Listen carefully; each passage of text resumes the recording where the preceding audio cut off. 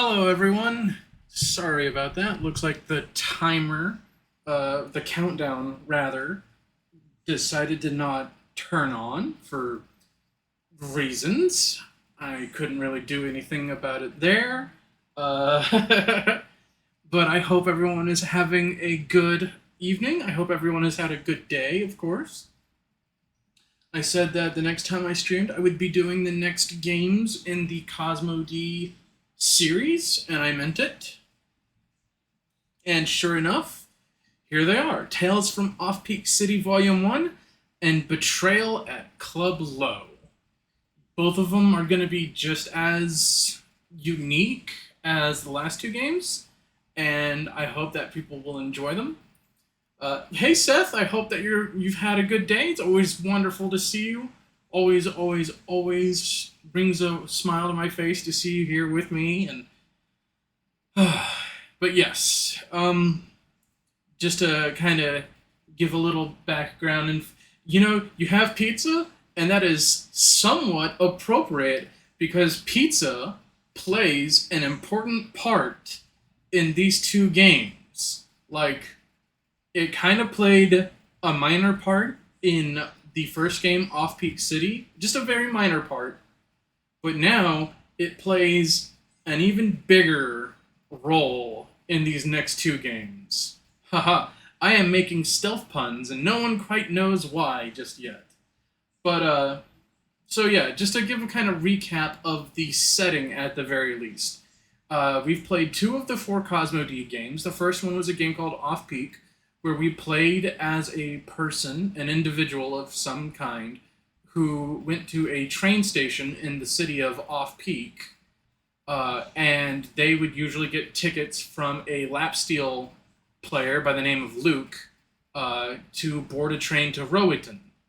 And unfortunately, Luke had torn his ticket up and lost the pieces, so we had to go around the train station collecting all the pieces and just kind of vibing and chilling and exploring the train station and interacting with the people there.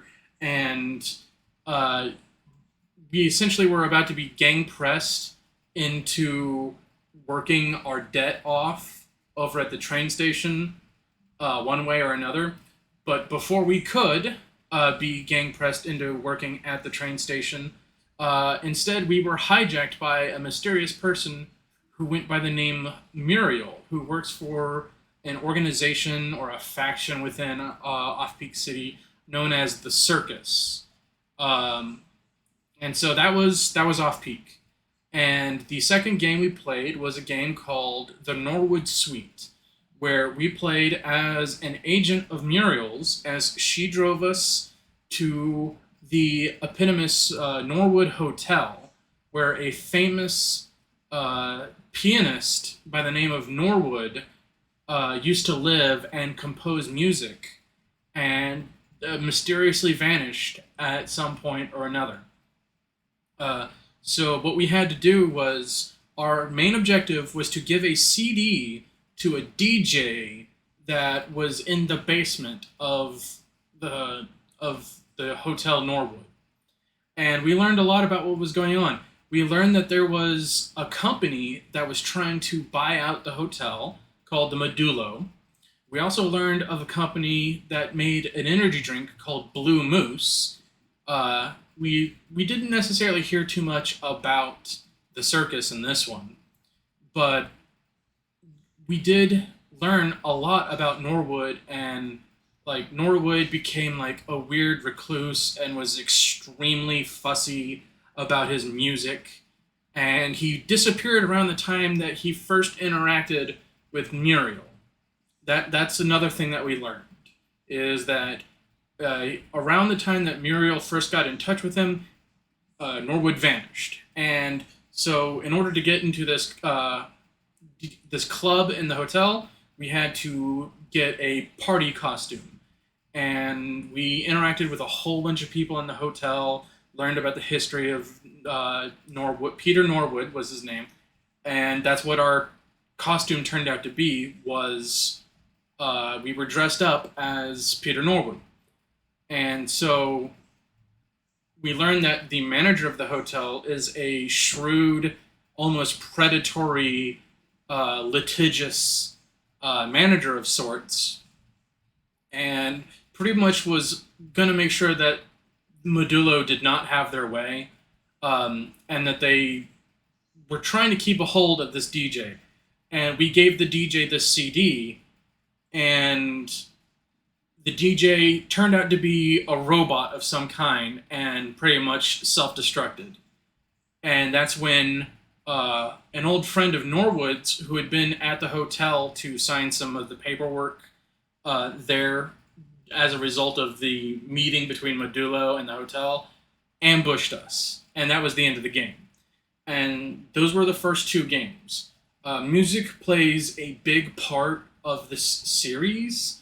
It's diegetic. It influences the atmosphere. I mean, this setting is very like trippy and psychedelic in its own right, with a lot of like how things are presented and interacted. It has kind of a, I want to say for some folks, it is a bit of a spooky vibe. It doesn't necessarily mean it is spooky, but it can kind of carry like insidious overtones, and like that's completely fair. Like there's a lot to it, and the music plays a big part of it. And so we are going to play, coming up next, Tales from Off-Peak City, Volume 1, which presumably means that there's going to be a Volume 2. So that's going to be the first one, and I'm going to move us over to that game in question. I already have it preloaded. I'm going to return the volume, and then just hit New Game. So y'all can see how this game opens up.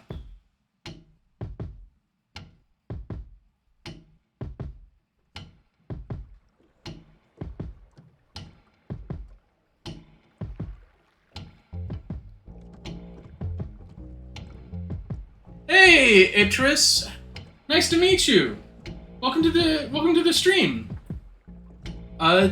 You've played this game before. That's awesome. So have I. I'm just wanting to show this off. It's great to meet you. I'm Serge Skunk. As you can see, I'm a VTuber. I'll share a little bit about myself before I continue the game. I play a lot of narrative-based games. I play like heavy stories and RPGs, and I also play horror games from time to time. I'm not necessarily a variety streamer because I try to stick with a given game at a specific time, but generally I just like to have a nice chill and relaxed place for people to come in, and that's one of the reasons why I chose this game, or this series rather. So I hope that you enjoy me getting to share it with everyone. If you have a particular way or preference to be called, let me know, and I will address you. Otherwise, I will assume that I got your name right, hopefully. Apterus 420? But yes, always nice to meet new people. Well, you woke up just in time. You're heavy into first-person exploration. Highly appreciate surreal games. Awesome. That is awesome. I can totally get into that. Surreal is a word that I've been trying to figure out on how to describe Cosmo D's games. Surreal is perfect. I always said abstract, but surreal is better. Surreal is much better. Well, you woke up just in time. But before we go any further, I need to know one thing. What's your name, anyway?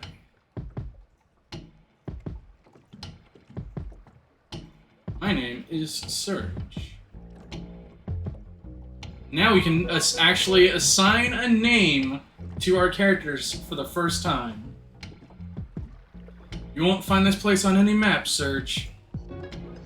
But in time, you'll come to know the corner of July Avenue and Yam Street like few others do. We can look around.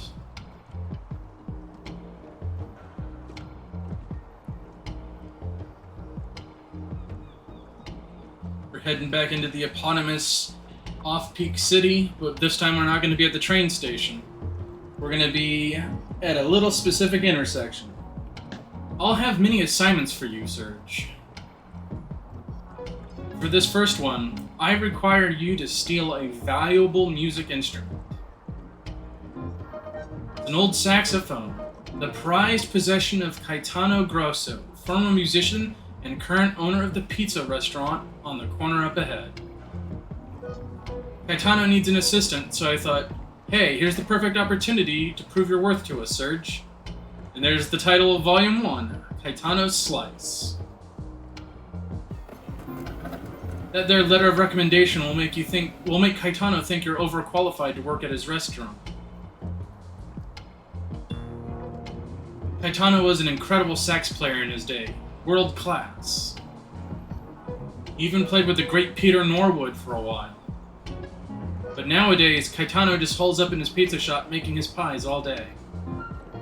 There are rumors, Serge. Something's not right about Caetano.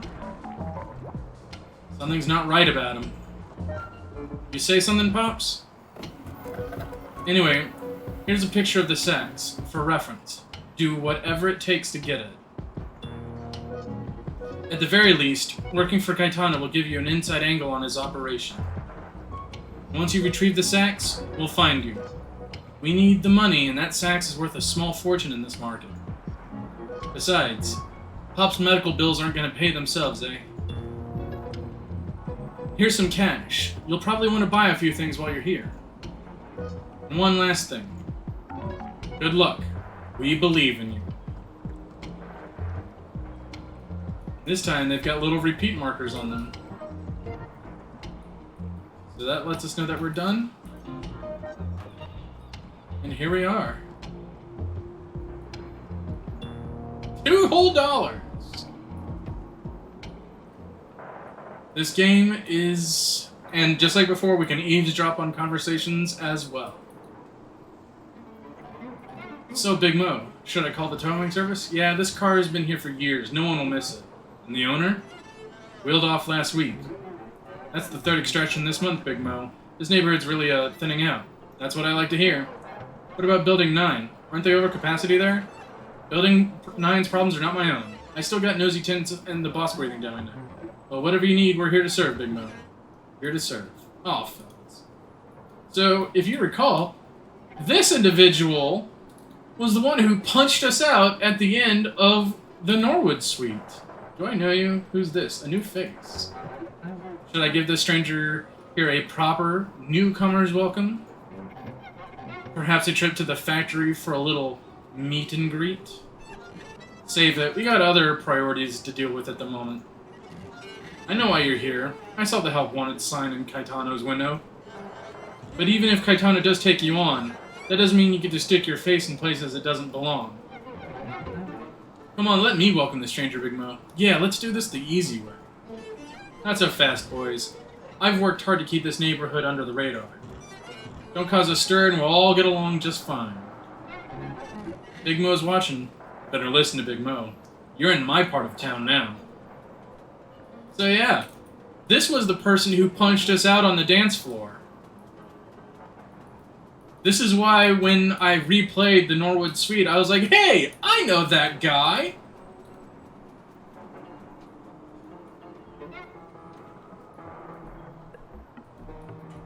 Stoop sale.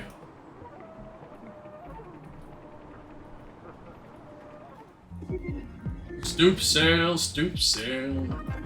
It's true, I got a little sale going on here. All this stuff, I just don't need it anymore. And the camera over there is on sale.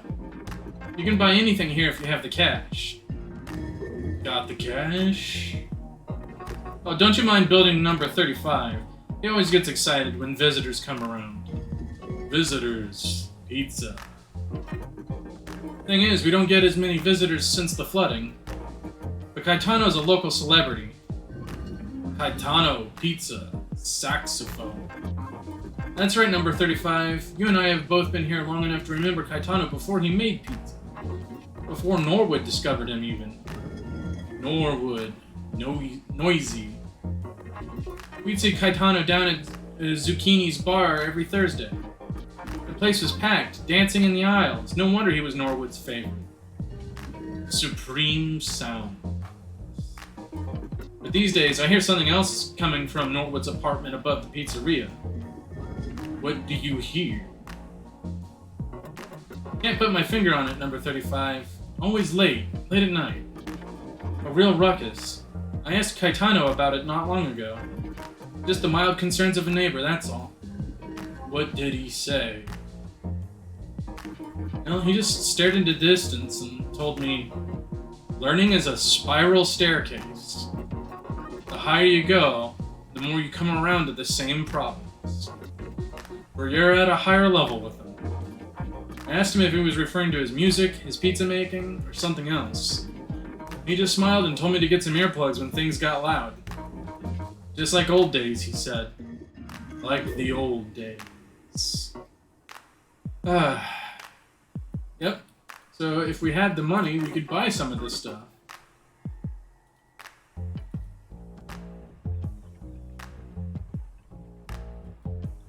So there are a lot of secrets and things that you can do. I will not be doing them. I'm just going to be going through the main game because as far as I'm aware, nothing that you do affects the main story. A lot of the game is just about exploring and seeing things, and it's really worth it. And I want to encourage people to play these games on their own as well. I will buy the camera just to show it off. So photography is a big thing in this game of, you know, taking pictures. People will react if they notice that you're taking pictures. Good choice there. That old camera, it even comes with custom film. Take my picture. That's enough, 35. You've had plenty of demolition experts take pictures of you. Stop it. But there's other film rolls out there for you to mess with. Different styles of film. That's right, number 35. A lot of different styles of film. See if you can find all the different film rolls out there. Find the film. Alright. So yeah. Pizza between lovers. And of course, art plays a big element to these games as well.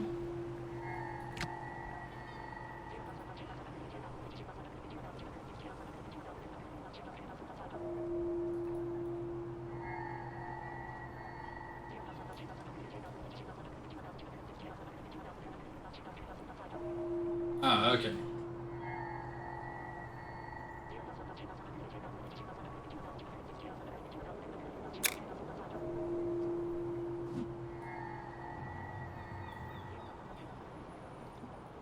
So here we are, at the pizza place.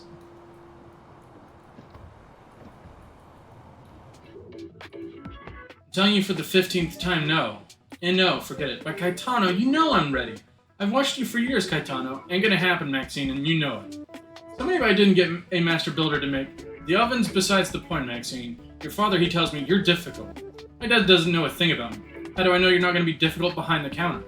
Ask anyone, they'll tell you I'm very agreeable.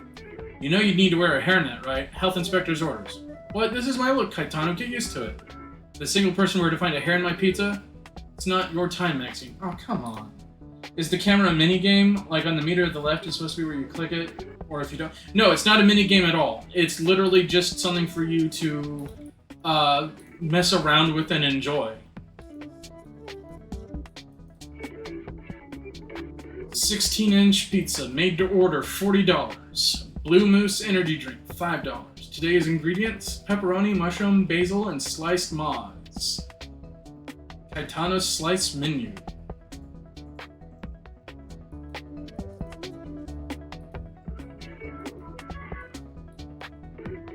Well, well, who is this?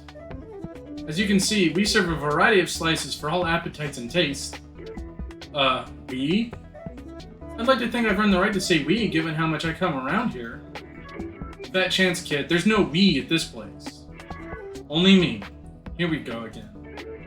I serve a variety of slices, but it's morning and I'm just getting started. You don't want any of those day-old slices. Yesterday's pies still make money, Maxine. Not everything has to be all fresh all the time. Give Caetano 2 minutes and he'll give you the gift of a fresh pot. Maxine, you need to build up a tolerance to affordable ingredients. You mean cheap ingredients. Vai, Pinta Macos, this girl. I think that might have been Italian. Sorry if I butchered it. My father brought me here every day, Caetano. I've learned a thing or two about pizza making. Your father was probably keeping tabs on me. I wonder where he is now.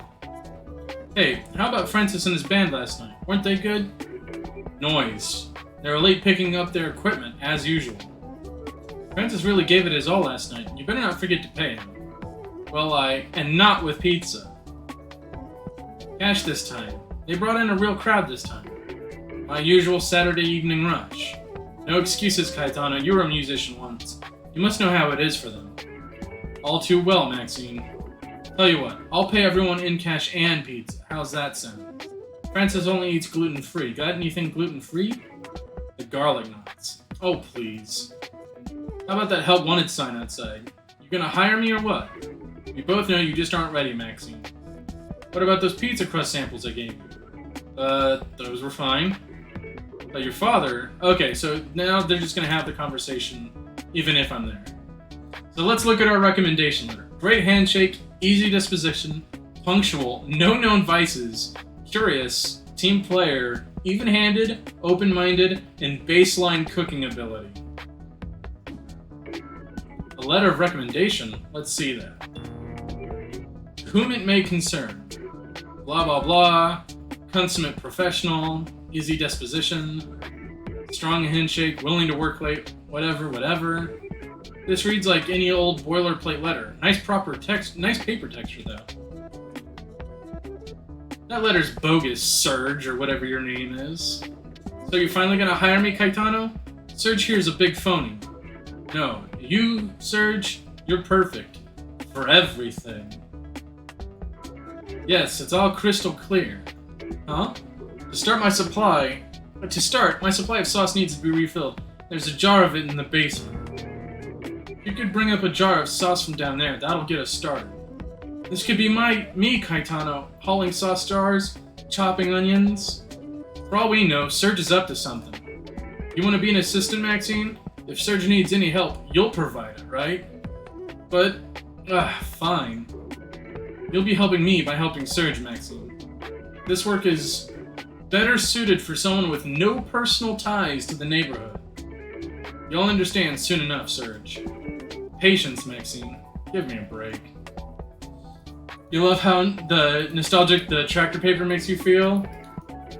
I completely get... Hey, look! It's an advertisement for Norwood.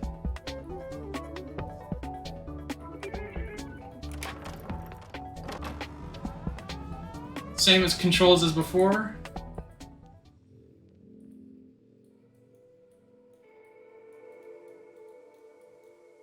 Jar of marinara sauce.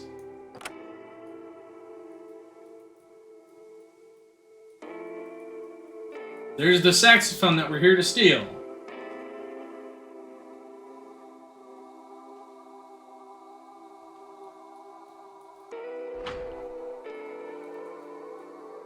So, it's hidden in a vault.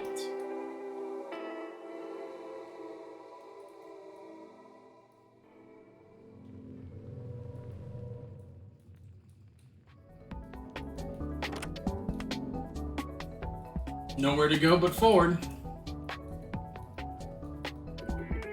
Excellent work, Serge. There's a lot of old memories for me down there. Go ahead and pour the sauce into the sauce vat by the pizza making station to my right. People say canned sauce is a cop-out, but really it's part of the broader pizza fundamentals, Serge. You'll see what I mean when you take the sauce out from that briefcase of yours and pour it in. He said to the right, but from where we were, it's the left. Very good. Now your next step is to actually commit to making the pie itself. The order computer to my right will provide you with your first order. For Lucas Belmont, study the form, embrace the formation. Oh, he said to his right. Yeah, okay, yeah, that's fair. That's fair. The dough on the counter is calling your name, Serge. I prepare it the old way. I cover it with a damp towel and leave it upstairs by the radiator overnight. It's taken me a long time to get the balance of flour, water, and yeast just so. Too long. And still, I'm unsatisfied. The ideal yield. Always just out of reach. Click on the pizza area. Roll some dough.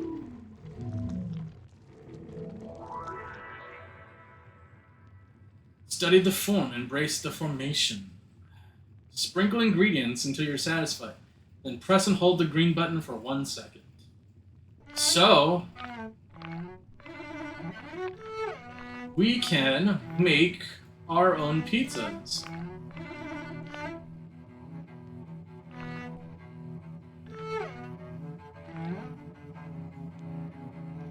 And we choose ingredients by clicking on them.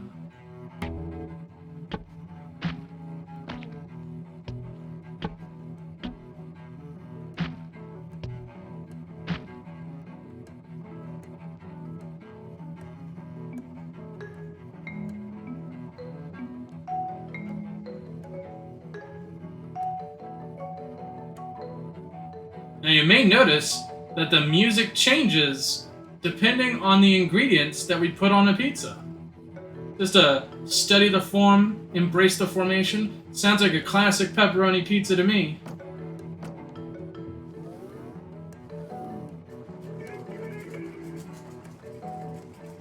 Does the coverage of the sauce matter? Yes, the sauce is an ingredient.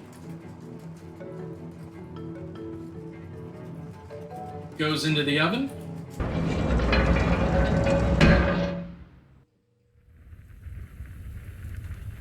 Oh, you mean on the position of the pizza? I don't believe so.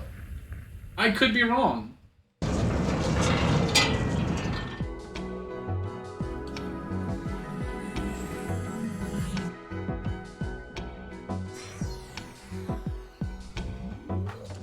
We've just made our first pizza.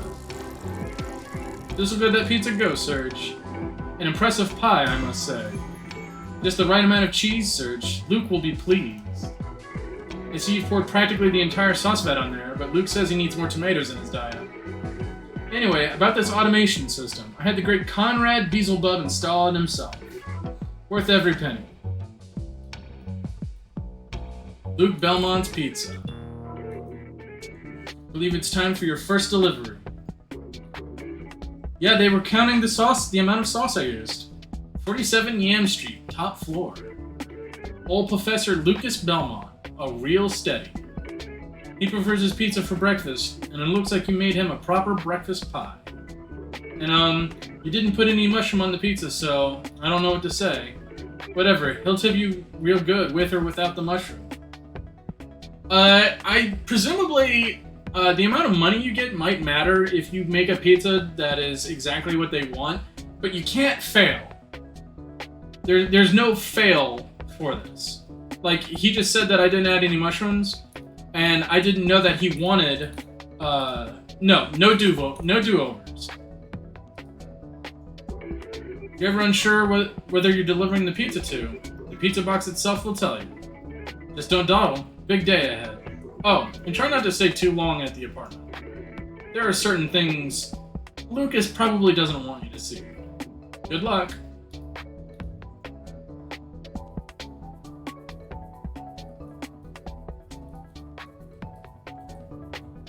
So we gotta hand deliver these as well. I mean, realistically, I could just pop shrooms on it even after it was cooked. Hey, Kadama, thank you for the raid! It's always lovely to see you! Oh, it's so nice to have you drop by again, and thank you for the raid! I super appreciate that. Hey, it's Oxnard! It's great to see you too, friend. I hope you're doing well. Kadama and Oxnard together. Awesome. We're making pizza and we're delivering it in a very surreal and abstract and jazz fusion-y kind of first-person narrative exploration. Yeah.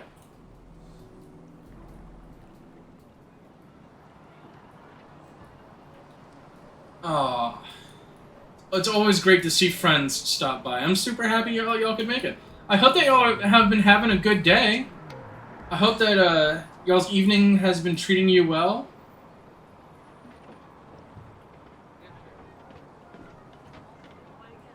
Let's see. I forgot the address already.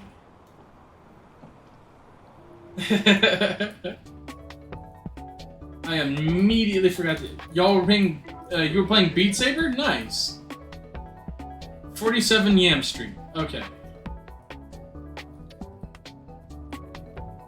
Well, I hope that you enjoy the shower. I hope that Beat Saber went well as well. Yam Street. Yam Street. Okay, so this is Yam Street.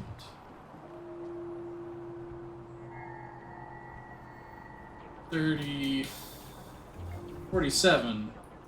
So 47 is going to be further up ahead. Now, I've played this game once before, but I don't have it memorized either. 41. Left those plastic bags in there drying. I'm trying to reuse all my plastic. Patrice, nothing wrong with that. You got old plastic bags on the rack and tea leaves you've already steeped out in the mail. The tea leaves are for a collage. What about your coffee grounds in the compost bin? I actually toss out my leftovers, Benny. It's not like the city's got a composting program. What's really going on with you? It's our landlord. Who, Big Mo? He's always hands off with that stuff. He doesn't actually dispose of our trash, Benny. He just puts it all in that truck and drives back to the factory. Sure he has his reasons, Patrice. I don't know, Benny. Between him and everything else that's been going on, it's been 4 long years out here for me. Maybe I'm ready. Anywhere you go, you'll have to deal with Big Mo. His company owns all the buildings around here. I'm talking about a real move, to a new neighborhood, a new city. But you'll miss out on Caetano's pizza. It's true, every time I think about moving, the smell of that pizza joint. I know what you mean, there's just something about it. Yeah, moving's a hassle. Let's get a pie later. Fresh smiles on the menu tonight. Something about that pizza. Simple pleasures. I think Off-Peak City is kind of based, at least on New York to some degree. You love the weird simulacra of it? That's awesome. So here's 47.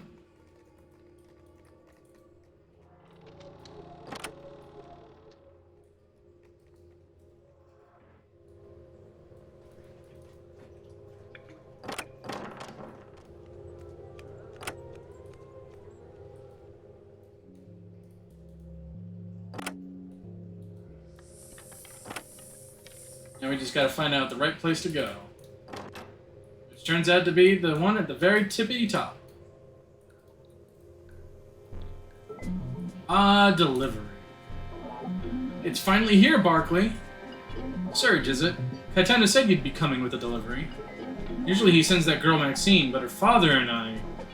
Anyway, Serge, go ahead and put that pizza down on the coffee table here. My students tell me eating pizza for breakfast is bad for me. But who really cares, Barkley? Like, they should talk. Pizza is pizza, any time of the day, right, little guy? I think the university got me this place, but it's been so long. I gotta say, this neighborhood has really been through the ringer. Dozens of shops come and gone, business owners' dreams dashed so many times over. Did you see what they built on the front of the old church? A travesty! And yet, Caetano's Pizza remains the mainstay. It's not even great pizza, by a wide mile. Canned ingredients, pasty sauce, not even a gluten-free option. But there's something about it. It's comfortable. It makes me feel good. It makes me feel a lot of things. Frankly, Serge, I can't get enough of it. I was teaching at the university, music history. Since the train accident, I haven't been able to attend. Besides, class enrollment's down. Administration told me to go on a sabbatical. Good timing, since young Barkley takes so much of my time now. So much, Barkley. You require such constant devotion, my little man. I try to get everyone in my class to appreciate the music of Peter Norwood. You and I both know he's the great composer of the last 50 years. But to my students, it's all just homework. I tell them I live up the road from Caetano Grosso, a living legend. You should have heard Caetano at his peak, Serge, a real marvel on the sax. Everyone knows Caetano's strongest playing was when he was in Norwood's ensemble. And Norwood wrote his best music for Caetano. What a team they were. You'd think my students would care about any of this. But frankly, all they want to do is make beats. Will that be what you make, Barkley? Beats? Forgive me, Serge. I'm like this with all my delivery people. You're about the only guest I have anymore. Maybe I should order another pie for later tonight. We can continue this conversation. Barkley would certainly appreciate seeing you again. Isn't that right, Barkley? Okay. That tells us that it's done now. Throw down the pizza. At last, my morning meal. Let's see what's in this box, eh? Pizza for breakfast every day, Barkley. Certain days, pizza needs a soft bath. Clearly, this is one of those days, Serge. You understand. This is exactly the amount of pepperoni I was dreaming about before you showed up. Literally, this presentation was in my dream. I feel clairvoyant, Serge. There will be no mushrooms entering my mouth today. A relief, in fact. The cheese lover would look at this pizza and fall in love with cheese all over again. I love it, Serge. For your hard work, I want to give you something. $15 whole. Not a bad pie, Serge. Not bad at all. As for this pizza here, dear pizza, I want you to meet my mouth.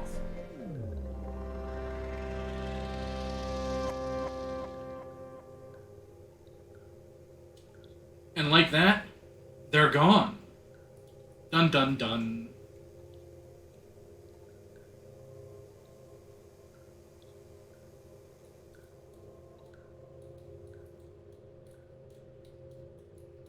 Just something about that pizza.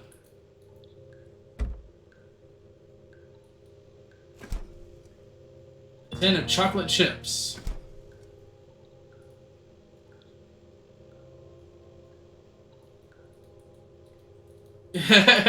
I think it was our tip.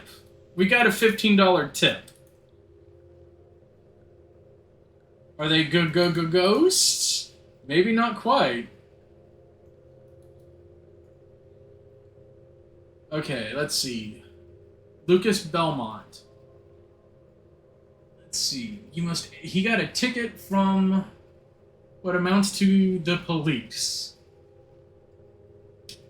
for bicycle or skateboard failed to stop at a red light. All of his books. Hey, look! It's the Norwood Hotel.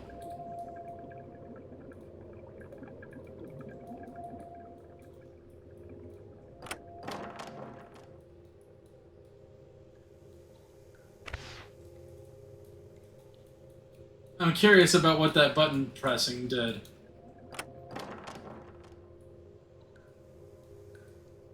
Oh, here he is. He fell asleep in the bathtub with a giant keg of Blue Moose energy drink. I found Lucas's bedroom key.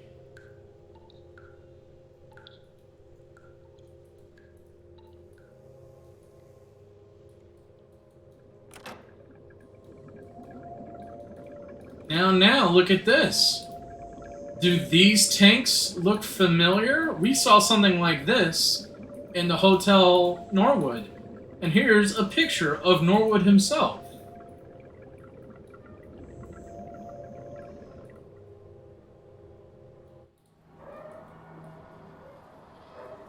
Hey, a film roll. Apotheos film.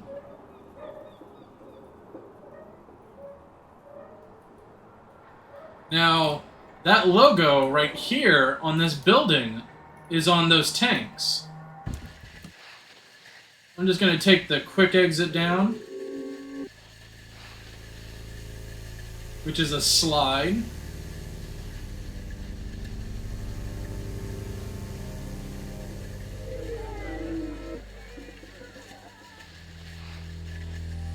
How do you end up in a place like this? Well, we got here by boat.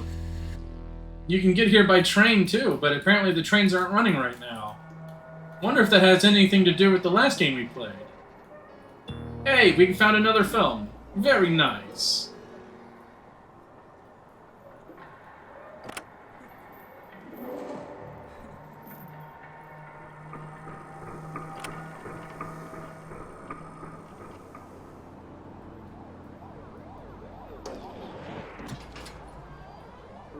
open up this fence, and boom, here we are.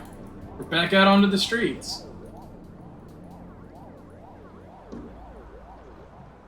Vacate.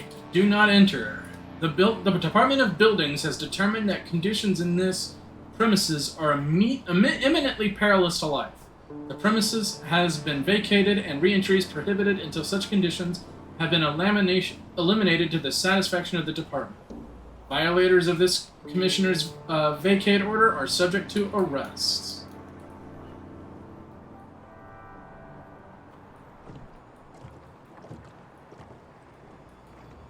All sorts of places that we can go.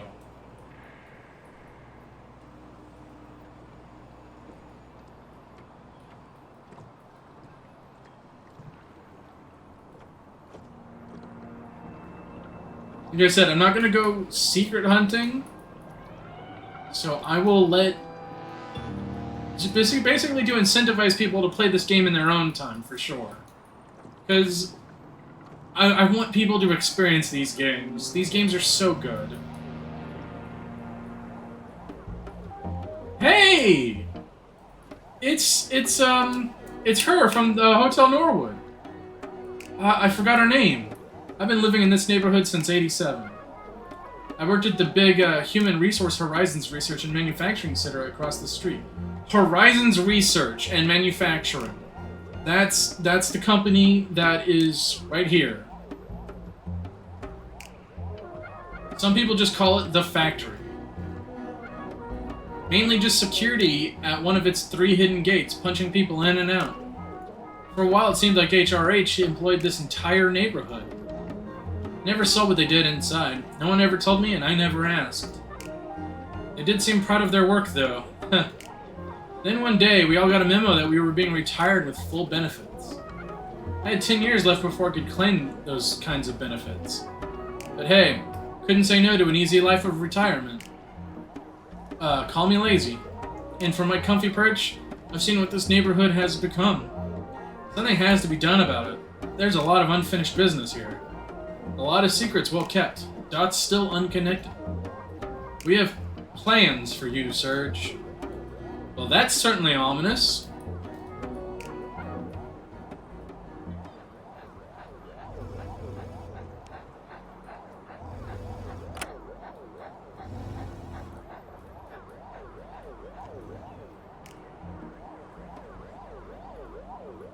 And oh my goodness, there's an ambulance here now. What a mess, on a Sunday no less. I don't like what I see over there, Serge. Something's up, if you ask me. 1 minute, Caetano's standing at the counter like usual, staring into that computer monitor, oblivious. The next thing I hear, there's this loud crash. He's on the floor, face pale and clammy hands. That's not even a real ambulance. The Human Resource Horizons logo? But hey, this is a remote part of the city, Serge. As long as they know the way to the hospital, right? I thought I could handle this sort of work, but with Caetano gone, we still got pizza orders coming in. I know I should relax, Serge. Caetano said keep the place running, but still, help? And hey, look, who's there? It's Big Mo! Please avoid causing any unnecessary distress. There you are. It's all as I suspected. The time has come, Serge. The store is yours now. When the calls come in, the ingredients are there, and you can get more. And I left something for you by the cooking station. Just keep the pizza place running. You didn't see any of this. And don't play into anyone's plans. You are your own person, Serge. Make the pizzas your way. Jan, Clarice, once they know the truth, they'll come back. The pain. Oh! And yeah, that's an HRH vehicle.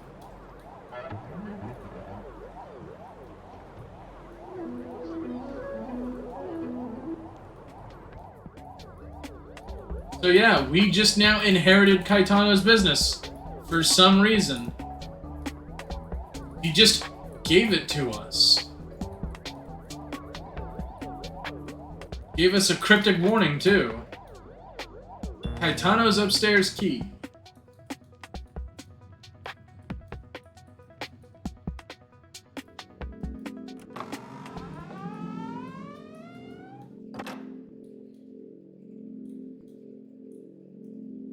Now, isn't it interesting how Kaitano's building has a tiny little HRH logo on it? Sorry, I'm being coy, and I'm being coy on purpose. Hey, there's that wheel that we need to get into the vault.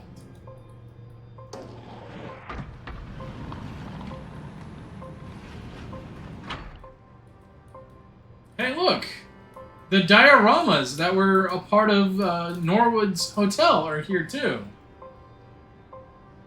Looks like we have a young Kaitano serenading a woman at a farm after his car presumably broke down. Got a moon button. When the moon hits your eye like a big pizza pie.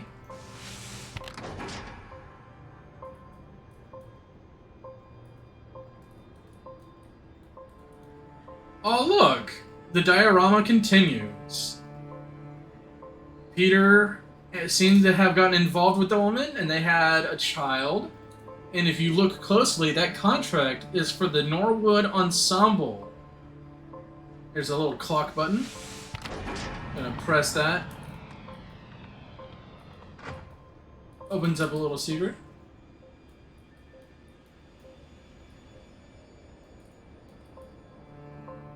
It's possible.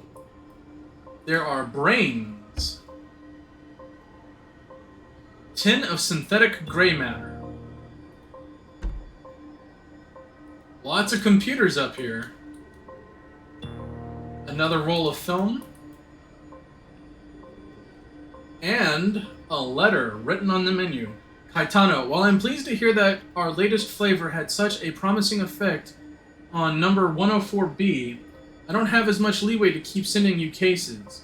Management is finally starting to tighten the screws on me. Can you believe it? Also, you say the number 104 model has been screaming during the last few tests? Not my fault. Stop blaming my ratios. I put the same amount of 4E turmeric extract in every time. Meanwhile, you're making all your pizzas by hand, by feel.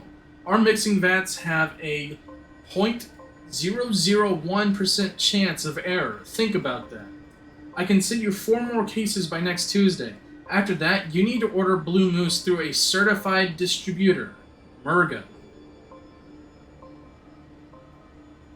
So he was ordering Blue Moose for experiments for some reason for the Mind Divided and food. The books have a bit more of a reason. Yeah, there's no wrong interpretations. Peter Norwood, composer.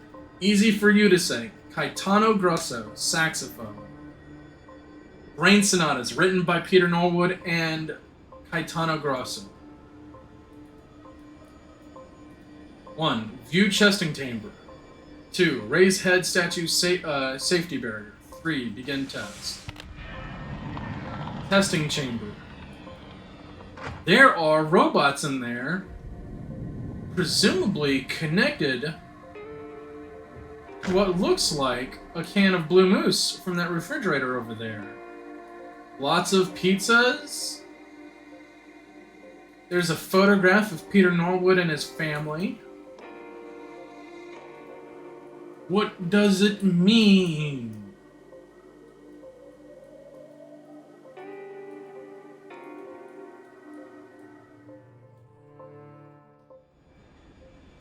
So now we gotta get through this door if we want to progress the story.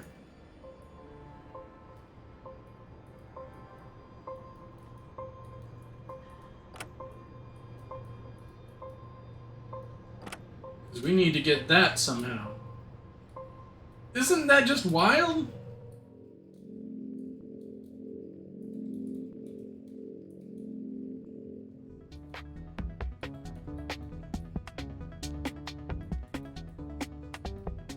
Alright, well let's check out our orders.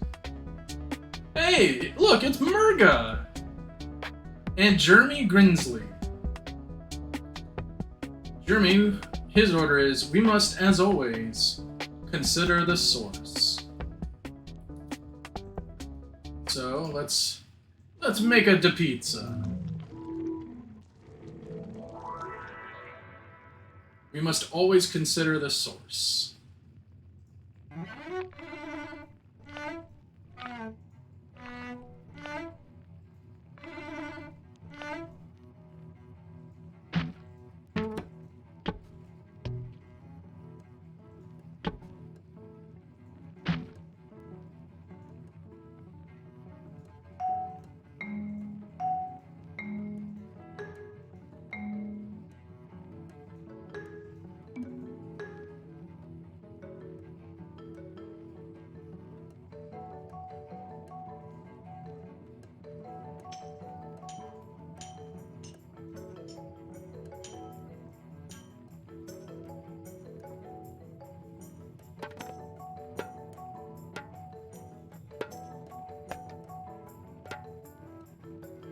Yep. To me, that says we must always consider the source. I guess that would be a standard Caetano pizza.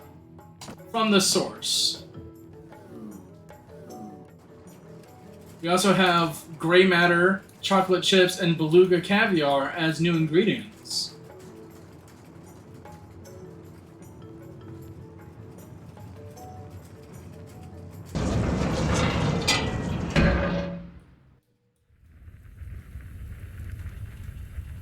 Firing up that pizza.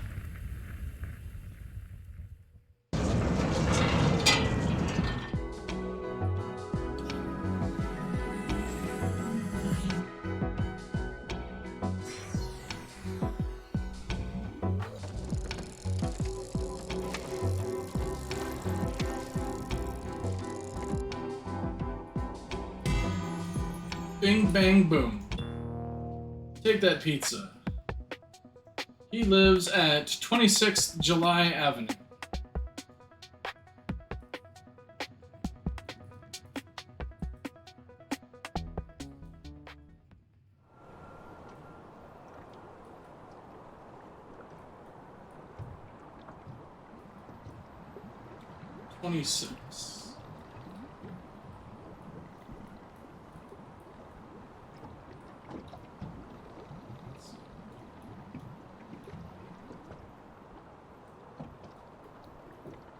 Would it be in this direction?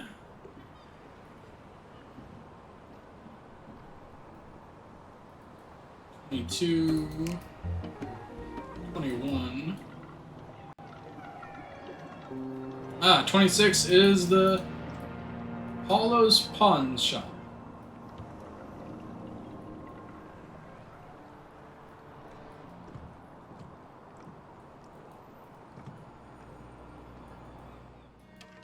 It's a pawn shop. Full of things. Jade trout, bronze nose of a bust from antiquity, a bull skull horn handle, a tin of flamingo meat. You picked the right time to drop in. You can afford something on my shelf, go ahead and buy it. Caetano, who runs the pizza spot across the canal, asked me to sell off some of his stuff on consignment. It's good stuff, practical. I asked him why he's selling it. He said, the truth hides in plain sight, whatever that means. Anyway, you look like you have some cash on you, so Caetano and I, we go way back. He opened his pizzeria not long after I opened up my pawn shop here. He was a musician before that, an incredible player, really. I'll never forget his playing in Norwood's ensemble. Norwood gets a bad rap for the way he treated his musicians, but he took exception to Caetano. Norwood even invested in his pizza place. Maybe he thought it would fail and Caetano would lose interest in pizza. Then they could go back on the road together. But life takes us in unexpected directions, Serge. Caetano's sax, I still think about that tone. Smoother than butter on a chocolate chip muffin. More melodically elastic than a fresh pulled noodles. Didn't hurt the craftsmanship. Didn't hurt that the craftsmanship is peerless. Solid gold with a ruby encrusted mouthpiece. I've asked Caetano to let me sell it for him multiple times. Of course, he's refused every offer. He says he'll never touch the sax again, and I can respect the sentimental value. To go along with the real-world value, of course. Musicians are funny the way they let their emotions guide their life decisions. Gaetano was no exception in that regard. At least I'm not being entrapped into shoplifting, and this guy steps straight out of a time warp from the 1977s. You know, Gaetano is married, had a wife named Jan, and a daughter Clarice. Not long after he got into the pizza business, they left him, abruptly. I once asked him about it, and he just smiled and said nothing. I didn't push it. Nobody else can go there with Gaetano, but us business owners, we stick together. We're like brothers. I can be honest with him to his face, and he still won't take any of my advice. He is who he is. He had a vision, and he went for it, even if it cost him. Crazy idiot, but it takes one to know one, eh? Alright, that's all his dialogue for right now. But he's not the one we deliver food to. So, who would it be? Ah, you really gonna move that pawn there, Edna? Do your worst, Hans, I don't care. I'm not falling for that trick. I hear Gaetano's looking for help. You gonna answer the call, Edna? You serious? My job at the Modulo took over my life. I'm up at 5:30 and home by 10. This is my day to have fun. Is the Modulo as cutthroat as everyone says? Worse than you'd ever imagine. Never thought you'd be cut out for the corporate world, Edna. Well, I'm reading this handbook that the company gives out. A really self-help manual in disguise. I brought it with me. It's given me a lot of guidance navigating the Modulo culture. Some juicy stuff in there. The book teaches techniques in being proactive, territorial, and tactical. Like when you're in the supermarket, Edna. I'm not going to turn into a sociopath, I promise. Since joining the Modulo, I do feel like I've become a better person. Well, if you're a better person, I can't tell because I never see you anymore. I've known you since first grade, Edna. You'll never change. That's where you're wrong, Jeremy. The Modulo is forming me into the best version of myself. Well, I'm glad I can't tell. Hans, how's substitute teaching? Since the train derailed, the teachers aren't calling in sick anymore. They work through whatever illness they got. Pays that low, huh? Well, my aunt still keeps her room for me. What do you do to pass the time? Sleep. I heard they're hiring at the factory again. No way. Nonsense. Really? Drop it, Edna. Yeah, make your move. Pretend I didn't say anything. And hey, look, it's Hans! We saw him in the last game, too. Greetings. Serge is it? Care to join us in this tactical miniatures game? I think we're too far along to deal in anyone new. Paulo will throw us out if we add another player. Good, because I'm about to win. Hey Serge, don't you have a delivery to make to us? Yeah, so Gaetano's having you run the show now, huh? Good, because I'd rather someone new make the pizza. Seriously, his quality is way off these days. Something's been up with him. Well then, Gourmand, how's the food at the Modulo corporate cafeteria? You're one to ask. 4 stars. How's the food at Public School 55? Ouch, no stars. Surprised? Surprised you even have a job at all these days, Hans. The substitute teaching? It's nice work if you can get it. Considering the state of our transit system? Seriously, Hans, I thought you'd never leave your aunt's basement. It's a new chapter for me. I'll take it. Speaking of new chapters, when you told me you were working for the Modulo, yeah, I see you got your old trombone on consignment upstairs. What happened? What can I say? The Modulo made me a real offer. You're such a great trombonist. I was never going to be the next Desmond Diamond, fellas. Time to move on. So you still play trombone, even for fun? It was never about fun for me. I know, but Norwood's trombone concerto, it practically poured out of you. You were just so good at it. You're good at a lot of things, Hans. Not a lot of people can play Norwood's trombone concerto, Edna. That's saying something. Do you want me to play Norwood's trombone concerto on command, or what? If so, make me an offer that can beat Modulo's starting salary and wipe out all of my student loans. Well, hey, I'm in a band. We make it work. You live in your van, Jeremy. You see me crying? Get off his back, Edna. Trombones are expensive, Serge. Repairs are more so. And don't get me started on the insurance. Let's be real. The only reason Jeremy can live his music life uninhibited is because of his parents. Let's not talk about it, okay? Drop it. Worked at the factory. They worked at the factory. Yeah, okay. Sensitive topic. It is a sensitive topic. That's all I'm going to say about it. Can we make a move here? Whose turn is it? Pizza. Well, they want pizza. Leaving dough on a radiator all night is probably part of it. It might be. Too bad you'll never get the band back together. Yep, ain't that true. Our pizza. Go ahead and put the pizza down on the table there. It's here. Pizza! Pizza. Oh yes, it's pizza. Caetano forgot to teach you that a lot of sauce just drowns the pie. That's how Caetano does it, Jer. Yeah, I like it, the Caetano style. Hey, if that's how you want to do it, Serge, I trust you. Clearly a lot of breaking of pizza rules went into making this pie. A tantalizing amount of pepperoni, Serge. Yeah, any more and I'll scarf the whole thing down. I'm a vegetarian anyway. Pepperoni is dangerous, Serge. Pepperoni is the crowd pleaser, Serge. Caetano told me the mushrooms on this pizza grow in some crazy old swamp you can only reach by boat. 150 years ago, people tried to build a town there and it just sank. Yeah, now the swamp is full of big wild creatures and the juiciest mushrooms. Knock it off, guys. Serge doesn't need to hear this mushroom fiction. Not fiction, 100% real, I promise. A low cheese pie, Serge. It reminds me of what they serve at the company cafeteria. Is that a good thing? We have world-renowned chefs working at our company cafeteria. You think that's a bad thing? You just want to be back at the office. You wish you weren't selling your trombone, I can tell. Can it, gentlemen? Bring it home with the basil. Unifying. Classy. If things don't work out with Caetano, I'll put in a word for you with the Modulo's company cafeteria. So how are we handling payment? Easy, this one's on me, courtesy of the Modulo. $2 tip. Wait, you work for the Modulo and that's all you're gonna pay Serge? Here's a real tip, Serge. $5. That's how you do it. Oh, now you're making me feel bad. Here you go, Serge. A $6 tip. That was $13 total. My entire honorarium from last night's gig. Was that your allowance money, Jer? Well, Serge, since they're all guilt-tripping me now, here you go. $28 tip! That's what I'm talking about! Tip your delivery people. That's what a real paycheck affords. Not cool, Edna, outclassing us like that. This is compliments of the Substitute Teachers Union. A $32 tip! That's what I'm talking about! Don't forget who really supports the pizza industry, Serge. Hey, just because I'm a full-time musician doesn't mean I'm cheap, Serge. You want to know what pizza means to me? Don't do it, Jer. Oh dear. $50! Worth it. Idiot. Pizza. Oh, hello. Pizza. I feel...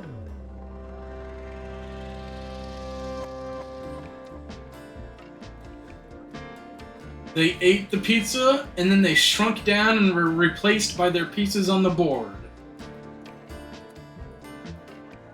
Caetano's Pizza, man. It's a magical experience. They are the pawns in the board game now. The board game of life.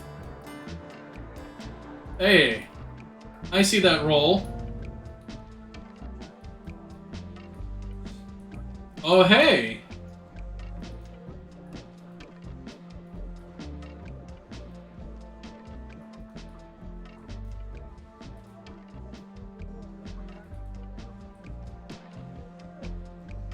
Big Mo is here. Got bad news for you, Paulo. Caetano's out of commission for the last time. What makes you so sure, Big Mo? I have my hunches, Paulo. I know he's been a thorn in your side for a while, but he's still my friend. Was your friend. Well, I've searched your friend's apartment. Nothing. Caetano hides a secret like a professional. I taught him well. And you hide yours in plain sight. Look at this place. Come to think of it, some of this junk looks pretty delicate, eh, boys? This junk makes everyone money, especially you.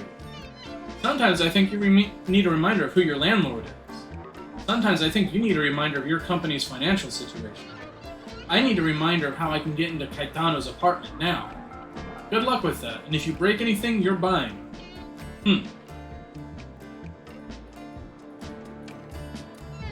Serge, is it? Well, your new boss, Caetano, is taking a permanent vacation. What makes you so sure Caetano's gone for good, Big Mo? That's the thing, Paulo. I'm not sure. I still have questions. And you don't let questions go unanswered. I get it, Big Mo. Some of these items in the shop might help me answer my question. So buy them. I don't carry cash, Paula. Who do you think I am?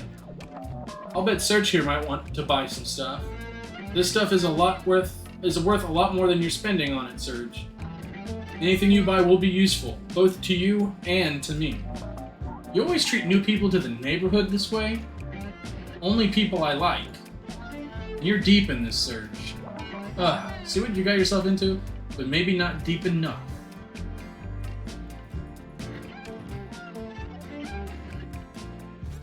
He's not letting me leave. They're searching all over the place. Gonna buy the flamingo meat, because I need it. I also need this nose. Can't afford that horn, but I think I need that horn as well. Downstairs emergency exit override code. Blue up, 2 red up, white down, and blue up. Okay. So if we're gonna get out of here, that's what we're gonna have to do. Blue up, 2 red up, white down, blue up.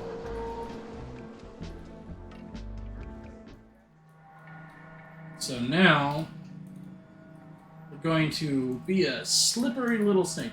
The ontology of this game is a wake up and cry existential nightmare? A little bit, for sure. Hey, we've seen this doohickey for the circus. Maybe Paula works for the circus.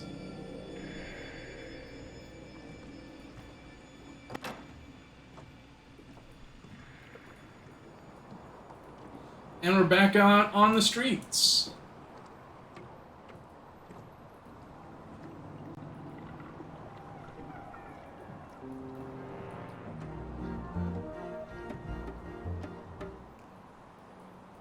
Now, wasn't that just magical?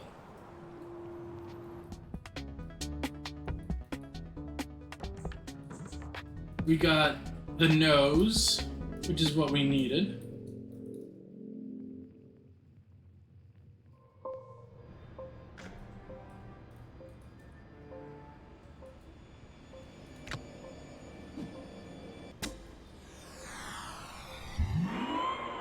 Security camera, though, it let us in.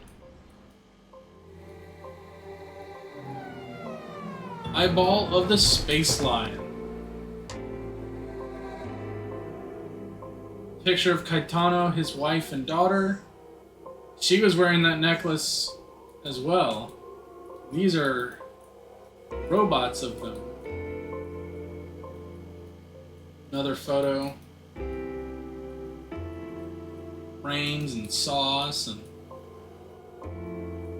looks like these are fake windows that kind of build a simulacrum of the old farm. Oh, look, we got more of these tanks.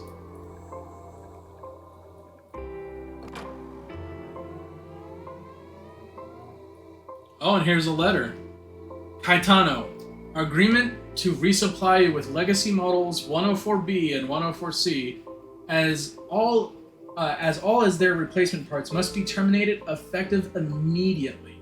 The reason for this termination is as follows: all payments for refabrication were made by the Norwood estate, and our arrangement with you was dependent on the estate's continued solvency.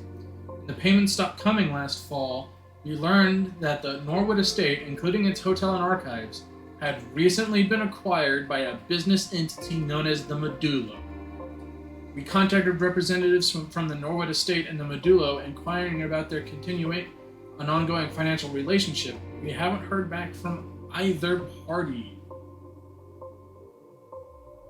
Know that we still consider your early test results invaluable, and they will always serve as the foundation of even our most cutting-edge models. Should you be able to afford our services through other means, we can offer you several alternatives to the models you've grown accustomed to. They come with greater durability and a wider baseline array of emotional states than 104B and 104C, but these states can no longer be modified by food or drink of any sort. We appreciate your understanding in this matter. Spencer Tone, DevOps for Human Resource Horizons. So, according to this, some time has passed between now and the Norwood Suites. And it looks like the Medulo still bought the hotel anyway.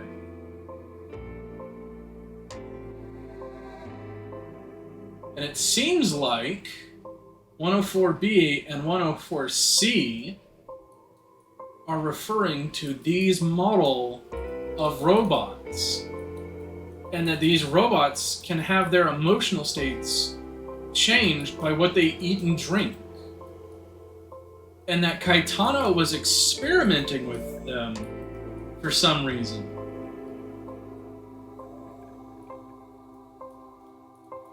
$120. Let's grab it. Nice.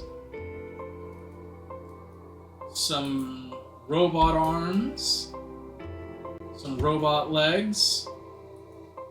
And a whole bunch of cabling.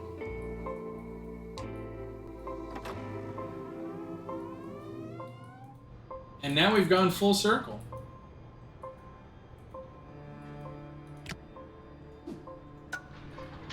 We can put in one of the eyes into the statues. So we need another eye.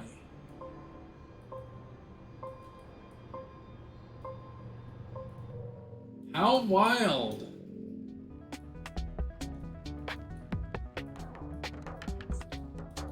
Maxine, we got questions about band money and Caetano is missing. Don't worry, you'll get sorted when Caetano gets back.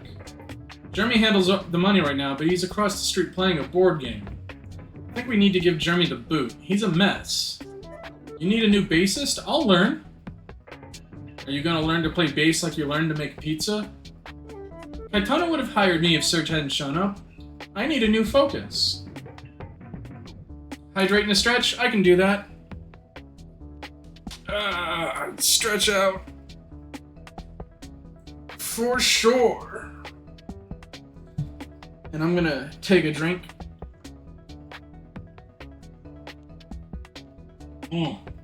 Tonight's drink of choice is sweet tea from HEB. Maxine's constantly getting dissed. Well, she is a child. Constantly bothering people to hire her. You're all over the place. Yeah, your father. Who cares about him anyway? He's just some guy. Some guy. My parents would disagree. Most of the factory parents would disagree. See, we all grew up as factory kids. Big deal. It was a big deal. Still is, unfortunately. Well, Maxine, today might be your day. With Jeremy gone, how fast can you learn bass? My father says I'm an unusually fast learner. Learn 3 of our songs by tonight and you're in. What? I don't even have an instrument. Use a rubber strap and tie it to the chair. All our songs in the same key and stay on the same chord. And we play really slow tempos. You'll be fine. Where's Jeremy again? Trust me, Maxine, I'm not falling for you guys. Hey, Serge, the band's arrived. Yeah, where's Caetano so he can pay us? He's gone, Jay. Got wheeled off in that ambulance. Look, Serge, given that you work for Caetano now, you're in charge of his affairs while he's gone. Caetano would have hired me, but now I feel responsible for you, Serge. If you need any more help, Francis and Jay have been snooping around the place. They might know a few things. And hey, I see you got a photo of Caetano's old saxophone on you. Yeah, and what's with that octagon symbol on the photo? I propose a deal. You give us the photo, and we'll give you some help. What do you say? Look, you don't have to take the help, Serge, but it's there if you want it. Your choice. Maybe you're finding your own. There's always a price. So, that octagon symbol. What could it mean?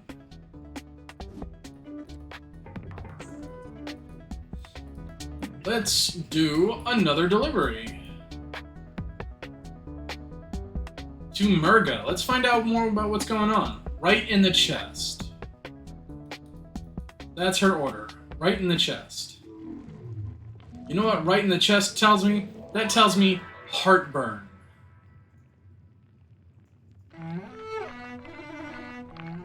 So heartburn requires a lot of sauce.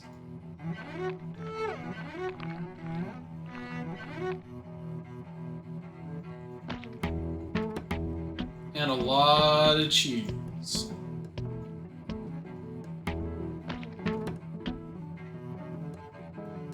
And a lot of pepperoni. Right in the chest says heartburn, so you want a lot of sauce, a lot of cheese, and a lot of pepperoni. And some flamingo meat, because that's one of our new ingredients.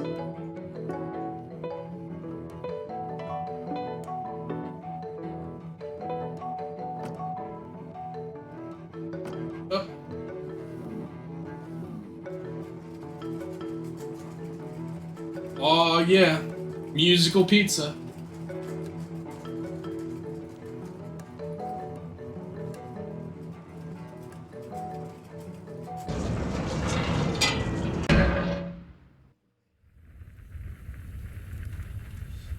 Let's see what comes out of the oven.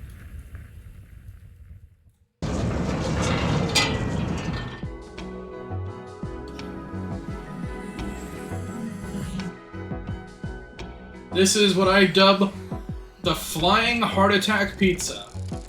It's gonna fly right into your chest through your mouth.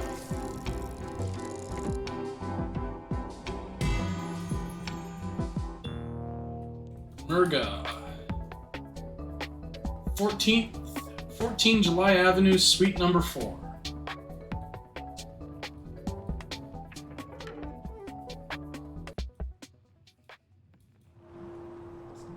Definitely over where that garage is. I can see it from across the way. Pending health inspection? Oh, I'm sure this place will do just fine, just fine. Oh yeah, for sure. A lot of blue moose in this garage. Hey, there's that circus symbol again.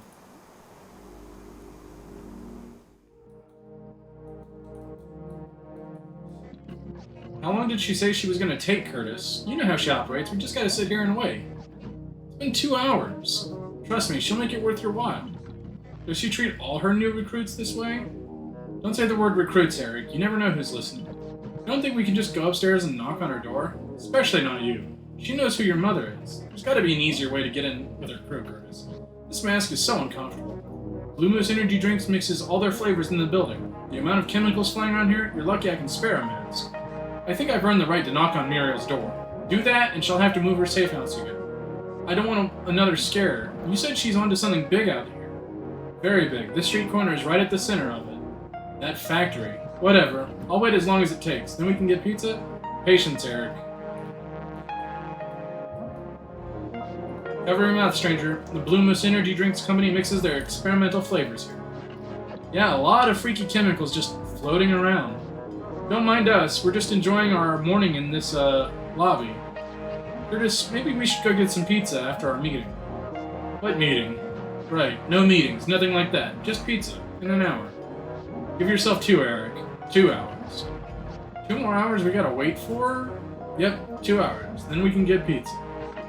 It's really gonna work, Curtis? Is Muriel really just gonna meet with us? Come on, keep your voice down, okay? Ugh, I didn't say anything.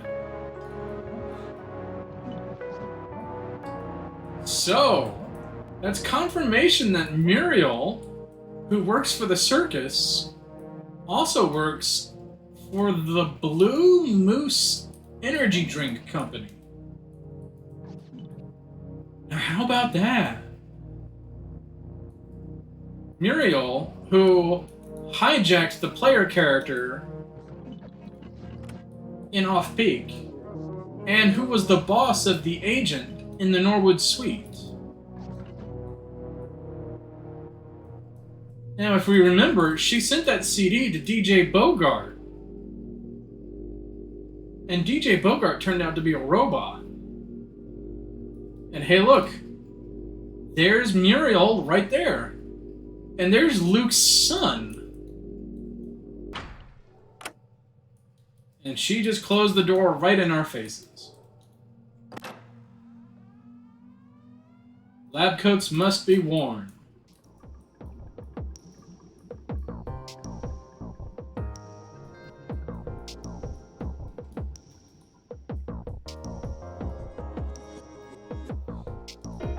Ah, good. Time for a pizza break.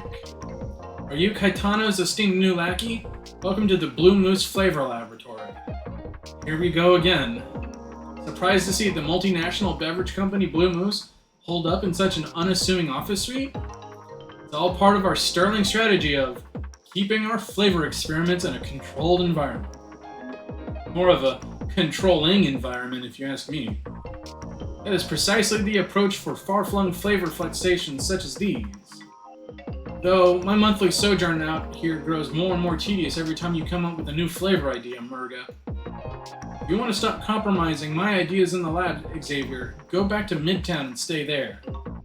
I wouldn't dare. This quaint room maintains a high value to the company because of me, myself, and I. I disagree, but they pay me too much to really care one way or the other. The door's always open for you, Xavier. Our current market-ready flavors are tweaked to perfection, every time, on time, and with considerable panache. While a slice of whatever you're serving will certainly wash down that last misfire. What a deeply dreadful draught of anti-deliciousness that was, Murga. Well, we make mistakes and learn from them, eh? It's one thing to make 20 mistakes, Murga, but another entirely if it's the same mistake 20 times. We already have 12 perfectly tested flavors, and our market share grows exponentially with each one. What about the 50-year plan, Xavier? Our boss plans generations into the future. Tastes will evolve, and we need to ride the curve wherever it takes us. Yet, I can't help but wonder if this curve turns out to be more of a plateau. Meanwhile, you're having a terribly good time mixing fish sauce and watermelon extract. That was a good prototype, Xavier. Dietrich's loved it.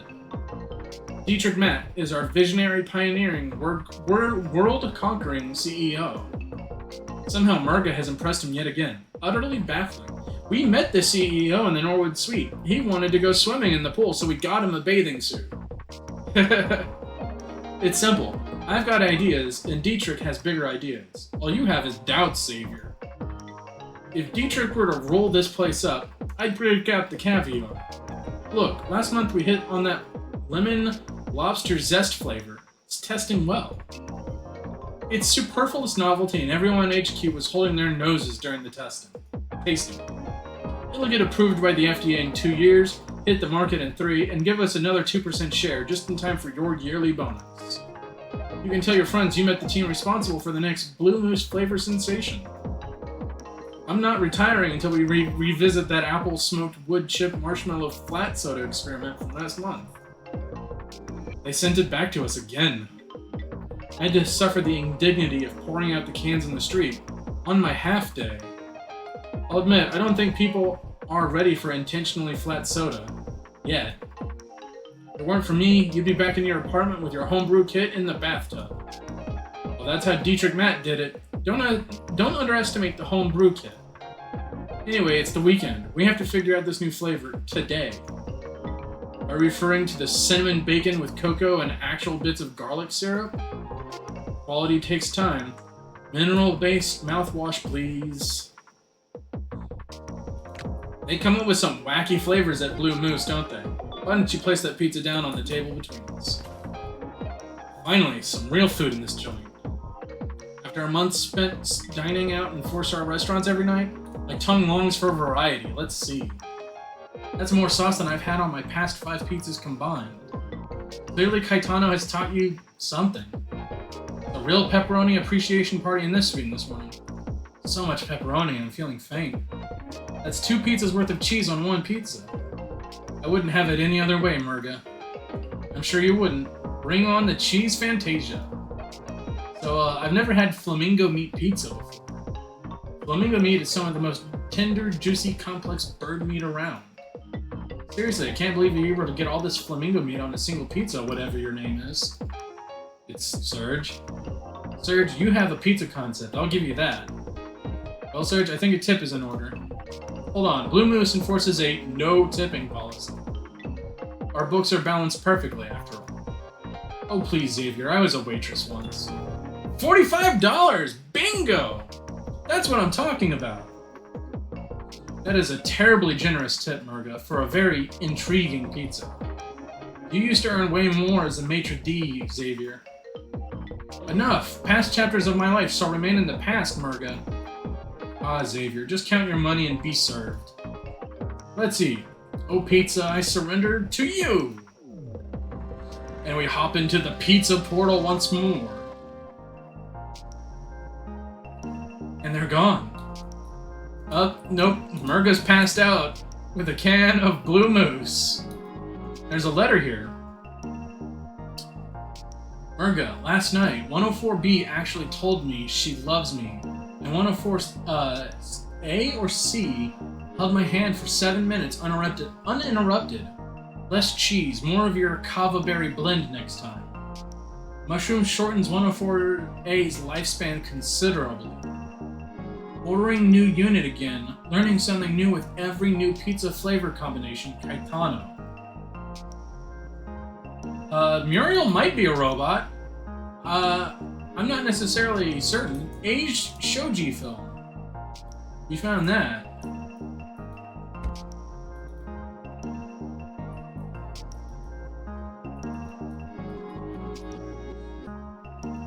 And oh look! He decided to go take a bath in the stuff. That's what the pizza did to him. Made him lose his goddamn mind. And here are other things in the vats.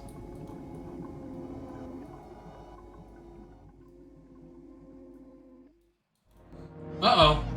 What are you two doing here? Nothing, just passing the time waiting for it. Did you know there's a dangerous chemical laboratory in this building? I had no idea. No, sir, whatsoever. You were trespassing, so we need to escort you to the factory now. Sorry, I just smelled pizza, so then this pizza delivery person came. We'll take note of your keen sense of smell back at the factory. And whoever's delivering pizzas here, I'll deal with them later. Hold on, do you know who my mother is? Assembly Speaker Joe Troy in City Hall. If she finds out anything's happened to me out here, you're Joe Troy's kid, eh? I see her on TV all the time. One of the regular talking heads, and out for re-election too. We could certainly use her attention, right boys? What a mess. The factory awaits vagrants. And hey look! There's Luke! He's looking at us. Watching us.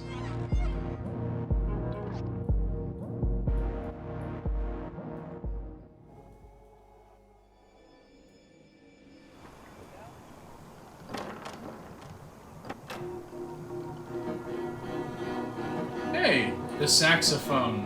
It's our handler. Reminding us about the saxophone.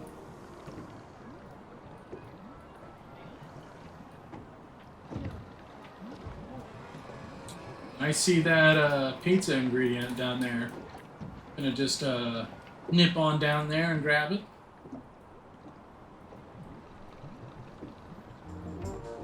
I used to catch 10 of these big tunas before dawn. Don't know what happened. Don't blame yourself, man. A lot of trout escaped after the flood. Didn't City Hall say they'd repopulate the fish supply out here? Yeah, 2 years ago. City Hall would rather let this neighborhood sink now. I mean, the factory, building on, Paula's pawn shop. I fished to get my mind off all of that. Fish were part of that. Plus, I heard the factory's still active. You're hearing rumors again, Charlie. Fishing requires a clear mind. I hear those noises in the alley and see the boxes coming and going from behind Paula's shop. Yeah, I think I see something tugging on that line. A fish? Probably a piece of trash from the last spillover. Or an old relic from Building 9. Or it could just be a fish. You sure you want to find out? Worm gummies!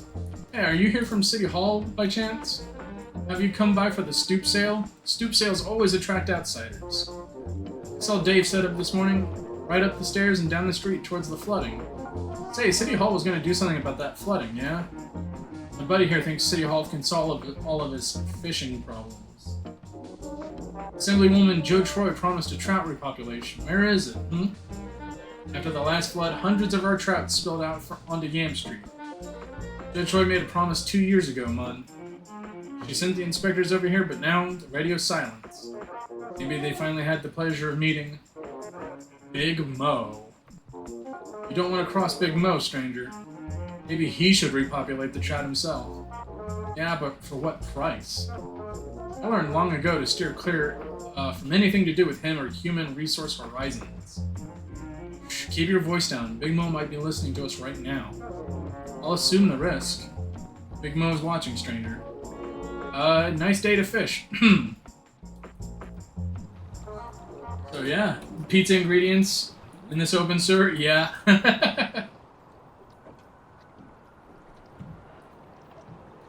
Where's the pizzeria? There's the pizzeria. How much money do I have? I have $273. How much do I need for the other eyeball? 315. Most of my stuff got picked clean, as you can see. Picked clean. You never know who's going to show up looking to play a bone xylophone, you know? Not junk. Yeah, if it was really junk, I would have donated it to Building 9. They'll take anything they can over there. Not Building 9. Rare that I get such a strong turnout when I put my stuff out on the street like this. Thing is, we don't get as many visitors since the flooding. But Caetano's a local celebrity. Caetano Pizza. Alright. Now he's mostly just repeating himself again. So we need $315 for the next piece of the puzzle. Hey, look who it is again. She saw you enter the Blue Moose Factory flavor laboratory down the street. She knows why you're here, Serge, and what you're after. She says her plans are shifting, given the situation with Caetano. A lot of people want that saxophone, you know. But we hadn't counted on you running this place, eh, Serge? She said that she could smell that pizza you made walking through the hallway. Maybe she'll place an order later. Human Resource Horizons, I saw what they took from us. Now it's behind those factory walls. That saxophone, more powerful than even you realize, Serge. Look, I've said too much. I'm just here to take in these pictures on the wall. These shots are just so quaint. Listen, I've been living in this neighborhood since '87. I used to work at the big, Okay, now she's repeating herself as well. But I think she's referring to Muriel. We got one more order from Garin Photography. Awareness born from mistakes.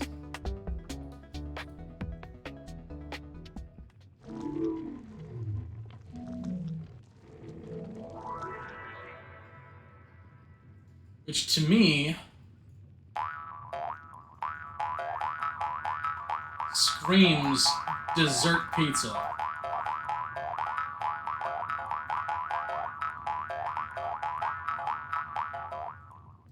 So, gummy candies and chocolate chips.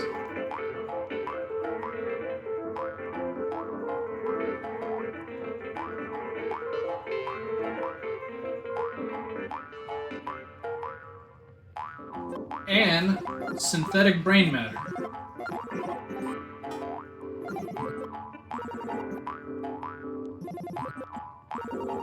Awareness born from mistakes.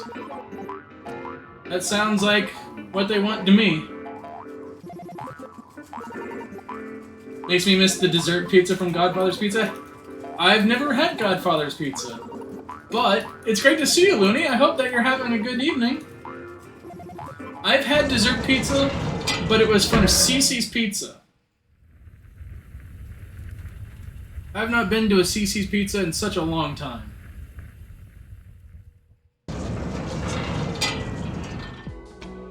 Good enough, but God's Father was real good. So what exactly is a dessert pizza? It's usually a pizza that has like sweet things on it instead of savory. Like chocolate sauce and marshmallows or what have you. They can come in multiple varieties, like cinnamon as well. It's essentially like a baked good, except made with pizza crust. What was the address for this pizza?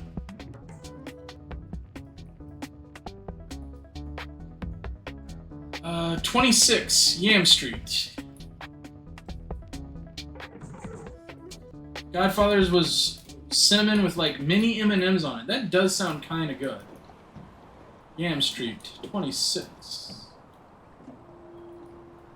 So that's going to be this direction.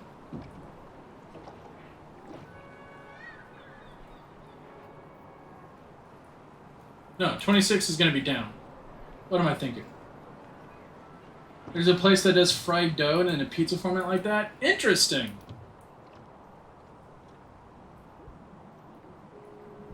$26, $26. $26, here we are.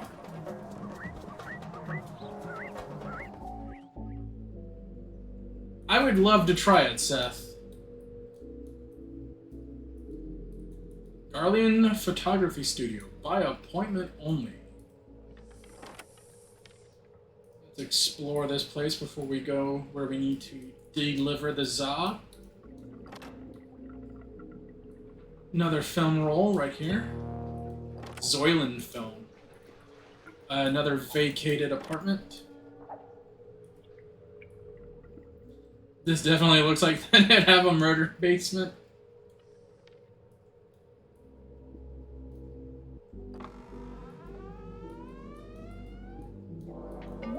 Appointment? Oh yeah, it's pizza time again. Darian starts getting his pizza cravings around this time every day. I've been hearing his howls for pizza through the door, which I just unlocked for you, by the way. Anyway, I'm Mildred, Darian's fourth assistant. The other two saved up enough money to move out of this town for good. The last assistant got fired. I think it's because he wanted to scope out the second floor. Darian's darkroom. Big mistake. Darian's been working out of this home studio for forever, I think. For me, it's just a gig, with some benefits. We had an exotic animal shoot just last week. Had to keep that under the radar, as you can imagine, but I did get to pose with a ruby ostrich. I live in Building 9. Not by choice, my auntie's been there for over 50 years. Long before any of this happened. I'm taking care of her now, and if it wasn't for her, I'd lose it. Building 9's not a place you want to be. Human Resource Horizons rent out most of the rooms, and the noises I hear? Anyway, Garen's probably waiting for you in the other room. Always on time with his pizza cravings, that Garen. That is a really nice, glowing nail polish job. A blue moose. Literally.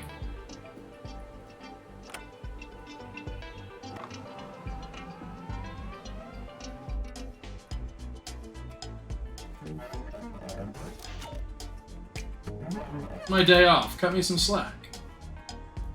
That looks like one of the guards that we see all the time.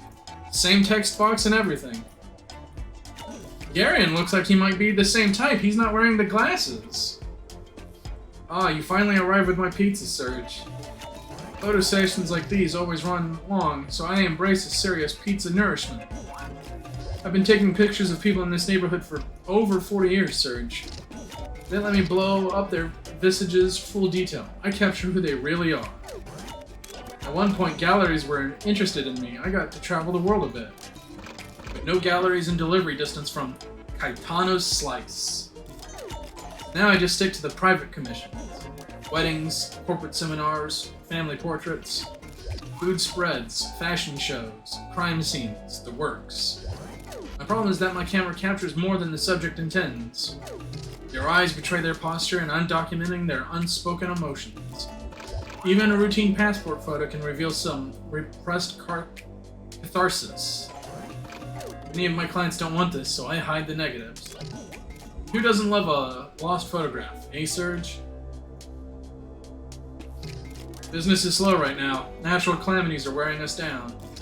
I got called to do a session for Joe Troy, the Assemblywoman. She's coming for a sitting tomorrow for her next political campaign poster. She says she gets it. She's gonna fix all this. She's got the right people behind her. But who's she gonna fix all this for? And where to start? That big old factory? She has no idea what they've been doing over there all these years, Serge. But I do. And maybe you're starting to, too. I'm gonna slip Joe Troy some of my surveillance shots from the other night. She'll know how to deconstruct and recontextualize what's going on, set it to a rhythm. Bigger fights lie ahead, Serge. But in the meantime, pizza for you and me. Pizza time! Set it down on the table there.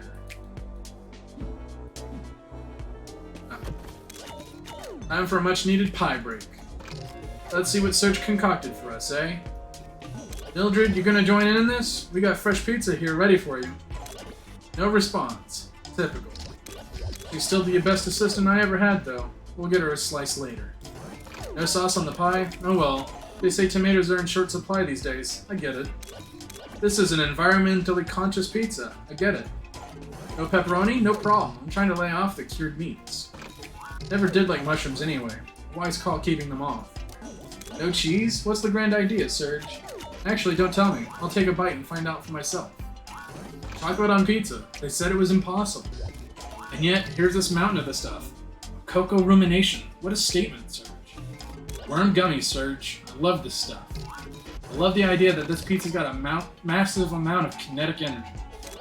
To some, it's a hideous nightmare, but it's what I've been missing my whole life. Food that moves. And brain matter, Serge. I need to know where Caetano gets this stuff. So much of it. Good thing it's got the protein.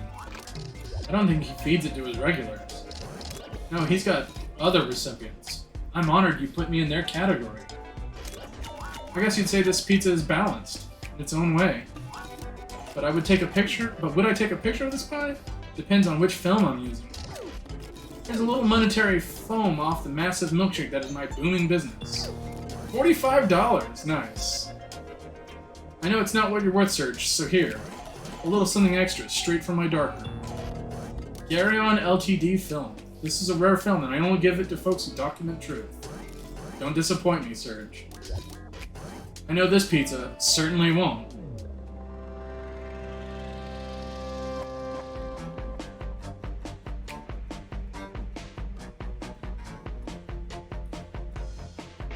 Hey, check it out! World's gone crazy. Mildred was a robot! Everything went crazy here once I gave him that pizza. We can take her jaw. Unit 671's jaw. I can't leave here, Serge. Big Mo's coming. Gotta wait for Mo as protocol. Well, I tried. Yeah, Unit 617, aka Mildred. She really lost it there, eh, Woosley?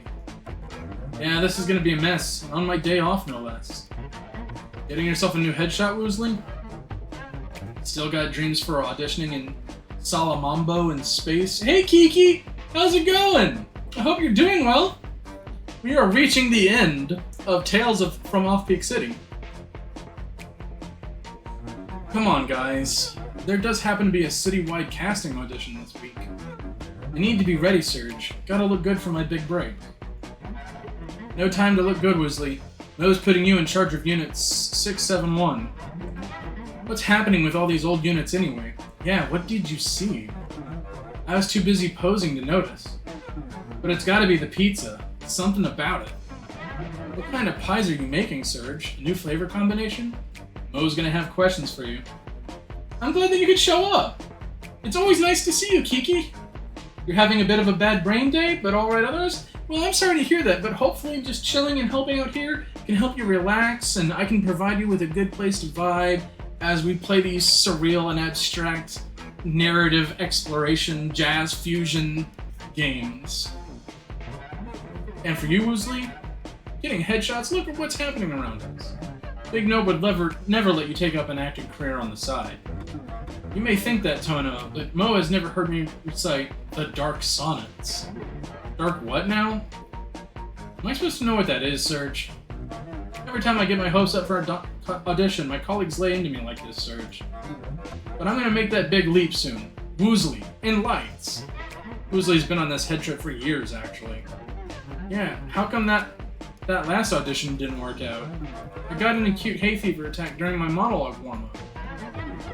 Like the one you got last year, and the year before that. I have bad hay fever. Only at auditions. Woolsey. Bad hay fever, trains running late, blanking out. I've heard them all, Woosley. Okay then, Rick. How's your rooftop garden looking these days? This again? Haven't touched it since Dangerous Dan gifted me the Green Thumb Almanac. That's the de facto guide to gardening, Rick. I figured you'd love it. 300 pages of dirt descriptions. Don't love it. Antona, how about that guitar Dangerous Dan made for you? You still playing? I have guitar lessons with Remy next week, but I haven't practiced.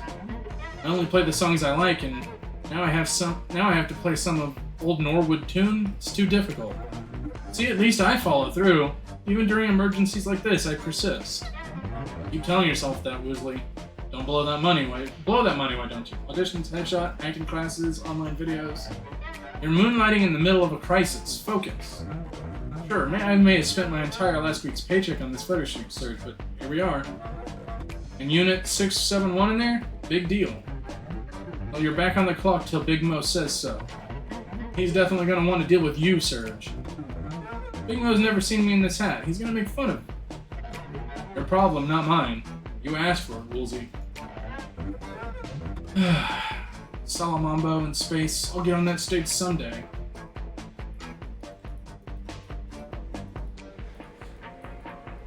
So now we're trapped in here.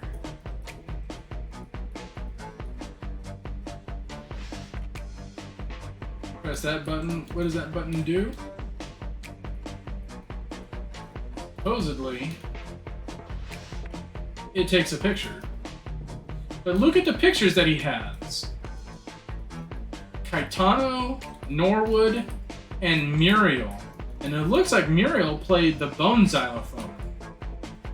Caetano was a saxophonist, and Norwood was a pianist, but he composed for many instruments, at the very least. Now, this is a puzzle that actually requires our camera. And we need to use Garion's special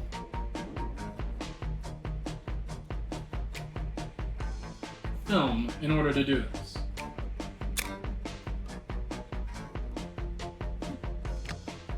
Reason why is... Okay, hold on.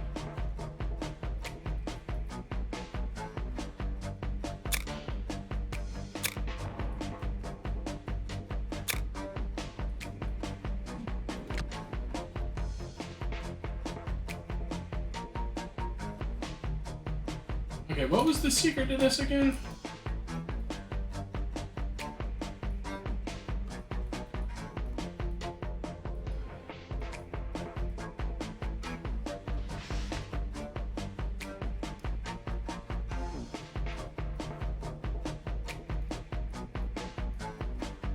Something's not doing.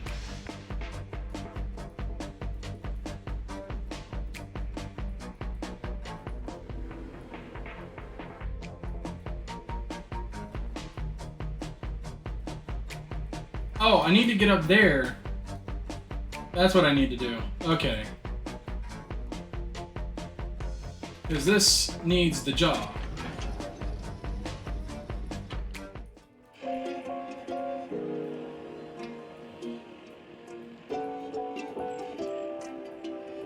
.617 was a unit by the HRH. There's a letter right here. Oh my goodness! Thank you for the subscription, Kiki! That's so kind of you! Thank you so much! That's so kind of you. Thank you so much. I really appreciate it.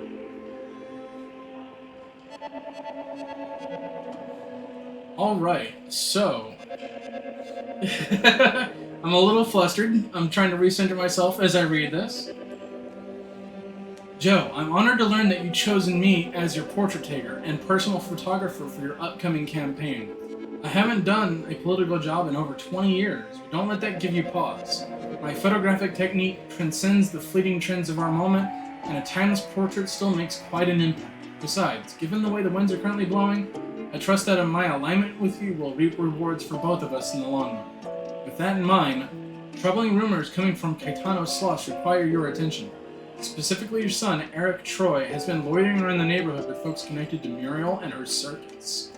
As I'm sure you're aware, the circus is going after human resource horizons right now. We both know that HRH's time is coming, but we also agree on how they need to be dealt with, methodically and above board.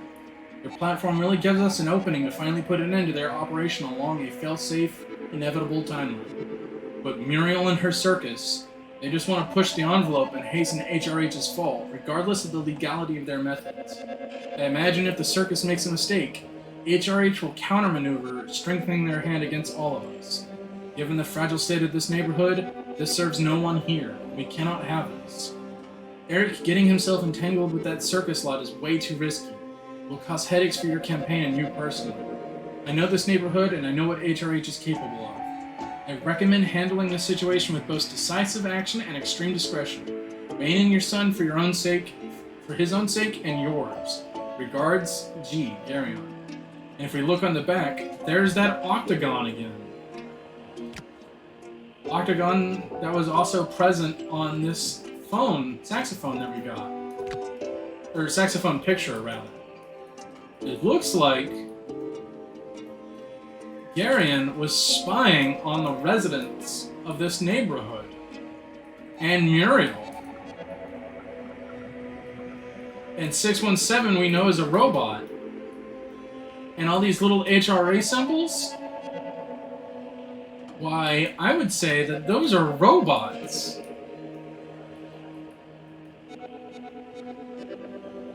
There's Muriel with Luke's son, spray painting Stop Human Resource Horizons.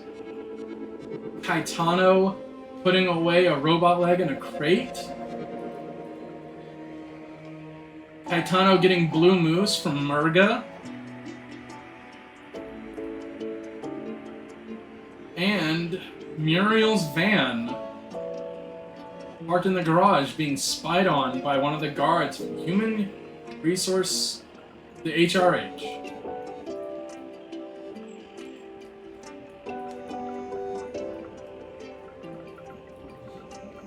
Now, ain't that crazy?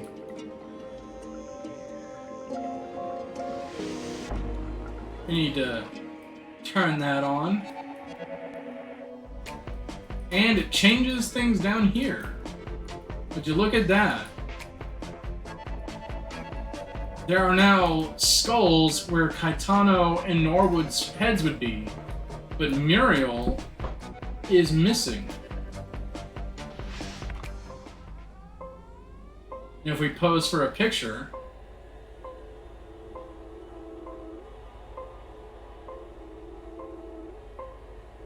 uh-oh.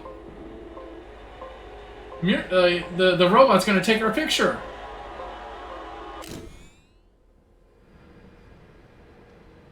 And it transported us inside the Muriel picture. What's with this picture? Anyway, we gotta clean up a job back in Garion's kitchen. You want me leading it, eh?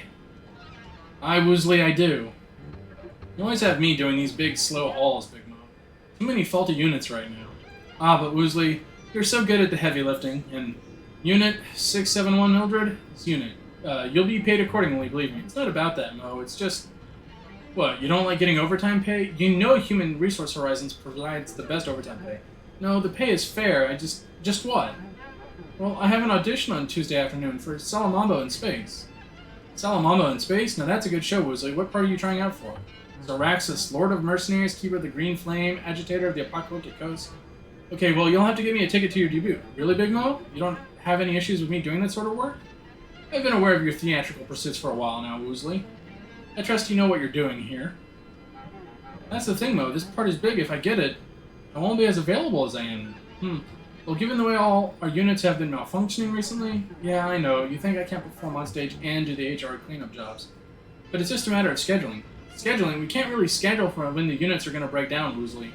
Especially when they turn violent, like 671. Yes, but the pizzas, I think there's a correlation there. Pizzas, Woosley, if you're going to do this acting stuff, I need to know now so I can start looking for a replacement. But I haven't won the audition yet, Big Mo. You seem pretty confident, and I believe in you, Woosley. I really do. So why don't we just make this your last HRH job? You're going to need a clear head for the audition. Wait, no. Look, I'll haul all the old units. Whatever you need, Mo. Here to serve. Here to serve, huh? Well, there's a major unit recycling shift this Tuesday, right on the factory floor. We need your brute strength to ensure the all units are fully deactivated. I anticipate that'll take all day. Great. I'll clear your security credentials for it after you disposed of 671. But Salamambo in space. Don't worry, Woosley. I'm sure they'll find a great fit for the role. Maxine was a robot. Remember? Oh, Maxine. Oh, Yeah, no. We don't know yet. Sorry, I thought you were talking about 671. But yeah, did you just see that? Big Mo just totally manipulated this guy into crushing his dreams. What a dick.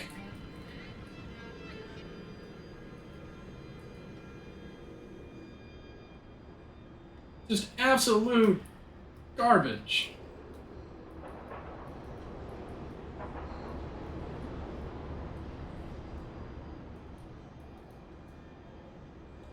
Now let's get out of here. Mildred, yeah, her name is Mildred. You were just thinking of Maxine. How many people are actually real here in this hellscape? That's a really good question now, isn't it? How much money? I got $318. Which means it's time. Time to grab an eyeball. That's all my money.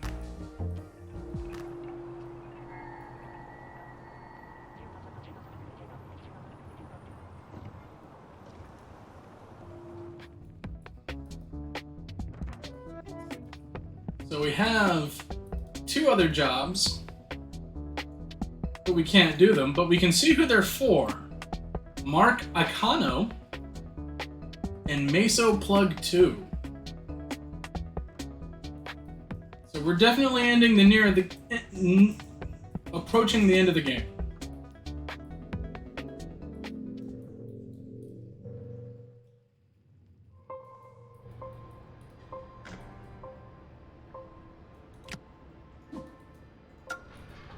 And here we go!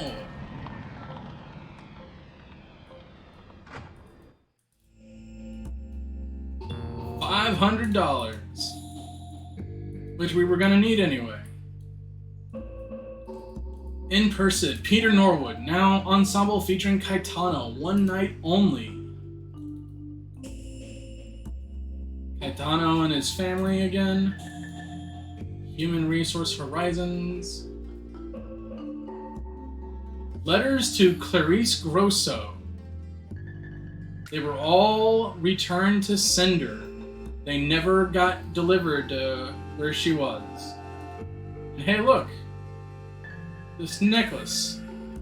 Jan and Kai. Interesting.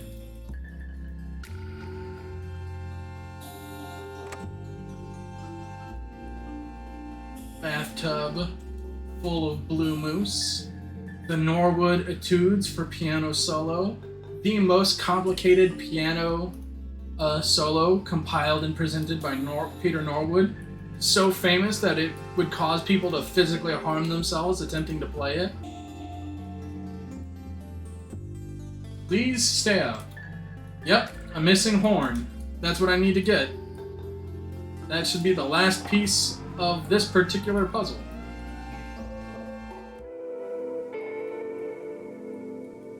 And let's see. Peter Norwood come knocking on the door of Caetano. Looks like he's offering him something while he's on the phone with his family.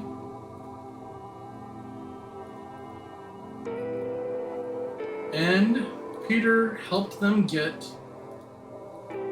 the building. He got them the deed to it.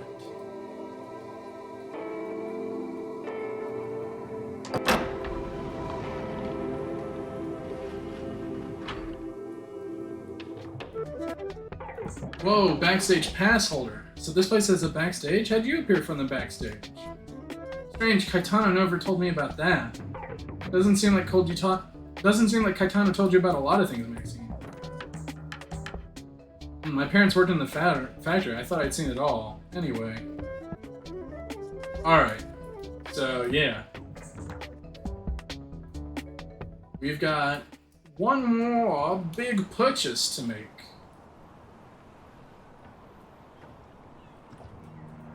For a horn.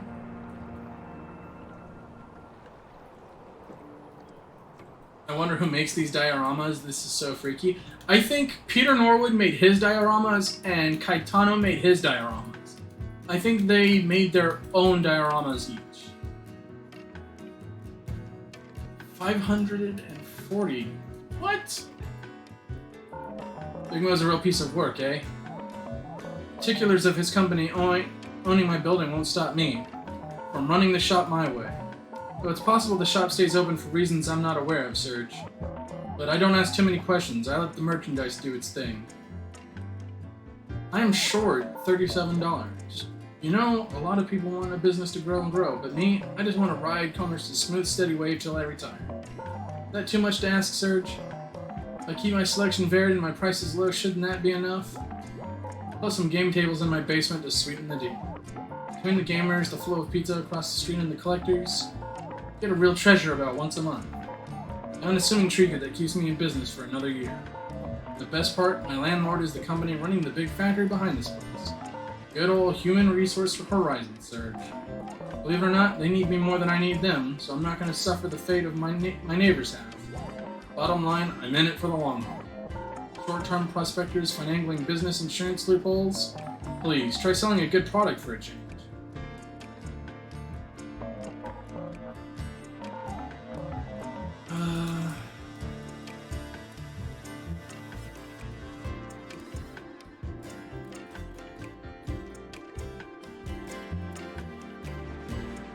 The thing.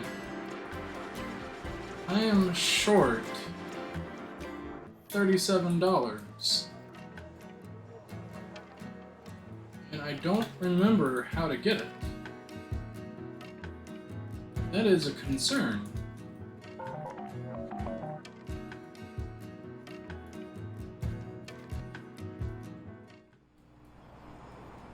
Can't remember if I have to get it from exploring or not.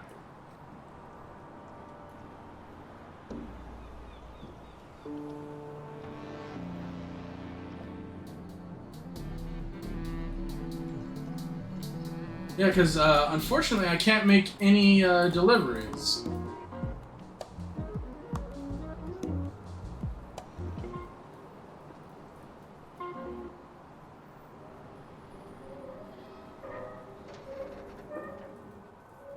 $47?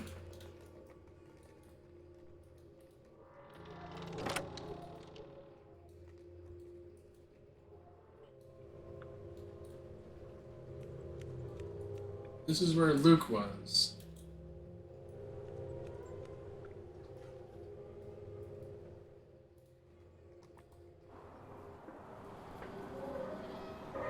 I see some ingredients right here.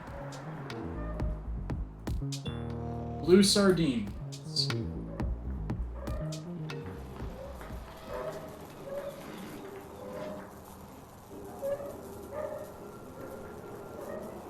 That train has been derailed. Oh yeah. Just two cats sleeping on pizza boxes. Super cute. Where am I gonna get the money I need?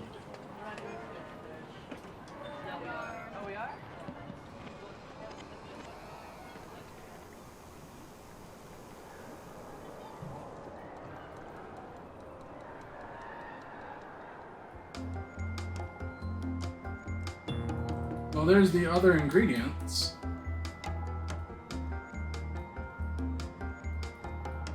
That's where Muriel spray painted that with Barkley.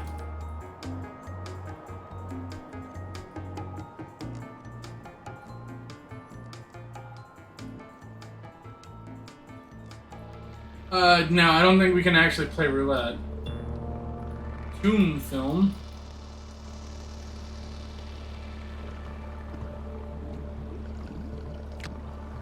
I'm literally missing one roll of film.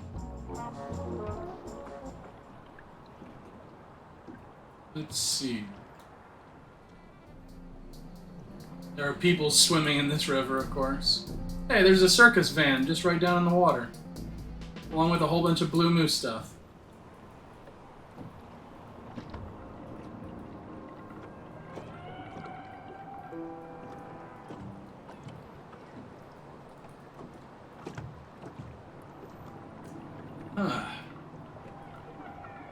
If it comes down to it, I might have to,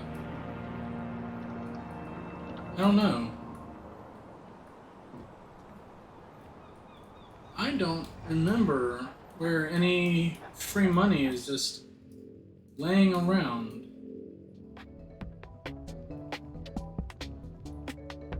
Oh, we've got a delivery. Building 9, unorthodox tendencies. Awesome. I completely forgot that we get one last order.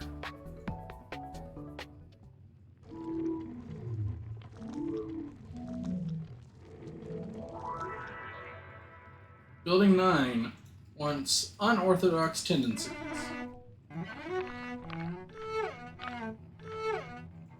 So how about some blue sardines? Some beluga roe.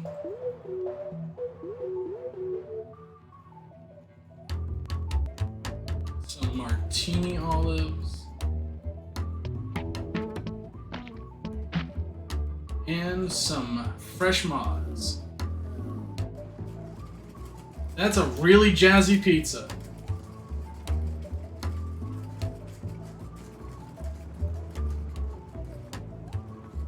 Incidentally, I did a little secret finding because I completely forgot about Building 9.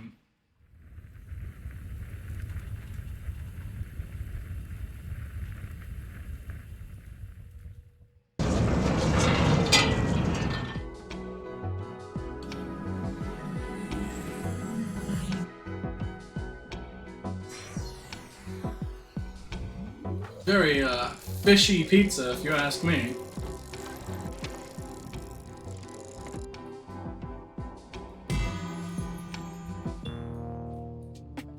Alright. Building 9. Right over there.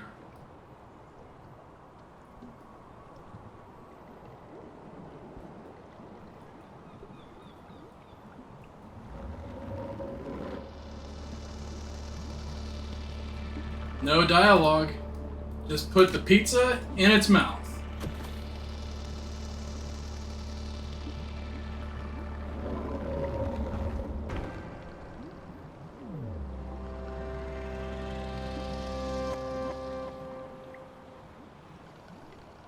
Aw, he liked it.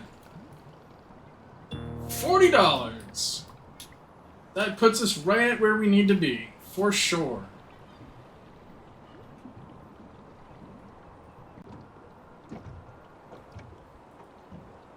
Now let's go get that horn.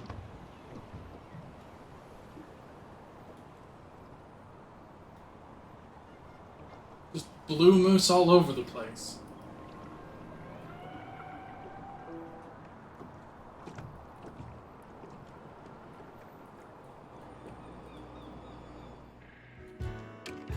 I'll take that.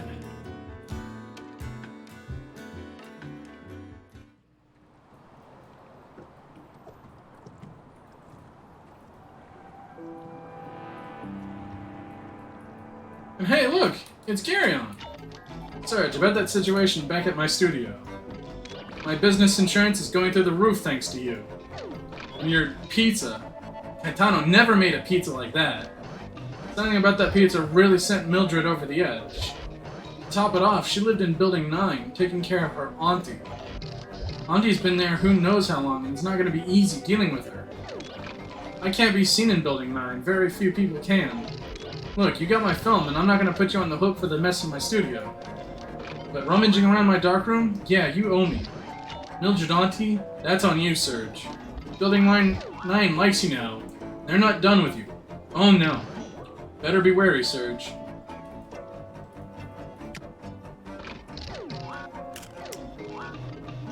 The camera's good, custom controls and everything. I did my early work on that model.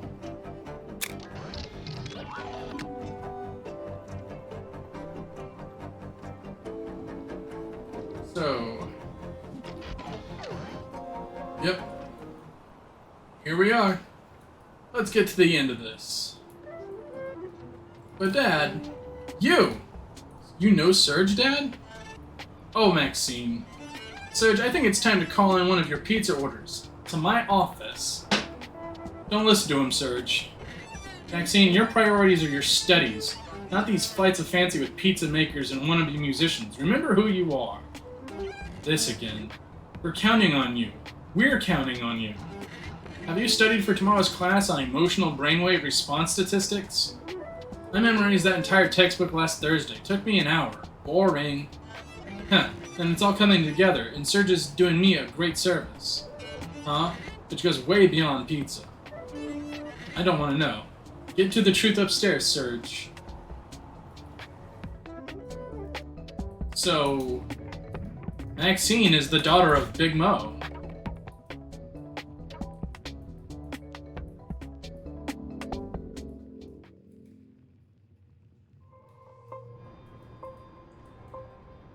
Now let's get that saxophone.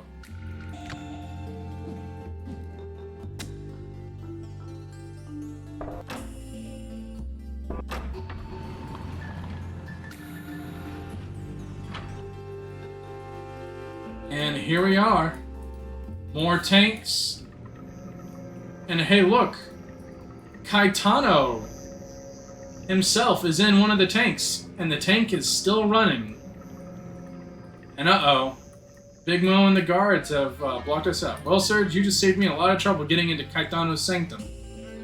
Caetano, Norwood, they'd be long gone if not for Human Resource Horizons. And it appears Caetano's model still has one last cycle left before it's fully phased out. Our company never guaranteed that our models would possess the same musical talents as their sources, but they did possess an unpredictable amount of emotional capacity. Especially Caetano's. Especially his. Norwood's final gamut on Caetano just didn't pay off in the end. But hey, we were a young company back then. We were over-promising left and right. The things you do to get paid, eh, Serge? Clearly you've seen too much. I need to escort you to my office at the factory immediately. Actually, I need a minute to sit here and digest. Yeah. They're not gonna let us out. But what we can do is take that. So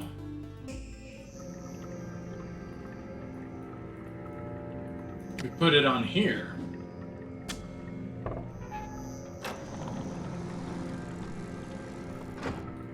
And here's one final note. Registry Division, certified copy of record of death in the office of the city registrar. I, the undersigned, hereby certify that I hold the office of something city registrar of the city. I certify the following facts appear on the records of birth, marriages, and death, kept in city as required by law. Date of death, October 10th, 2004, Caetano Grosso. Married, age 57, Jan Grosso. They lived on 17th July Avenue on the 3rd floor. Small business pizza owner, place of death and birth and name of parents have been redacted, and the cause of death has been redacted, and the place of burial has been redacted. The date of record is August 15th, 2004. By Patricia A. McMahon.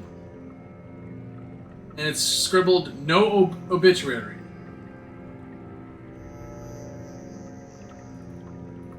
So, Caetano apparently died, and Norwood paid Human Resources Horizons to create a Caetano robot to replace him.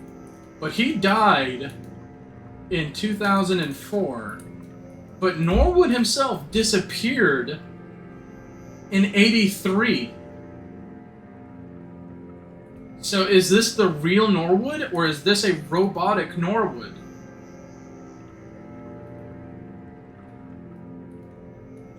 And this robot, who's been serving as Caetano, this entire line, there have been at least 1, 2, 3, 4, there have been at least 5 of them, with the 6th one right here ready to go. And they've been trying to remake a family from the robots. So, the reason why he didn't play the saxophone anymore? He didn't have the musical ability. He wasn't the real Caetano. And that also explains why, at one point, maybe that's why Norwood stopped playing music as well. Because if he was replaced by a robot in '83, or before then, why he just suddenly stopped having an interest and why he vanished. Because he couldn't play music anymore.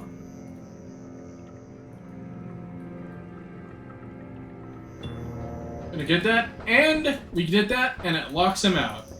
Now they're banging on the door.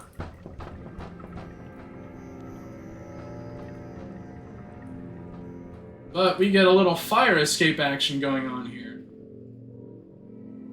Right down into the basement.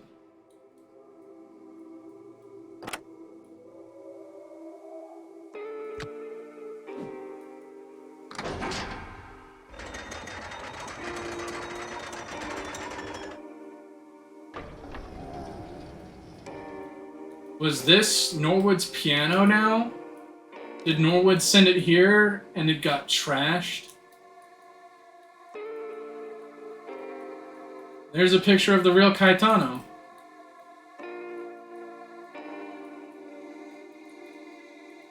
And there's his saxophone. What we came here to get the entire time.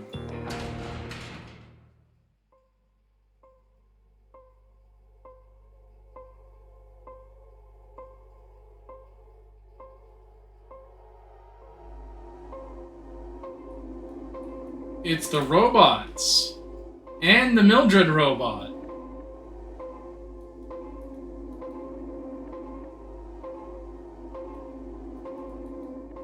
I think this is a big hint. So we want to use the Garion film. Oh, the lights went out.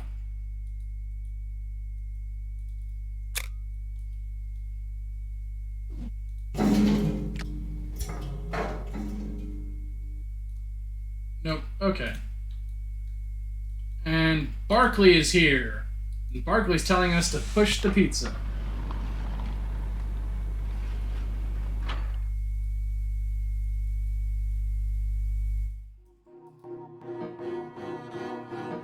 We're gonna make our escape.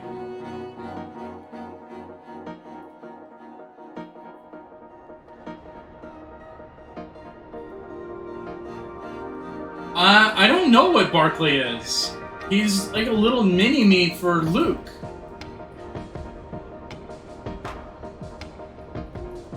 And there is an old subway station running underneath the entire block. And there's the credits for the game.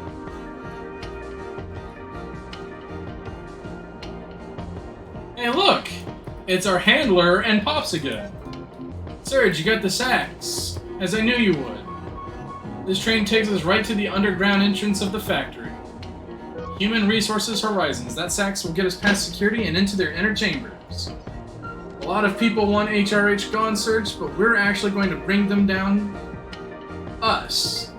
You'll get a cut of the spoils, Serge, naturally. Still, even with that sax, going straight to the heart of HRH won't be a simple task. Hop on board, Serge. We're only just getting started here on the corner of July Avenue and Yam.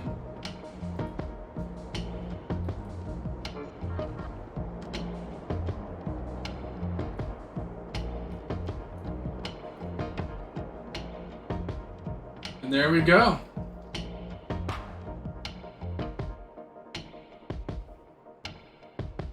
I will stretch again.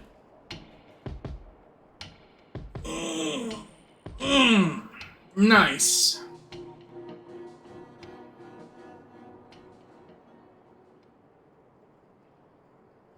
Hydrate again for more tea. Thank you so much, sir. Seth. Sorry about that. Didn't mean to talk to myself. But yeah, that was Tales from Off-Peak City. I hope everyone enjoyed that. Now, give me a moment, and I will get the next game situated.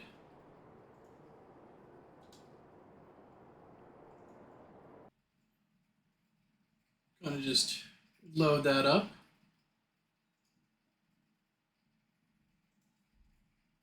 Gotta change the category real quick as well.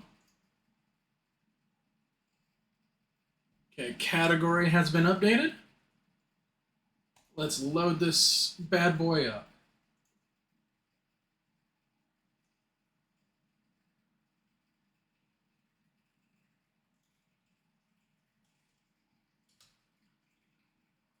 Okay, hopefully that'll do it. It's loading.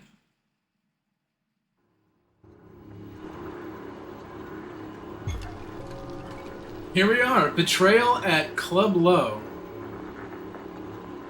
Now, I have played this game before. This is a unique entry into the series. This is a very, very, very unique entry into the series. Let me just make sure that my information updated.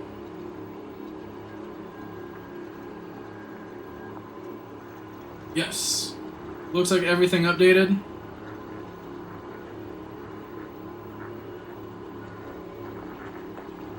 So I want to go into options real quick. Change that right here. Just so I can change that. You like the game these... That's perfectly fine, Kiki. This is the last game in the series. Essentially, they're very, like, exploratory, narrative-driven games. Essentially, I kind of explained everything with the last game that I just did. Like, it covered a lot of ground with everything that kind of happened in the previous games regarding Norwood and the circus. Like, that, there's, like, little things missing, but they're not too much big details. Tales of Off-Peak City basically expands upon ideas that were presented in the other games. And so, Betrayal at Club Low is going to be a fascinating game because it has 11 endings. I have not gotten all the endings. The question marks on the screen are other endings. And the reason why this game has 11 endings is because this is a roguelike. This is not a standard adventure puzzle-solving narrative game. There's dice rolling and everything. This game is super unique.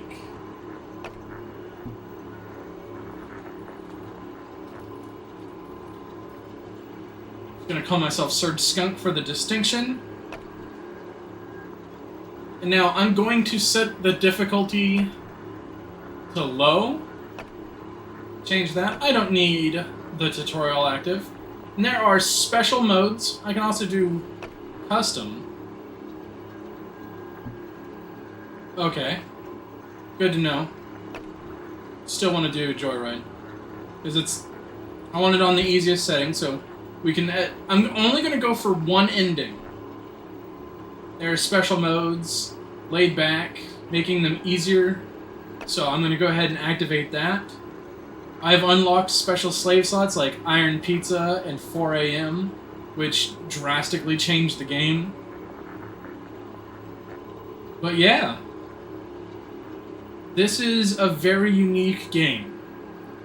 And I'm only going to get one ending, because I want to encourage people to play the game themselves. So let's go. When I'm here, I feel like I'm a different person. Almost like I'm possessed. Odd, right?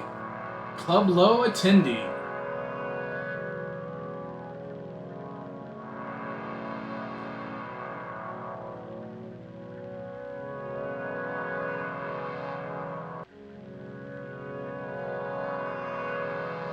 Does take a bit of a while to load.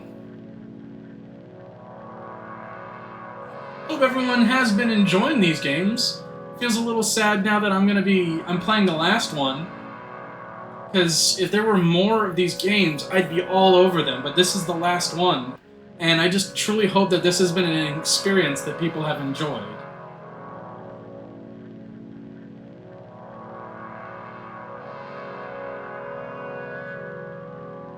Still loading. Oh, hey, Gildy! Thank you for the resubscription! That's so kind of you. Thank you so much. Here we are.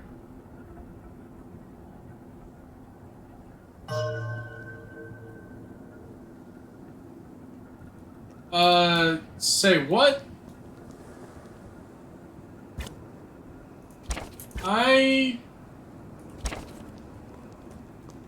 The game is not supposed to start this way.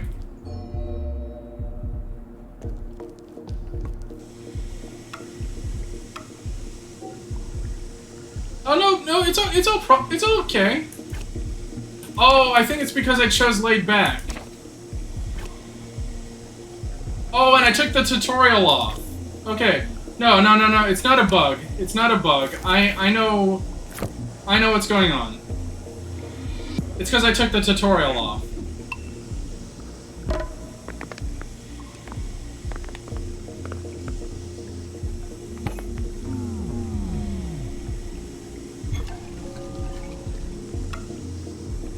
Okay, let me restart. I forgot, if you take the tutorial off, it doesn't start the beginning story.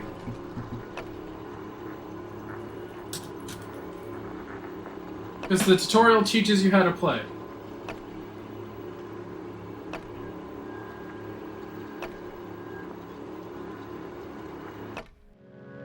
So let's go through that loading screen again. So sorry about that. That was my bad. I thought if I took the tutorial off, everything would be fine. I hope that you're doing well, Gildy. Yeah, I need the tutorial on so at least there's context that people can see. Because the story starts in the tutorial.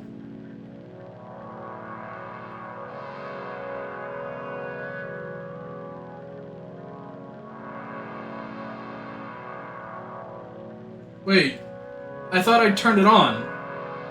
Did I turn it off again?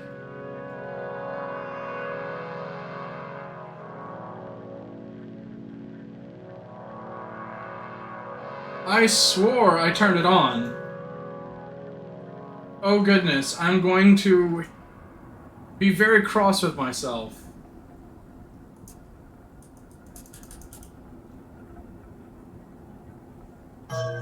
Oh goodness, I am so cross with myself. One more time. Once more. Rewind the tape.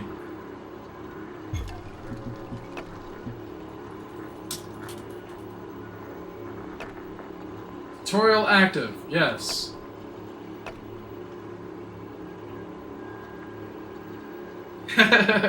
Take 3. Okay. One more loading screen. One more. That's roguelikes for you. The initial setup for the game's narrative is in the tutorial. Oh, that's so funny.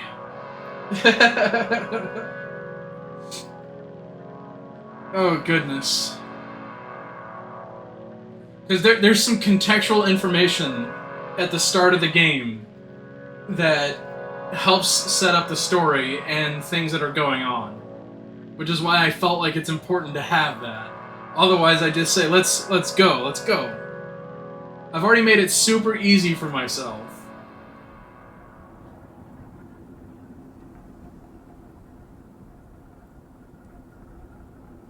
There we go. This car needs to be here.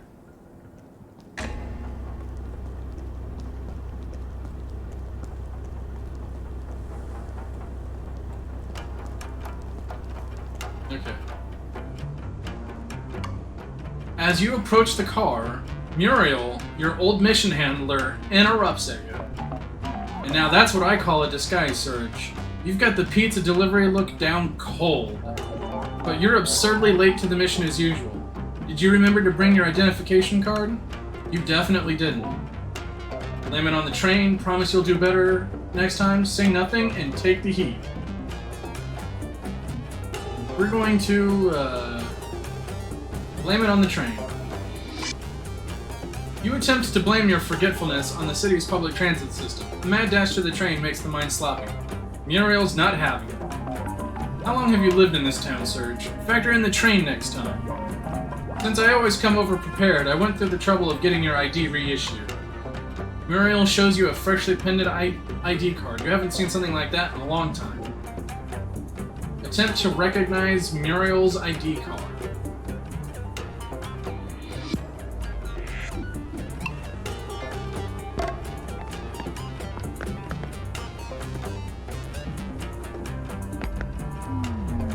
And I win! To win, roll higher or tie. Various rewards and penalties are shown after every roll. You recognize yourself in the ID. It's starting to come back. Who you were. Take a closer click at the ID. Try to remember as much as you can. Behold your skills. Yes, this is... Each one of these is a dice that we have, and we can increase them by spending money to increase the faces on the die.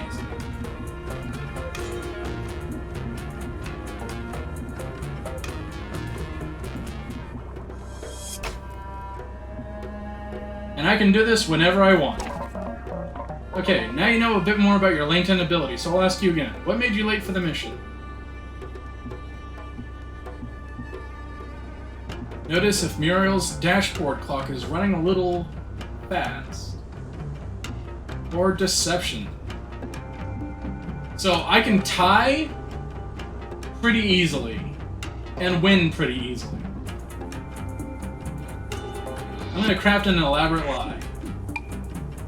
A station fire at 51st Avenue, cascade of signal delays, a construction wagon on the H line.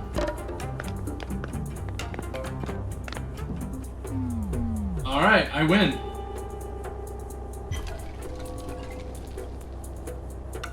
The story works. Okay, I get it. It was a bad night to travel. Anyway, who cares why you're late? You're here now, huh? Here's the situation. Next door at Club Low, fellow agent Gemini J is deep undercover at a meeting with our prime target, Big Mo. Jay's been in the meeting way too long. We think something went wrong. We need you to get inside the club and rescue him. Your disguise isn't complete without actual pizza, so I arranged a cooking station for you nearby. Make pies, give out samples. We'll help you get closer to rescuing Jay. As ever, the circus believes in you. Good luck, Serge. So there we go. That's all the pretense we needed. We are an agent working for the circus to try and pull out another agent that may have been compromised by Big Mo. And so, if you remember from Tales of Off-Peak City, the last game that we just played, the circus has been gunning for HRH for a while now, and Muriel is a part of the HRH. Recent city ordinance mandates that all musical instruments audible through the walls and floors be removed from private residences. 100 years ago, city dwellers used to go upstate to hunt esoteric beasts. Their descendants often inherited the trophies. Oh, yeah.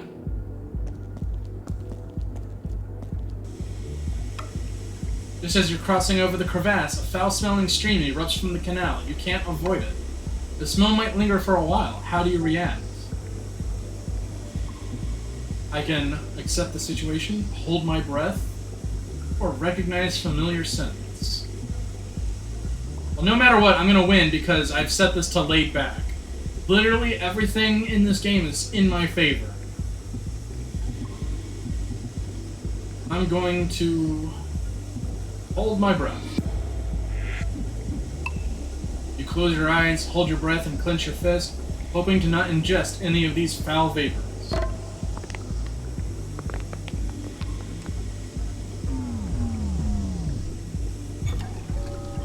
Success, but I have become tired and determined. Conditions. Condition dice. So, if I get any of these, they subtract from my health and my nerve.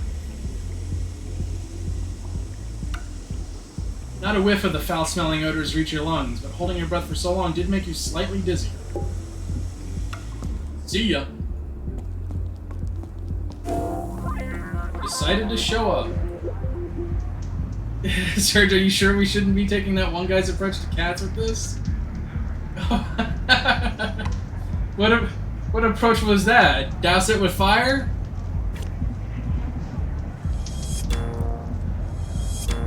Upgrade all my stats. The game auto-saves.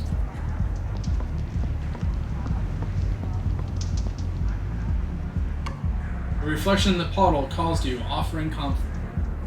I think you know what I'm talking about. I'm actually drawing a blank at the moment. I don't remember what that guy's one approach was. Only once I can drink from the puddle. Reach into the puddle to pull something out, or stare into the puddle. He took some things and then... Oh! Okay, yeah! Now I remember. Thank you for the reminder. It's funny that you mentioned that, because this game is very surreal and abstract. So, if someone did that, this game would definitely freak them out. We can only once drink from the puddle, so let's see what that does. Knowledge in puddle water cuisine.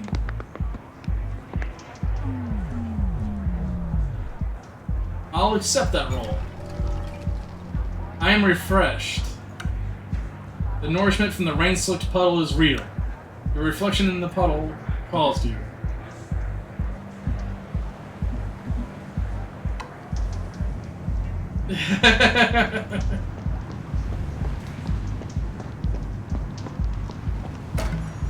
Found 4 slabs of factory mozzarella. Bread pizza recipe discovered. The mobile pizza oven is conveniently unattended. It's time to make some pizza. So now we get extra dice.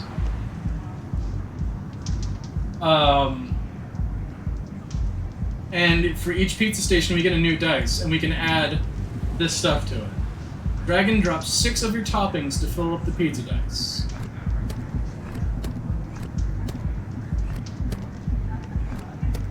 I'm just gonna load that up with pepperoni and some mods.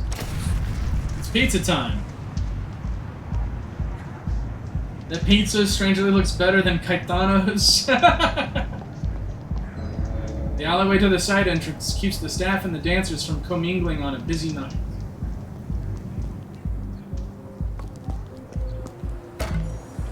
Got more olive oil. Remember, add newly found ingredients to your pizza dice.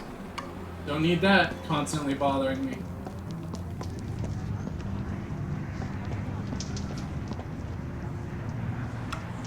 Bouncer sizes you and up, annoyed that he wasn't included in an apparent pizza order. His gruff demeanor belies a wary glance towards the alleyway. Delivery is not getting any special treatment tonight. Either get in the line like the rest or get lost. Insist you're here to deliver a pizza to Chad Blueprint, who's the DJ here. Call up the guard's boss and ask for a favor, or wrestle the guard to the ground.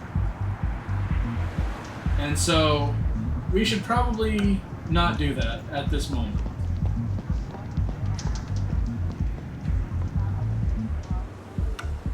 You are the last in line, full of rowdy, nervous misfits, all wondering, when will the bouncer move things along here?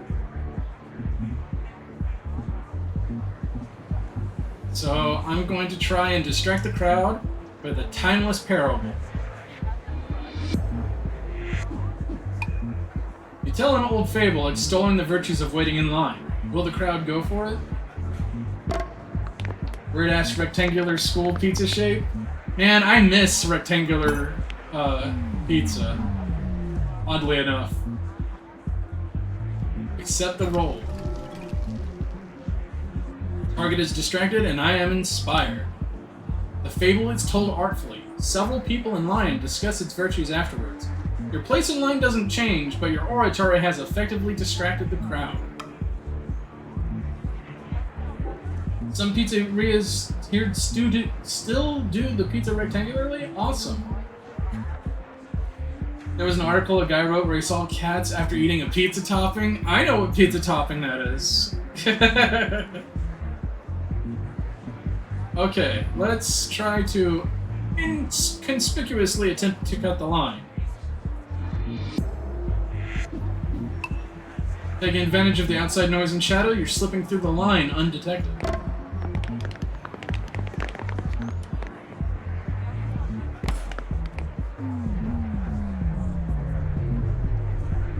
Nice.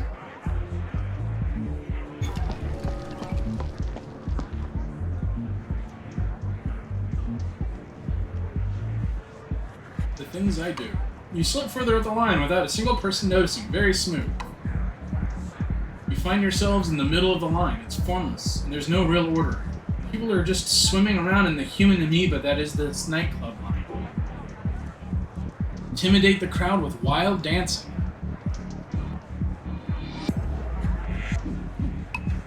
You attempt to recreate a long-forgotten dance move popular in your youth. Will the crowd notice?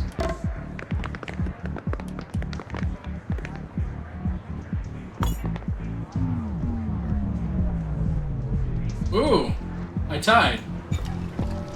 Success barely. That made me tired, though. Several people in line feel uncomfortable with your theatrics. With nervous politeness, they make an opening for you to move up the line. You manage to find yourself at the front of the line. You've come a semi-long way to get here, and it feels just fine. Alright, let's step up to the bouncer. Speaking of, I won't do it right now, but I am linking you that article for later. Thank you, Looney. I'd love to read it. Oh, the dialogue in this game is crazy. I'm going to show everyone some stuff, because this game can be played quickly.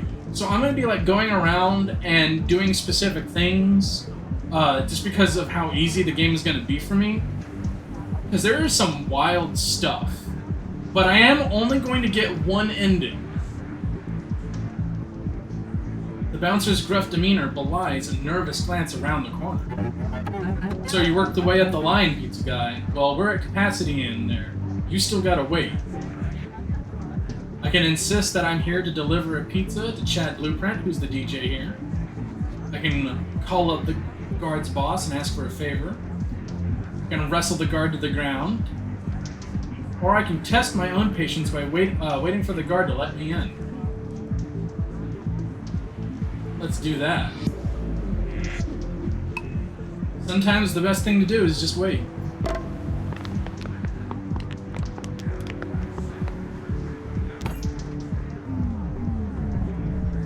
Nice. I'll accept that. I am patient and self-aware now.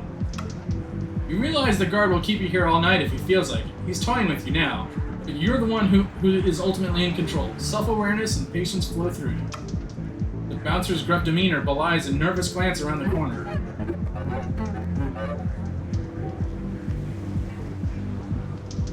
Alright. This gives me the most bonuses. You're going to be lurky for the rest of the stream, but you'll be listening. If I finish before you can chat again, you hope that I have a good rest of the stream. Thank you, Kiki. I'm so glad. Definitely lurk. I need to get a lurk command set up. I promise I will. But I'm glad that you're here, and I hope that the lurk goes well. Yeah, I hope the music is nice and chill and everything. It's great to have you. I hope whatever you're doing, I hope it goes well. Alright, let's call the guard's boss and ask for a favor. You know, people working in private security. Maybe be able to pull rank on this guard for you.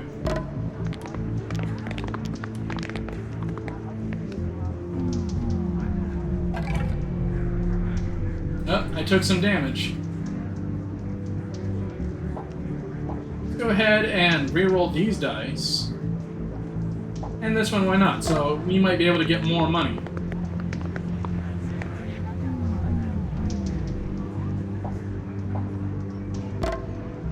Now we can focus on maxing out our money. Ooh, nice. Look at that. $4 more. Oh, yeah, that's what I'm talking about. Look at that. $9. Don't show it. Your contract, Sadie, picks up the phone. She's notified all the guards working tonight to cut you some slack. Sadie might have given you the okay, but I still got a job to do here. Bouncer. Alright, so I can insist now, and he's been ordered to be accommodating.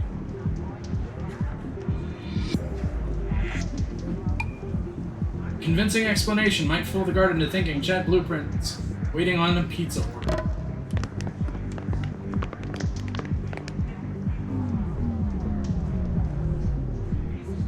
Well, I tied. That still works in my favor. But now I'm unabashedly honest and feeling guilty, as well as zoned in. The guard brings his voice down to a whisper. Okay, but I can't let you in this way, or these people would riot. But let me tell you a little secret. New clue. Side door password. Go around the side alley and say the word Zulumon to my partner, Roscoe. That should do it.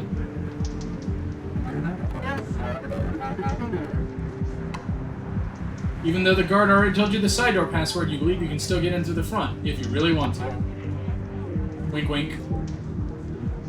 So I could attempt to wrestle the guard, but I'm just gonna walk away. In another area, this building was a coffin factory. Club Low kept the old sign.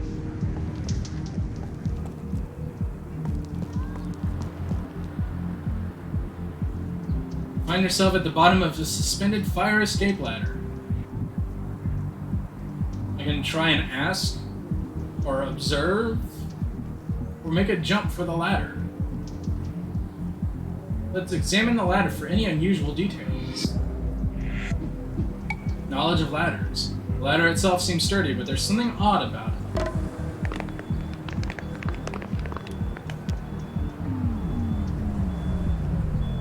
it. Ooh. That didn't work out in my favor. I need to get a 4.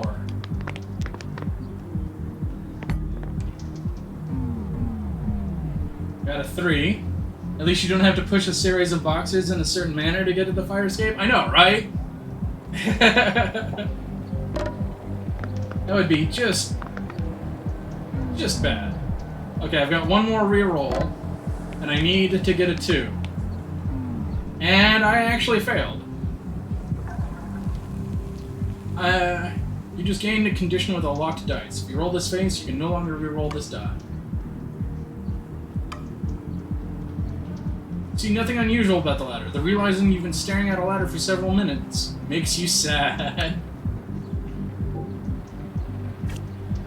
So, let's increase my observation and my wit again.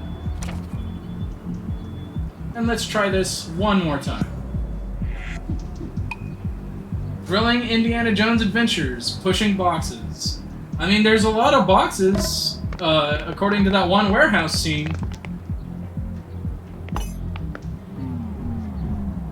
Hey! I am boned again, because of that -2. I need to get a 3 in order to tie. Hey, Carmine! Hey, there we go! How's it going, Carmine? I hope you're doing well. I hope you're having a good evening. Let me give Carmine a shout out. I know that he was streaming today. You are doing well? That is awesome. Shout out. He was playing Like a Dragon Ishin. Ishin?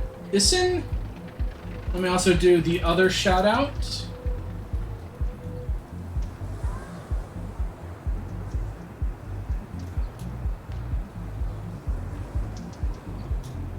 Hopefully that worked. Yes, got it working.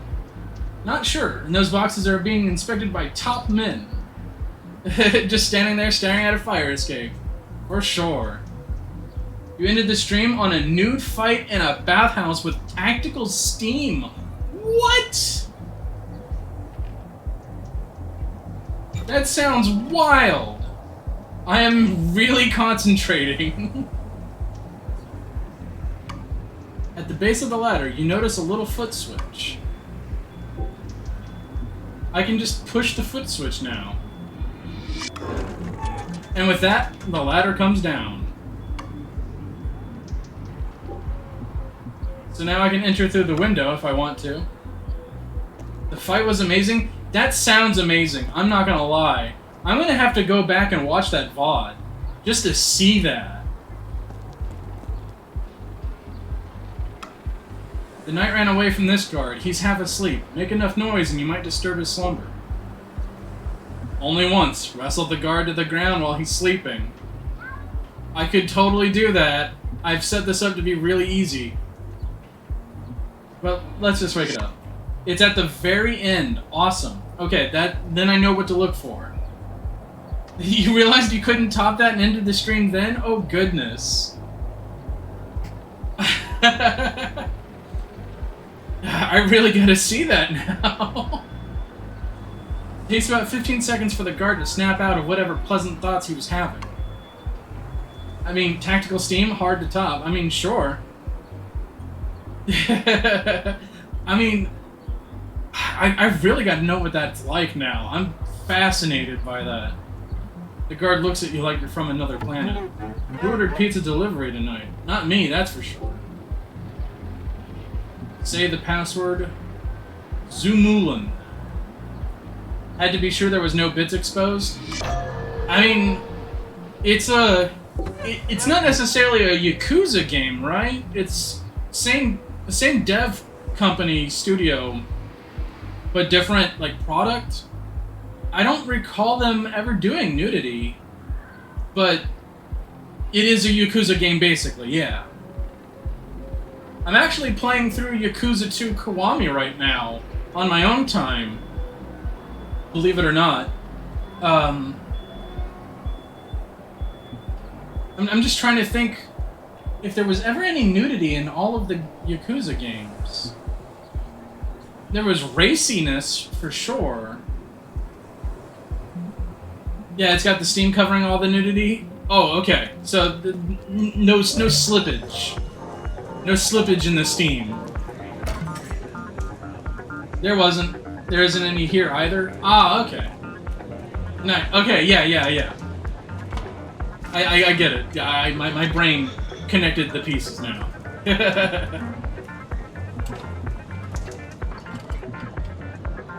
Let's upgrade that.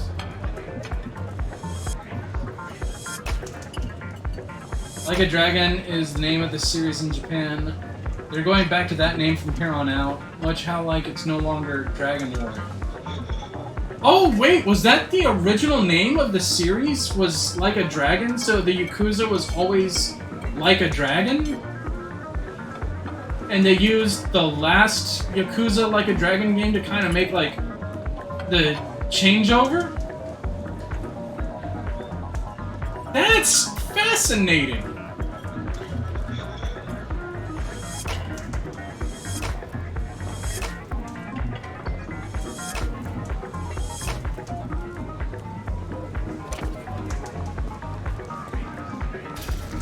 White pizza recipe. Now I have another one.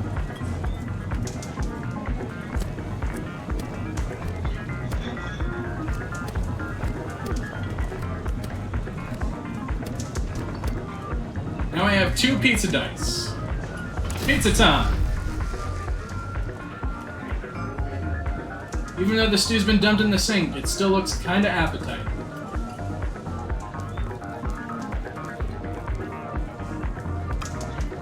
chef is busy hovering over a slow-cooked vat of flamingo thigh stew. She doesn't notice. New clue? The stew. Immediately your culinary instincts kick in. You think you can improve the stew if you can relieve the chef of her kitchen responsibilities. Pickpocket the car keys from the chef's back pocket. That is really against me at the moment. So I think I'm gonna wait on interacting with the chef, so I can try and do that. Garage door has a durable, time-worn lock. Pick the lock on the door. Even with my stats, that would be too hard to do.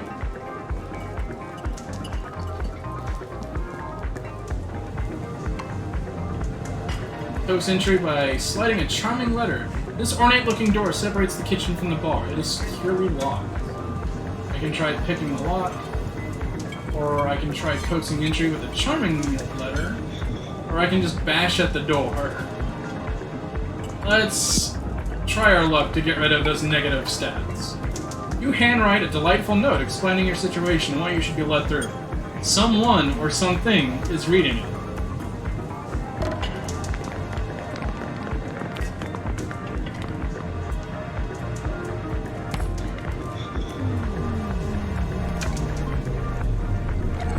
Nice.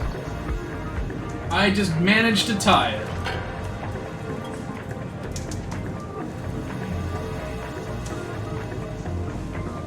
Yeah, that sounds fair to me.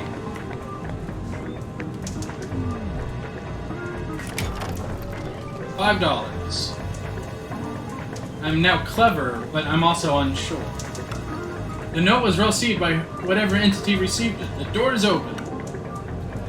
Open the door. The door opens without any resistance. So now I'm in the club proper.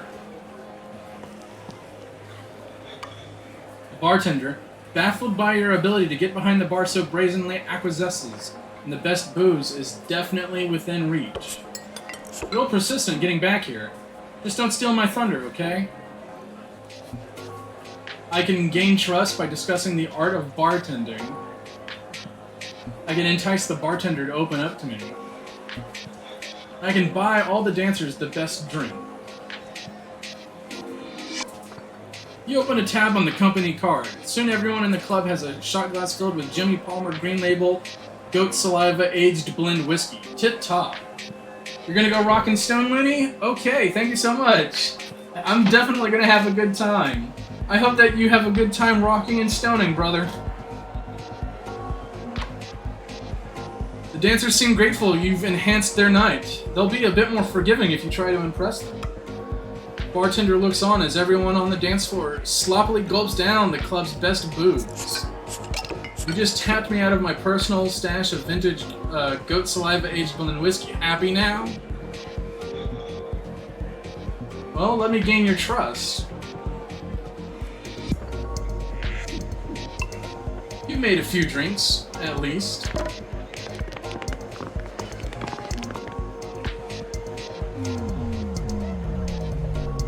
Oh yeah, look at that! Nice, nice, nice. Let's see if I can roll a 3, increase my money value. Gonna soon turn that into Tom Cruise bartending movie. Gonna toss bottles all over the place. What was the name of that movie? I know what movie you're talking about. Oh, what is the name of that movie? I don't think it's called bartending. Cocktails! That's what it's called. It's called Cocktails. And I've gotten rid of Unsure, and I'm still clever. The bartender buys it. Finally, I'm serving one of our own tonight. In fact, the bartender confesses he's actually going to walk out on the job and join a bartending workers' strike. The details of his plans are juicy, like a whiskey sour. It's a complex plan, but with current management, it still requires a light touch. I got a new clue about nightclub management levels. House manager Kathleen would never see the plan coming. We need more people like me running this show, don't you think? Bartender looks down on the dance club as everyone on the dance floor sloppily gulps down the club's best booze. Okay. Oh, okay. You find it quite comfortable behind the bar. And now I'm gonna have to try and leap over the bar. Sometimes a dramatic maneuver is necessary to get where you need to be.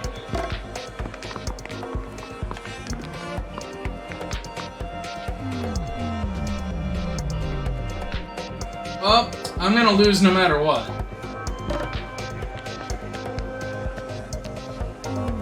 Nice. I am embarrassed and critically hurt by that. Gymnastics was never your thing.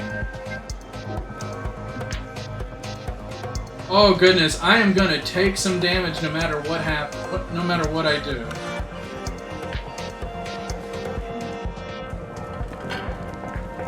Even on easy mode, I am apparently harming myself.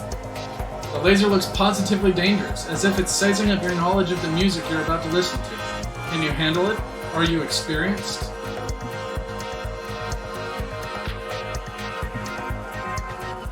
On your knowledge of musical beam security. Punch the laser with your fists. Deduce the inverted frequency is going to be my best bet. You're putting your knowledge of beam security to the test here.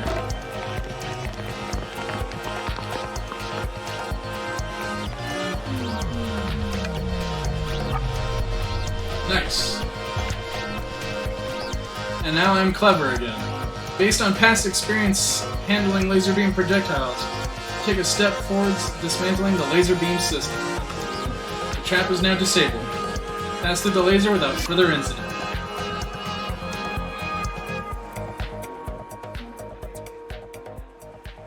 Okay, I'm just going to turn the audio of the game down just a bit, just in case, because I feel like the music was getting a bit loud. I mean, it's still kind of loud to me, but I figured if it was loud to me, it might have been loud for everyone. So, hopefully, it's a lot more bearable.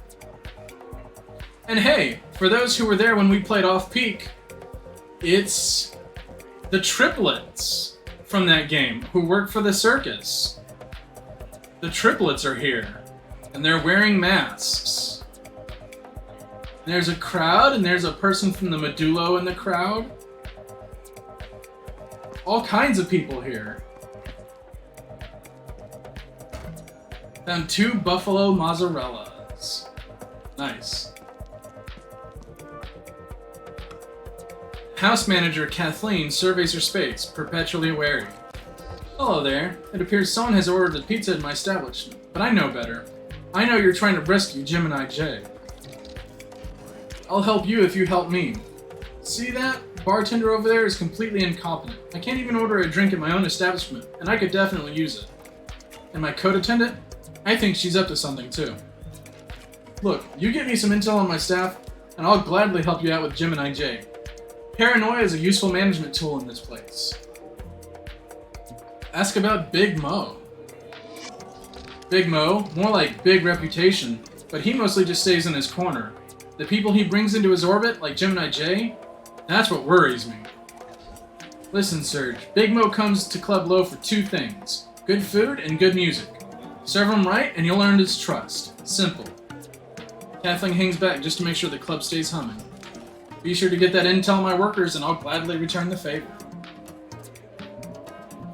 Alright, so ask about this building. My Uncle Lino gifted me this building. It was an old coffin factory run by his grandfather. Business was booming 100 years ago, sure, but times changed and Lino wasn't interested. But I knew I could turn this into something. Sure, Lino would have preferred I turn this place into a restaurant or a furniture store. This neighborhood's clearly not ready for that. A real respectable business? Heh. Besides, Lino's not around to tell me what to do anymore. Alright. Well, what about Chad? Chad Blueprint is one of our more high-profile acts for the season. Good for business, but still, I think we can do better. Kathleen can't hide the fact that she misses Chad Blueprint's old mentor, DJ Bogart. Well, we know what happened to DJ Bogart, huh? Tell you what, I got a proposition. To my ears, Chad Blueprint's phoning it in. My patrons deserve better, and so do you.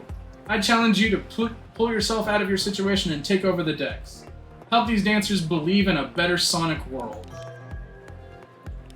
Power of the crowd. Could DJing really aid your mission? Not gonna snitch the workers to the loss? Oh my goodness! DZ! With a rate of 30! Oh my goodness! Hey everyone! Hey DZ, how'd the stream go? How's everyone doing? It's nice to meet you, everyone! For those who don't know me, I'm Serge Skunk. I am a VTuber. I stream a lot of narrative and story-based games, RPGs and horror games. Just tons of games like that. I tend to focus one at a time, so I don't really do much variety. Hey, there's Riggy, the saxophonist. All the RPG games you played were amazing. That's awesome. How'd you like Super Ass Fuck RPG? Let me give you a shout out for everyone who's here. DZPG is a good friend of mine that I met through Twitch. Super funny, super chill. His streams are wild and a ton of fun. Let me just get that shout out for you. Oh my goodness. Shout out DZPG1. For those who didn't know, I actually made a game for this, these games that he played.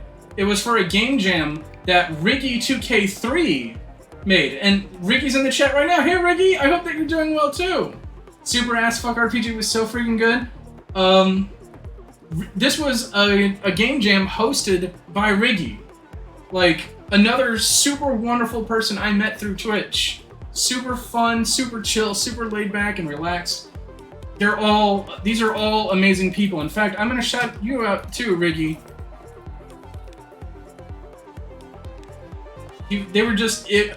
I got to participate in this jam. I worked 7 days to make a demo for a game that I'm gonna still be working on. Just, it's so nice to see you and to bring your community here.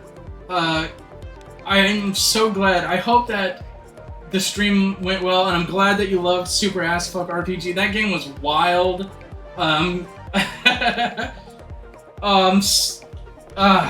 It's so great to see everyone, honestly, really. Y'all caught me as I was playing Betrayal at Club Low. It's the last game in the series that Cosmo D made. Oh, thank you so much, DZ. I'm glad that you liked the demo. I mean, I was really nervous that it would be pretentious and people would think that it was just very wordy and talky.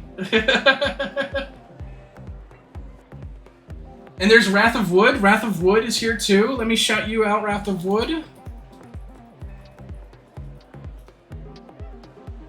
Wrath of Wood is a RPG Maker dev as well who've made some really great games. A lot of them are horror themed. I have plans to play your games at some point, Wrath. Like, I'm just gonna gather them all up and just try and play them all in one big go on stream at some point. I'm just trying to get myself all set up for it. These are all great people. They're all of them are amazing and wonderful. Go for it, there's like 20. Oh jeez. Oh goodness, sorry, I'm overwhelmed by the raid. You don't even know how many there are anymore? Oh goodness. I do know that you made a game called My Computer is Trying to Eat Me. That title has fascinated me. But for those who don't know, this is Betrayal at Club Low. It is the last game in the Cosmo D series, and it is a roguelike puzzle dice game, and it's got like 11 different endings. And I'm just showing everything around to get as much story, and then I'm gonna choose one ending, and that's where I'm gonna be wrapping. Hey, it's LMP Games! Thank you so much, LMP! It's great to see you! Thank you for the follow. Oh my goodness. I'm so... Rav has 42,069... Yeah, 42,000? Yes. 42,069 games. Yes. I hope that you're doing well, LMP. That's just the last known count? Goodness. But, 420 games, about 69. Oh, goodness. So I'm gonna try and give everyone a quick rundown since this is the last game of the series. This takes place in a very surreal and psychedelic and abstract world centered around the location known as Off-Peak City. And there's factions all over the place vying for control over it. There's the HRH, Human Resources Horizons, there's the Circus, and there's this mysterious Octagon. And in the last 3 games, we've played as an agent of the Circus. Well, no, in the first game we didn't play as anyone's agent, but we got co-opted by the Circus. And in the second game we played as an agent of the Circus. And we delved into the history of a pianist and composer by the name of Peter Northwood. And we destroyed a DJ who had actually been a robot. And in the third game, Tales from Off-Peak City, we were an agent of a mysterious organization that represents themselves with an octagon. And we learned a whole bunch about the HRH, replacing people with robots, including another famous musician known by Caetano Grosso, who used to be a part of Peter Norwood's ensemble. And in this game, we're playing as an agent of the Circus again, and we're trying to rescue a fellow Circus agent by the name of Gemini J, who's being held captive by an individual by the name of Big Mo. And Big Mo is one of the higher-ups who works for the HRH. And all of the other games are first-person exploration, really focused on jazz fusion and like encountering people and just getting into the little personal stories of the world and the setting, and I love them. It's why I've been recommending them to you guys. I think DZ and Riggy, Lost the Ghost, thank you so much for the follow. That's too kind. Oh my goodness, how many people are following me now? We're at 205 followers, 45 more, and I will finally reach my game request list. Wow, I never thought I'd be getting this close. At least it's jazz fusion and not jazz punk. I've been wondering if I should play jazz punk. Not gonna lie. That might fit in with the flavor of these last few games, for sure. But that one is really short, so I've heard, and it kinda ends on a weird, unsatisfactory note, from what I've seen and heard about. I'm not 100% certain. I know that my partner has played it. It's fun. It's the only Steam game you've 100%ed. Okay, Gildy, I'll check that out. And yes, DZ, you recommend it as well. But yeah, I totally recommend all of Cosmo D's games. They're all on Steam now, and they're all on itch.io as well. Off-Peak, the first game in the series, is free, and it's like 30 minutes long. Or about an hour if you talk to everyone and do everything. The Norwood Suite is the second game in the series. It's about 2.5 hours to 3 hours long.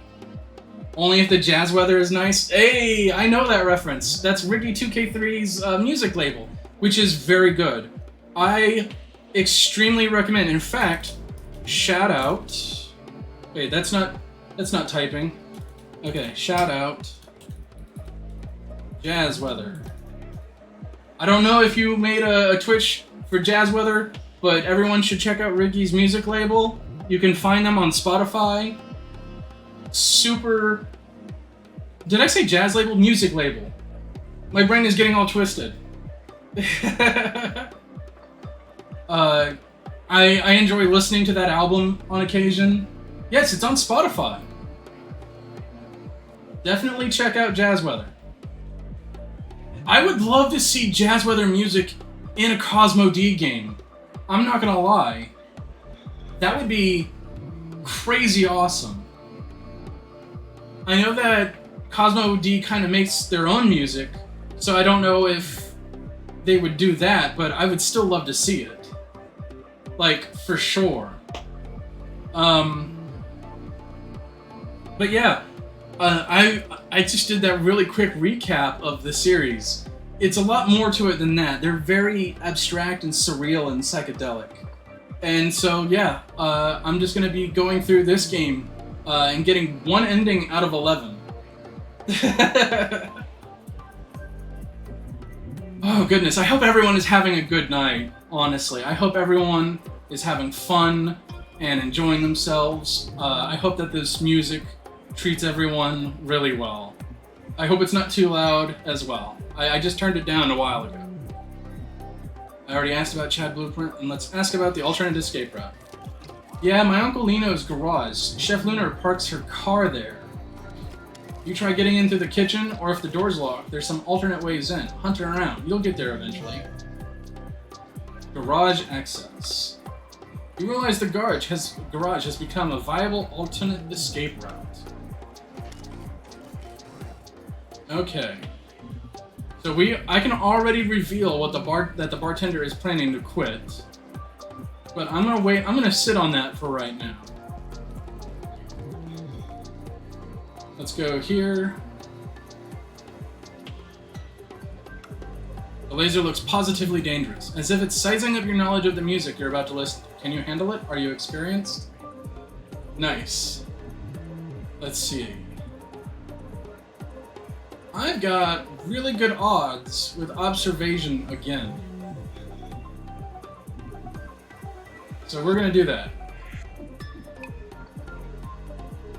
I am definitely experienced. I've disabled one of these before.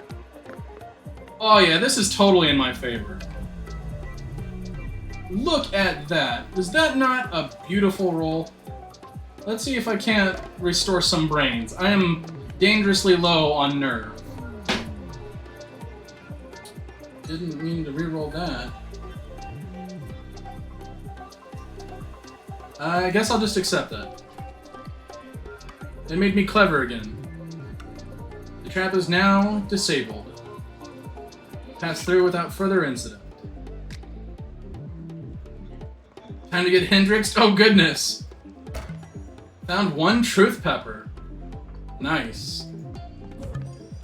Made it to the coat room. That gives me a bonus to my money that I can spend on my stats.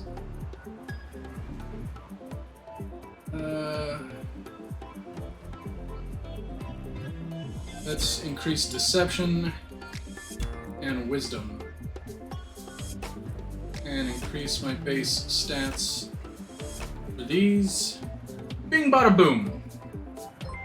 Back on that subtrain, baby! Thank you, DZ, for the resubscription. Oh my goodness. That is so kind of you. I super appreciate that. Oh my goodness. It's all the Serge Chungus. I'm so glad someone is using my emotes. Gonna save my game. Streamy.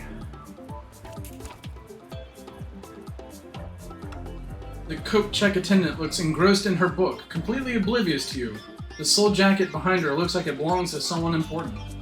It's an opulent, gem-encrusted jacket. You feel wearing it may somehow help you in your mission. Let's see. Oh my goodness, Seth! That is too kind of you!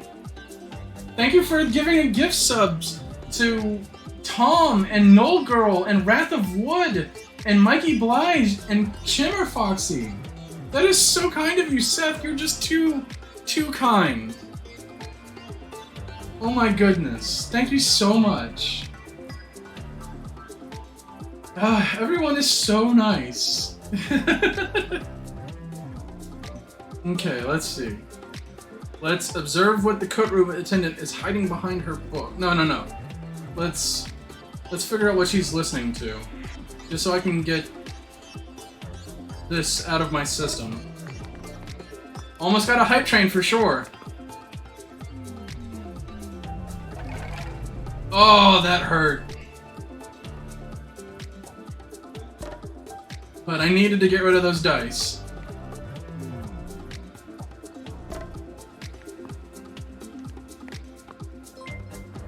Oh my goodness, DZ for the gifty, thank you so much. To Serge Skunk, they came in from a raid the last time I was streaming. A whole bunch of skunk streamers came in, that was so nice. I was so happy to see that. My target is charmed and I am feeling smart. Very nice.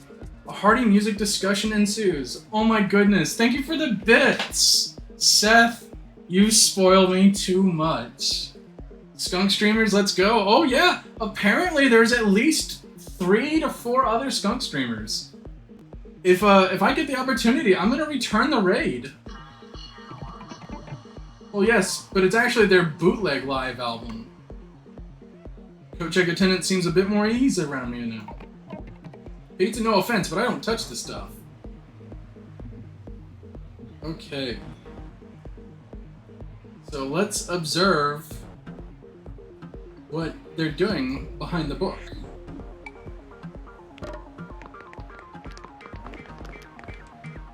Nice. Look at that. Yes, restore nerve. I definitely need that. I'm zoned in. The coat room attendant seems to be transfixed on something behind the book. She senses you know this and immediately confesses. Yeah, okay, so this is just a recording device in disguise. I'm bootlegging the entire set tonight. Try and stop me. Oh my god, another raid! Toby raided! Oh my goodness, it's Toby! Ah!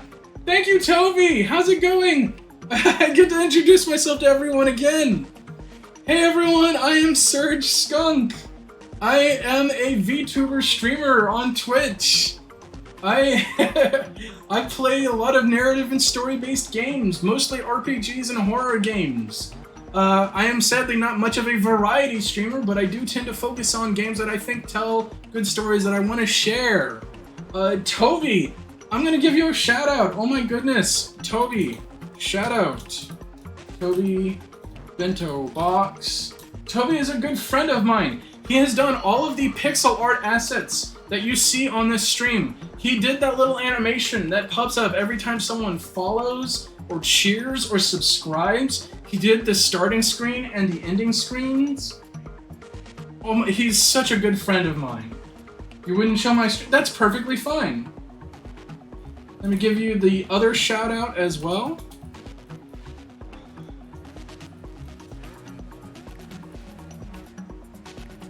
Oh, I did that wrong.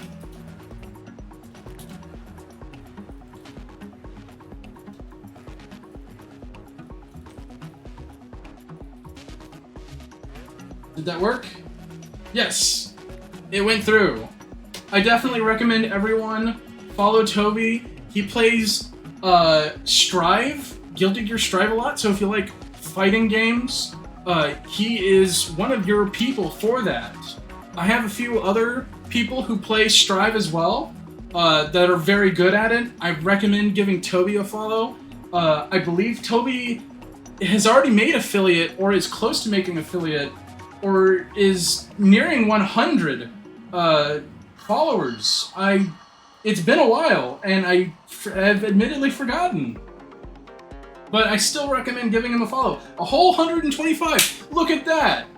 He's halfway to my goal of 250. That tells you how good of a person Toby is. Toby also plays things like Phasmophobia and Tunic and Payday 2 with other friends. Chaz!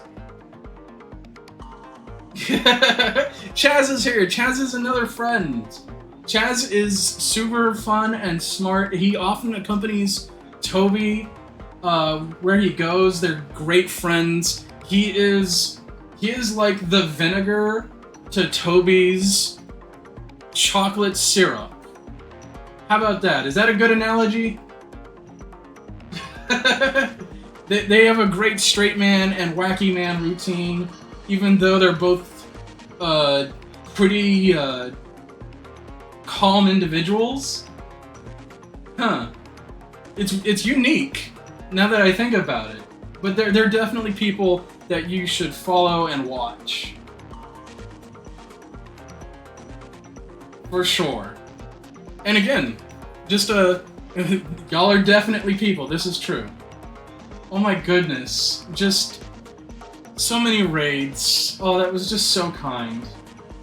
Toby was definitely... Hey, and it's Siege! Siege is here, it's so great to see you! Toby was definitely not calm playing Pizza Tower.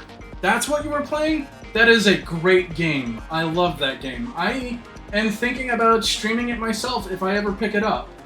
So, it's Pizza Tower is like WarioWare on steroids, and the music is killer, and the environments and art are just fantastic.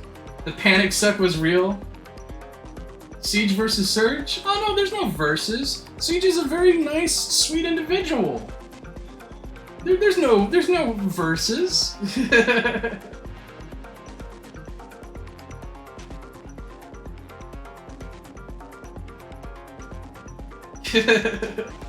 As people get it wrong between... Oh! Oh, because of the naming. Yeah, okay. I didn't even grok that, to use some old terminology. That has happened, yes. People have mixed our names. That is very, very true.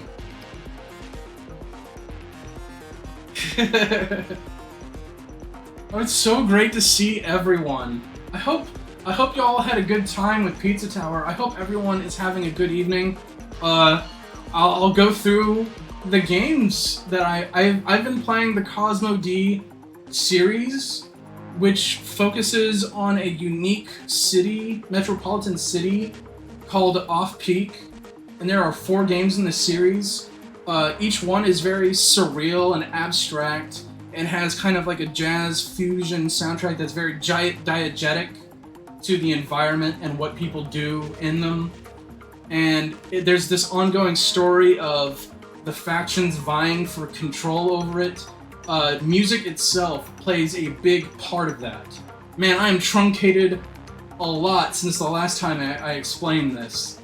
But the first 3 games are first person and have a more exploratory puzzle-solving aspect to them. And this is the 4th game. This is Betrayal at Club Low, and it is a third-person roguelike RPG where we are an agent for one of those factions, and we have to try and withdraw an agent that belongs to our faction that may have gotten caught into some trouble. And there are 11 different endings to this game, and I've played this before, and I'm only going to go for one, but I'm going to try and explore a lot so people can get like more of like the setting and the story and stuff. Man, I really truncated that down since the last time I've explained it. I hope it made sense.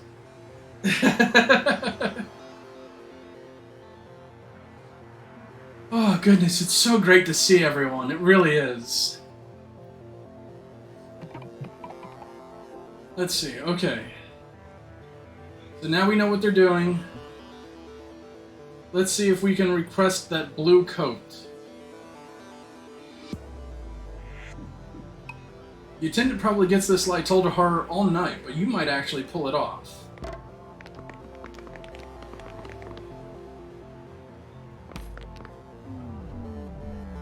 Well, I definitely won that. For sure.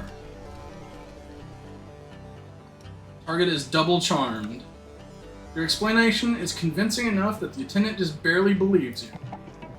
That coat's yours? Okay, whatever. The coat seems a bit big on you at first, but within seconds somehow magically fits itself to the contours of your upper torso. And so now, I've got this fancy coat on, and it gives me a modifier. Dazzled by my coat. And this could even restore my nerve. So, let's see. This could go pretty well for me.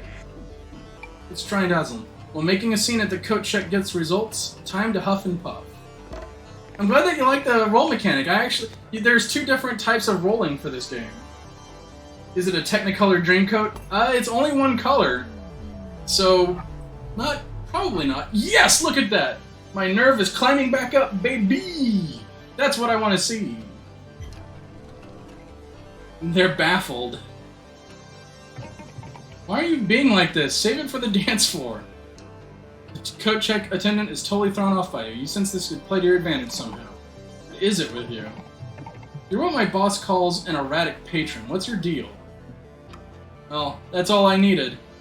Thank you for the stat ups and the coat and just working all in my favor. So unfortunately, I'm going to rat out both of the employees to their boss. Reveal that the bartender is planning to quit. What a fool. I knew he was useless, but I didn't think he was capable of being useful to others. He'll be getting the pink slip before he can get up to any shenanigans. That thing hangs back. Yeah, normally I wouldn't rat out someone, but we're also a secret agent. So that's how I'm going to justify it. We're trying to get as many avenues as we can. Good job sussing that out. I knew she was a parasite, but you managed to divine her methods. She'll be gone by sunup. You find yourself at the receiving end of a refreshingly quid pro quo situation. I'm glad we've been able to help each other out tonight. I owe you for that, Pizza Iolo. Call in favor. Ask for the security room code. To be honest, I don't know who's upstairs in the security room tonight, but if you can reach the console, the password is... Mango Studebaker Sluice Burger. That's all I got. Big Mo's been haunting at my establishment for way too long. My uncle used to say, never trust a patron who doesn't dance. Keep it up, Pizza Iolo. Alright, we're done with that. So that's worked out in our favor. We've got some more spending money. Unfortunately, can't really... We can upgrade music and physique. Let's upgrade music. Look at that. Almost threes all around. Very nice. I'm gonna save. Just in case. Just in case. Let's interact with this crowd. The dancers have been going at it all night, hypnotized by Chad Bluetrent's oral sonic spells. It's an intense crowd, barely aware of your presence. You think you might be able to keep pace with them. So, my coat is they're hopped up on booze and laid back. This is gonna go very well in my favor. You learn to let yourself go and just start dancing. Dancing isn't usually your thing, but maybe if you just start.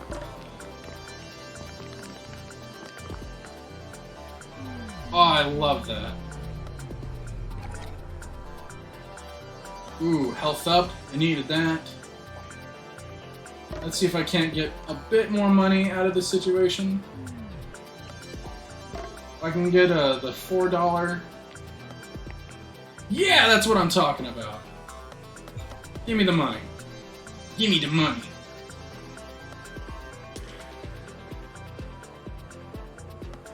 Now we're just dancing. The crowd wholeheartedly supports your wild maneuvers. You feel their collective enthusiasm flow through you. The crowd rise to the beats alongside you, silently acknowledging your impact on the dance floor. Their support could prove useful, particularly in the DJ booth. No $5 footlongs yet.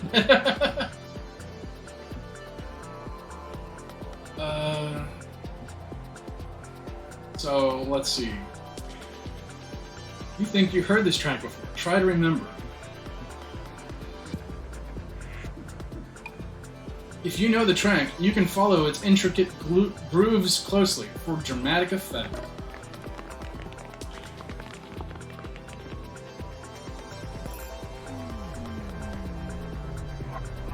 Oh, look at that. Max nerve, once again, baby. That's what I'm talking about. Let's see if I can't increase my dice roll. Ooh, nice. I'll take it. That's $11 more. Gotta respect the DJ table for being a whole ass couple of coffins. So, the backstory behind this club is that it used to be a coffin factory. Knowing the track allows your body to follow its various dynamic contours, providing intentionality to your shaggy moves. The crowd feels it.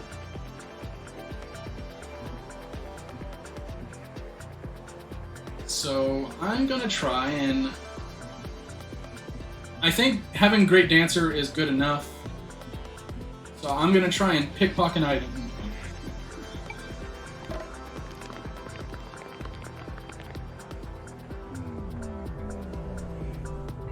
Oh, that's beautiful. Look at that. Just what I needed to see. Ooh, more money. There we go. That's the max amount of money I can earn from this. $9. Dancers are too entranced to notice you successfully pilfering an item. It's... found some pepperoni. Nice! They won't miss it. Alright. Hold my spot.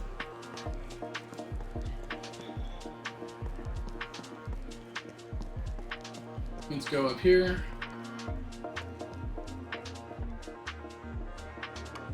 The audio engineer is hard at work writing the house mix so that it fills the room up beautifully. What, a little busy here. I can pickpocket while his focus is elsewhere. Let's see. That could work out in my favor.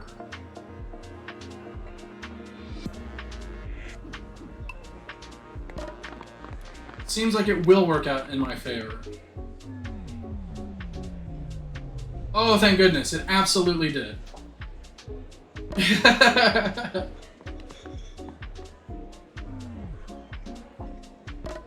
Let's reroll one more time. Ah, yes. $9 more. I got some sticky fingers, baby. You managed to grab something from the engineer's pocket without him noticing. Turns out it's the security room key. The engineer is blissfully unaware that you took it.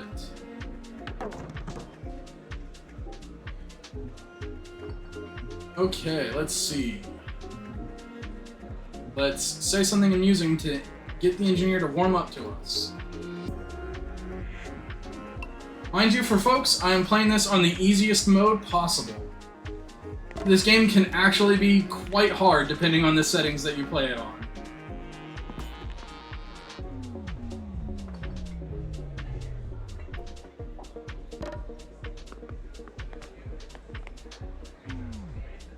Alright, whatever. I am now clever. I'm feeling clever, rather. Your casual commentary elicits a surprise blizzard of chocolates. Well, aren't you a sly gazebo? The engineer seems bemused by you. If you butter him up a bit more, he'll do what you want.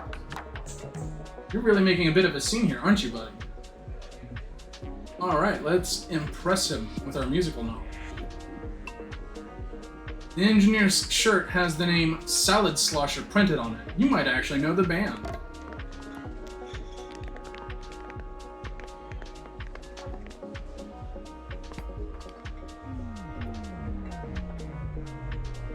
Nice. At least change that. Cool, I'll accept that. $7 more in my pocket. You recall Salad Slosher were a local bar band with a small devoted following. You praise their bold use of a singing saw to the engineer. I know, right? Here's the mixing trick they used to make sure the saw did not cause any feedback on stage. Now I've got a clue for the house mix. The Engineer shows you a classic audio mixing trick. It helps you understand how this mixing board works. Just slide the faders like so. Alright, let's convince him to call it a night.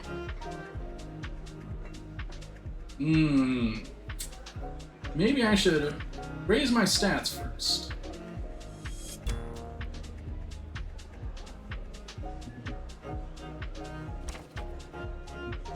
Can I do that with only a 4? If he gets a 5, I beat him. If he gets a 6, I probably beat him. And if he gets a 7, I might beat him.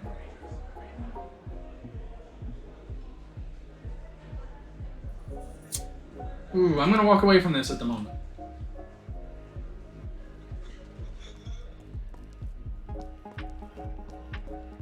Let's go back here. This door looks partially reinforced and locked tight, but I've got the security key. He fits the lock all too smoothly. The door is already open.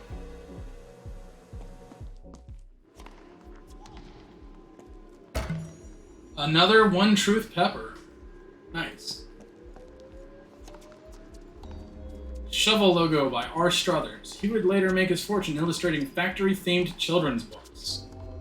Security station relaxation pits became fashionable a decade ago. Cub Low is following the trend.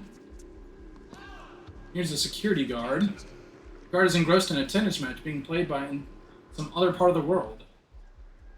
I could try and wrestle the guard while they're distracted, but my physique is very low, and I know what I have to do for this, so I'm gonna wait on that. Instead, I'm gonna come here. Another one. I've got some clever, so I think I can make this.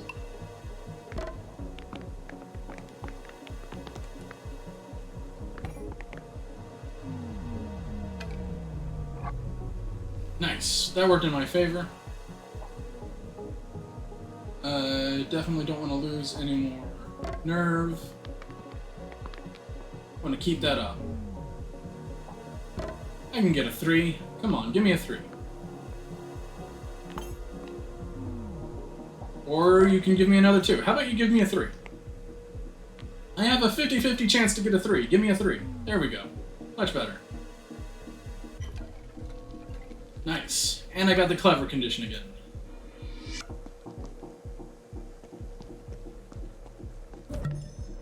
Shambled into the green room. It's a pizza station right here. Grandma pizza recipe discovered. They said it couldn't be done, but here we are about to make a pizza in a toaster oven. The possibilities. So I'm gonna take that. Put these all right there.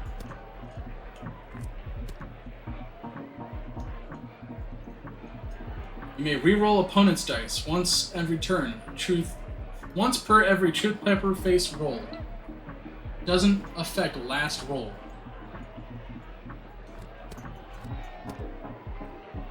Thought I'd gotten another basil. Guess I was wrong.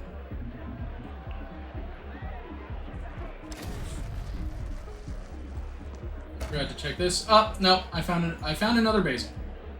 Right there.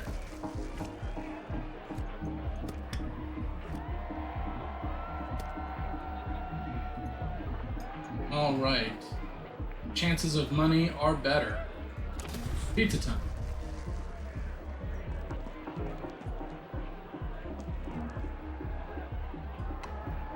Find yourself at the top of the escape ladder. The ladder is already down and leads to the alleyway. Now what's this? The mirror is cold and you feel the face above it peer into your being. A green drawer, locked, calls your name. Gonna attempt to amuse the mirror, cajole the desk with a song, or shove open the green drawer. Like I said, this is very surreal and abstract. The world is peculiar, to say the least. Let me try to amuse this mirror. You attempt to detail the circumstances you find yourself in with a straight face.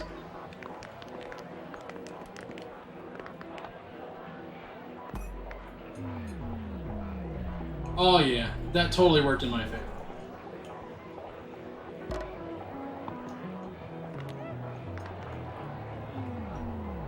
There we go, that's what I'm talking about. The target is amused by me.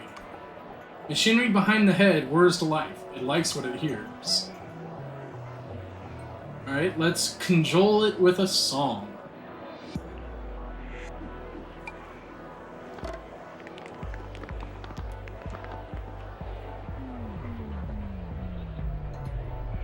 Ooh, that for sure works in my favor. Can I get an 8? Can I get an 8? No, but I'm not going to take my chances re-rolling this anymore. Let's see if I can't get that ×2 multiplier again. One more, one more, one more! Yeah, that's what I'm talking about. Give me the money. Machinery behind the head whirls to life. It likes what it hears and the drawer starts to slide itself open. Inside the desk you discover the garage key. Look at that! The green drawer appears to have unlocked itself and the mirror is placid. Club Low offers custom platters upon request. This one has been prepared rather disdainfully. Fruit is juicy, complex in nature, and undeniably aromatic. Money in the bag is redeemable at Club Low exclusively. Okay, hold on. There's something I remember about the fruit. Oh, but we gotta talk to the chef if we want to do that. Gino the Taskmaster Delano, factory's first foreman and occasional weekend pastry chef. Let's see. Let's get my deception up for sure. Oh, I should have gotten my physique up.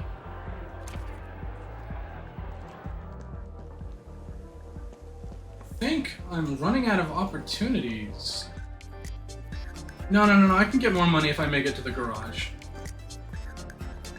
And I've got a key, so I can just unlock it.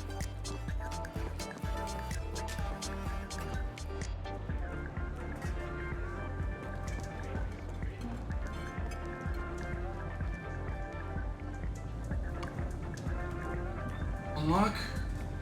So I gotta attempt to pick lock, but I don't need to, because I can just unlock it. Garage door is unlocked. See ya. Discovered the garage. And hey, here's the car that's on the cover of the game. When the factory finally closed, management couldn't bring itself to hold an asset auction. Trees used in coffin production were Sven's pine, which were used to grow upstate.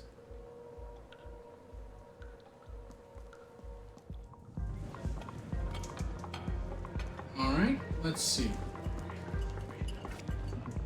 I wanted to increase my physique. Sure. Let's see, let's talk to this fine fellow. The guard seemed hypnotized by Blueprint's Sonic Journey, but when he stands attention when he sees you approach. No unsolicited demos, no requests, no drama, and especially no pizza. Got it? Dance for the guard to gain his support. Win the guard over through music appreciation. Insist you're here to deliver a pizza to Chad Blueprint. And he's been ordered to be accommodating because we did that before. Music will probably work out better for me at the moment. It seems like he might enjoy tonight's tune. You try and help him get there. We're gonna be insistent about our pizza, Toby. Aw, yeah, look at that. You'll love to see it. Give me that ×2. Give me the ×2. Yeah, that's what I'm talking about. $15. Give it to me. You eloquently talk up the music and why it's worth saving. Golden ratios, the frequency spectrum. I'm learning something new every day, eh? Look, I get that you're clearly VIP status, so what do you want? Alright, now let's insist that we're here to deliver a pizza. Convincing explanation might fool the guard into thinking Chad Blueprint's waiting on a pizza order.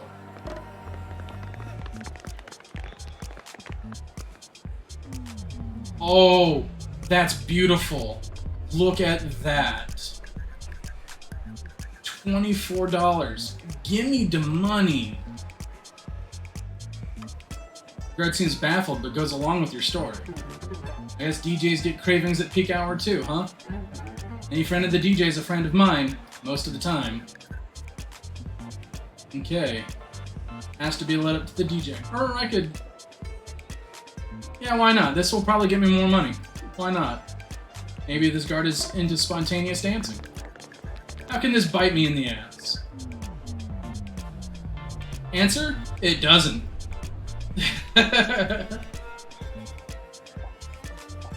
Now let's try and get some more money out of this. There we go, that's what I like to see. I'm a masterful dancer. Guard shows you some extra special dance maneuvers. I shouldn't be doing this, but any friend of the DJ. And let me up, please.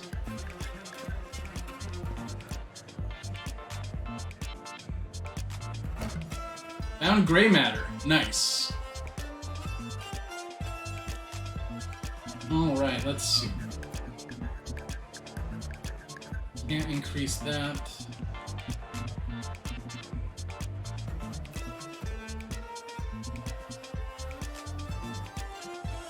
Can increase observation though.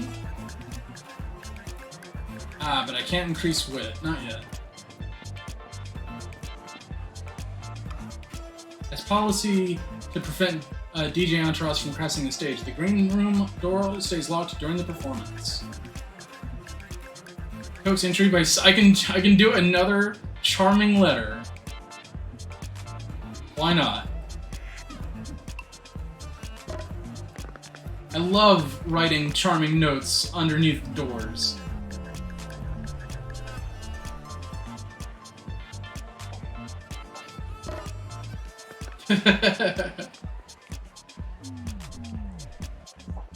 I can only get better if I roll higher.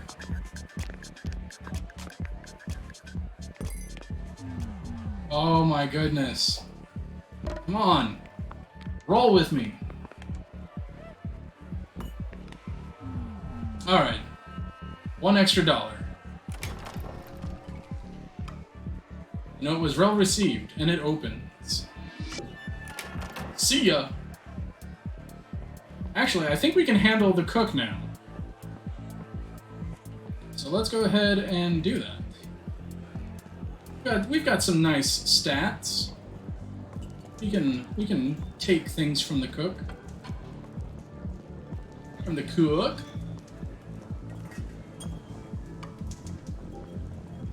Pickpocket requires deception. And odds are definitely in my favor.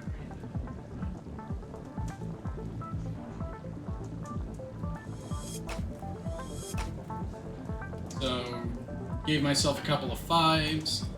Very nice.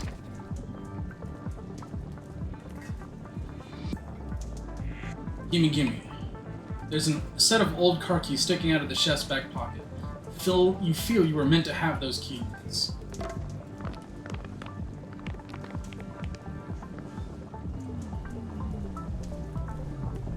Aw, yes.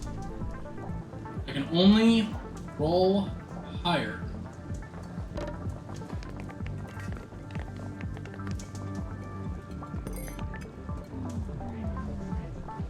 Ooh. Ooh, okay. Come on, give me that 5.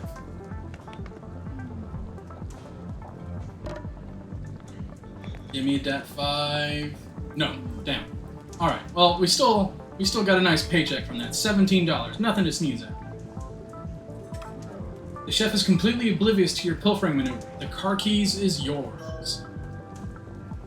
So now, I can definitely... It must be... the key looks old and arcane.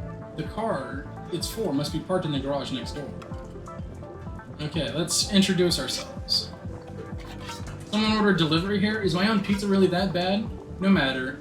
It's the stew that's taken over my life tonight. This flamingo thigh stew is the hardest thing I've had to make in my whole career, but Big Mo wouldn't show up if we didn't serve it. Real piece of work, that guy. The chef seems genuinely nervous about her stew. It'll take some cajoling, but you think you can get her to let you take over. What am I to do? Bring the chef over with my pizza. Oh my goodness, I can do that with masterful dancing? What does dancing have to do with pizza? Might as well go for it. What does a trained chef really think of your handiwork?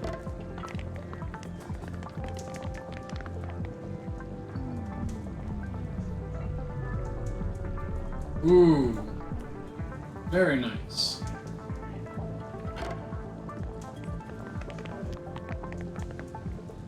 Oh, yeah, look at that. That's gonna be a nice big paycheck if I can get a ×2 modifier. Come on, come on, come on. Work with me here. That's what I'm talking about! Look at that! $26 in the bank. And now I have the Cookering Mastery buff. Conversation around the finer points of pizza making emerges. Looks delicious. Patience now, I've been preparing this for 36 hours. Everyone gets a bowl at the end of night, Big Mo gets 3. And now I'm gonna try and freak them out by threatening to call the health inspector. The kitchen is positively grimy. Perhaps you can spot a health code violation or two and use it to your advantage.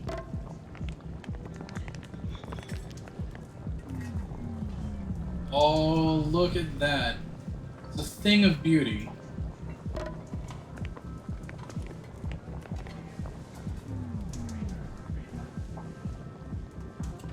Alright, I'm not gonna push that. That's pretty good. I don't want to chance it. Health code violation in this world, it's more likely than you think. I mean, that is true. We've seen plenty of things that are definitely health code violations in all of the games. Damn. $15. Still not bad. The target is now on edge. You notice a half-eaten saw fruit under one of the ovens. The chef sees it too and looks at you sheepishly. George's fruit. Nice. It's true, I'm serving old fruit in the green room. Please don't tell anybody. Except, can't I just make a flamingo thigh stew in peace? Alright. Now that they're on edge and they're laid back. How can they be on edge and laid back? That's funny. Explain that you're here to offer relief. Really?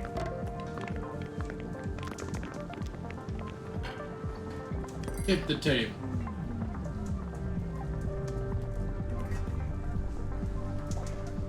Okay. Let's see if we can't get a 5 in the mix. This does kind of have an Armello dice feel, for sure. Now that's a fun game. I like Armello. Come on. Give me the +2. Or not. That's fine.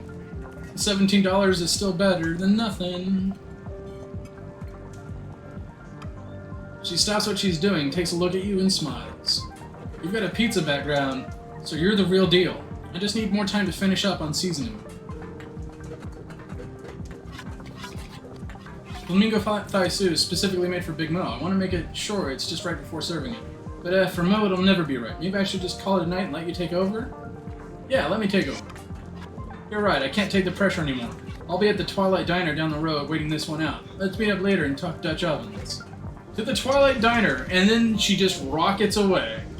That's one of my favorite things about this, is when you clear a person away, they just rocket through the ceiling out of the building. The flamingo thigh stew is clicking away. You need to prepare the stew so it's ready for serving. One false move and it's ruined. Yeah, I need to increase my cooking.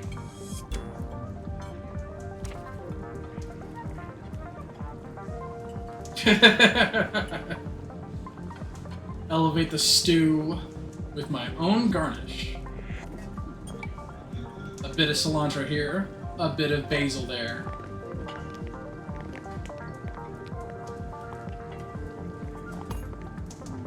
Oh yeah, I for sure win that.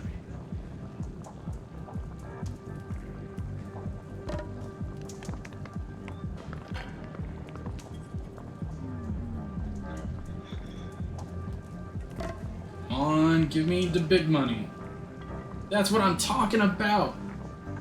This is going really well, even though I have it set to easy. The flamingo thigh stew has been elevated by your garnish. The stew looks ready to be served, but part of you thinks it could be even better, which would impress Big Mo even more. Is stew perfection worth the risk of ruination? And I can definitely win this. Patiently wait for the stew to cook a little longer. You have to wait just for the right moment to turn down the burner.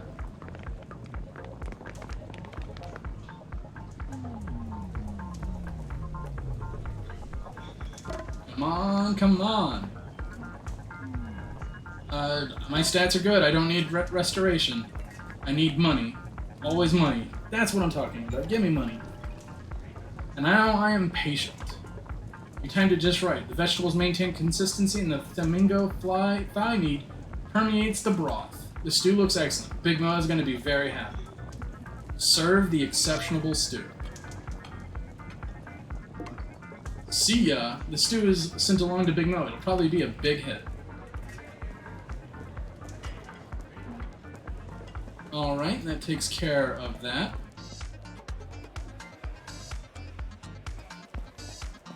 So now, we're going to go talk with George up in the green room.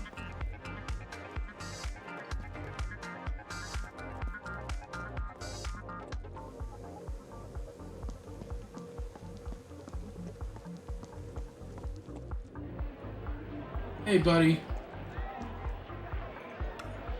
This appears to be George, Chad Blueprint's manager, counting the night's take. Engrossed by the tactility of the money he's counting, George slowly acknowledges your presence. Who the hell let you up here? Chad didn't ask for pizza tonight, and we're done doing sponsorships. What is it then? So I can convince him to try a fruit. Why not? That'll give me another ingredient. You try to convince Ford to let you have a bit of his enticing fruit. Give me the fruit. Oh, that's a thing of beauty when it just happens on its own.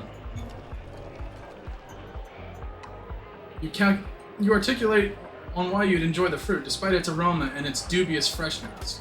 I thought I was the only one in the city who ate this. In fact, spiked fruit slices. You ought to put this on a pizza and give people a taste of what they've been missing.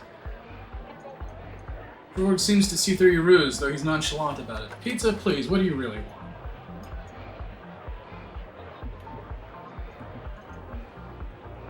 Okay, let's see. He's trusting.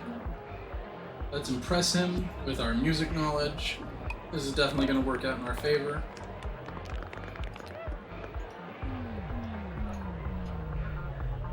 Oh, for sure.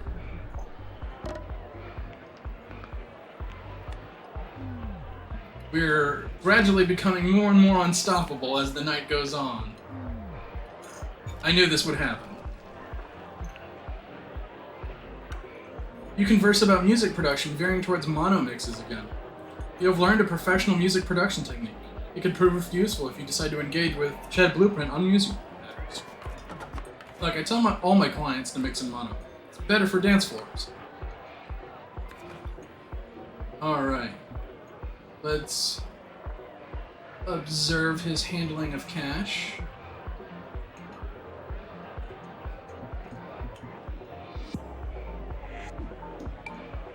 It's about 2 envelopes full of cash. What's going on here?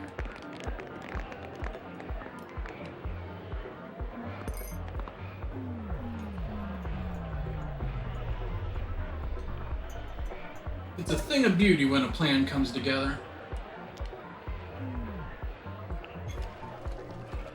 I'm no longer patient, though. A hawkeye glance reveals subtly uneven distribution of cash between the two envelopes. You bring this to George's attention. It's not like that. In George's flustered state, a piece of paper has slipped out of his jacket, unbeknownst to him. It looks like a performance contract for Chad Blueprint, but you're not quite sure. George senses you're on to him.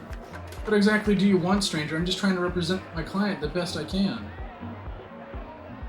Observe the contract. There's something amiss.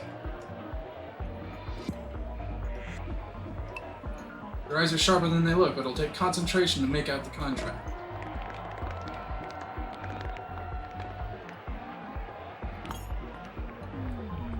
Oh, no! I can only do this once, and I botched it. Because he rolled his highest number, and it went against me. Can't make out the tangled legalese on the contract at all. Tell George the fruit is 5 days old. Distracted by nasty fruit.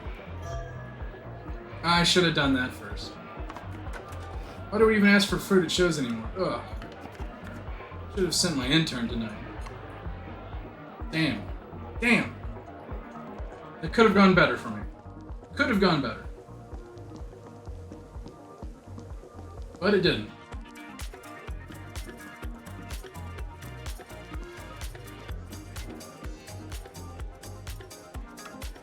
Alright, let's butter up the engineer again. I'm gonna convince him to call it a night. You encourage the engineer to call it a night, insist you do a good job filling his shoes.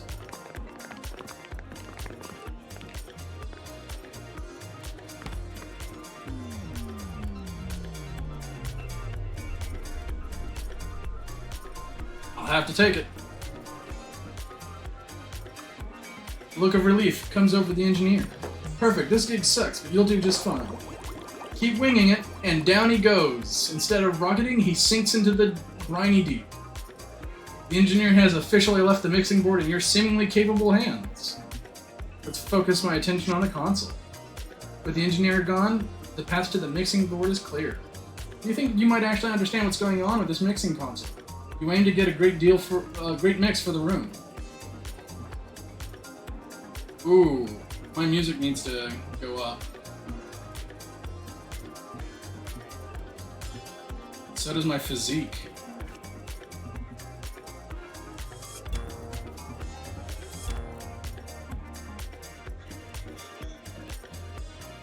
And my observation, why not?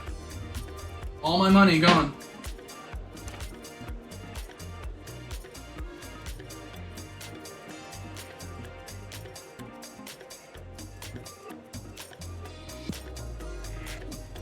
This is actually going to be hard.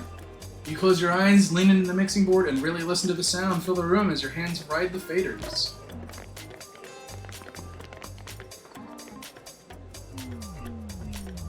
Oh, good job.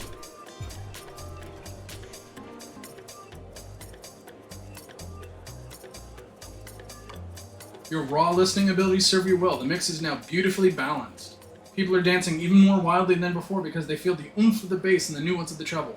The mid-range is not too thick, your work is done. See ya.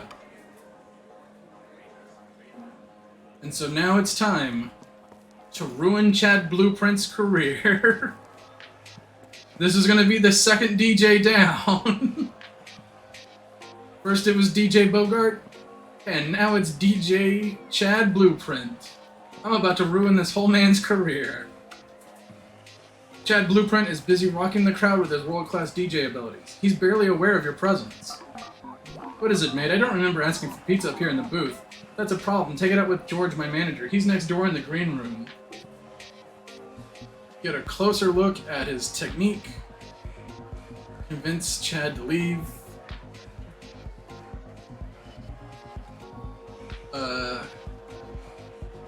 Let's see.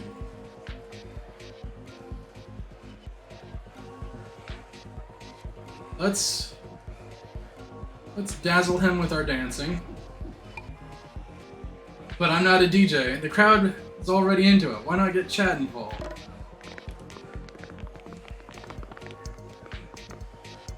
Okay, luck was on my side with this one.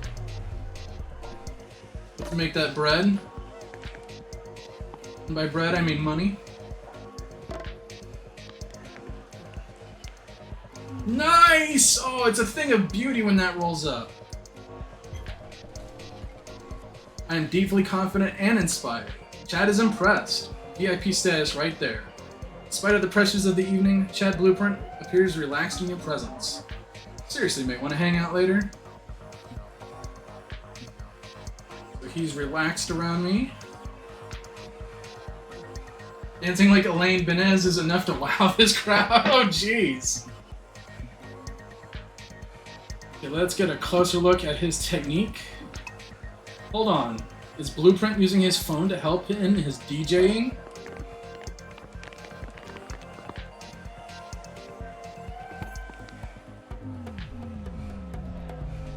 Ooh, that was very lucky on my part.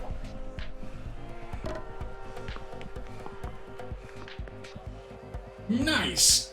Give me the money. I'm still clever.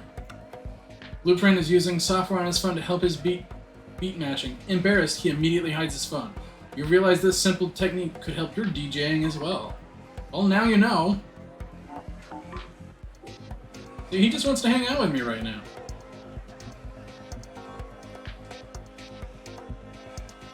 Let's amuse him with a DJ-centric joke. You know a particularly good DJ-centric anecdote, which is really a joke in disguise. Will Blueprint get it?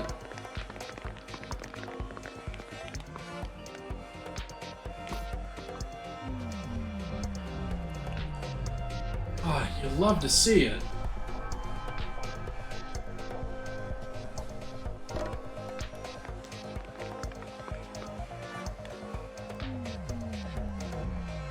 Nice. Let's try and maximize our money.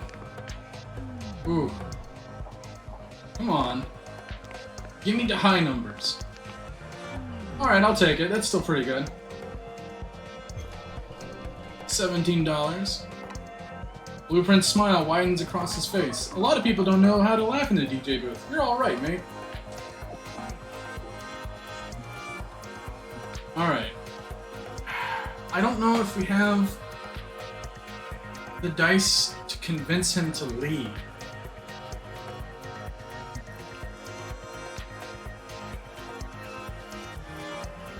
Can I raise my music?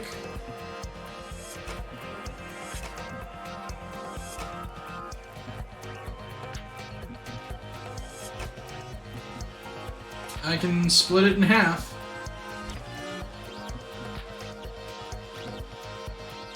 Oh, I should have gone with wisdom instead. No!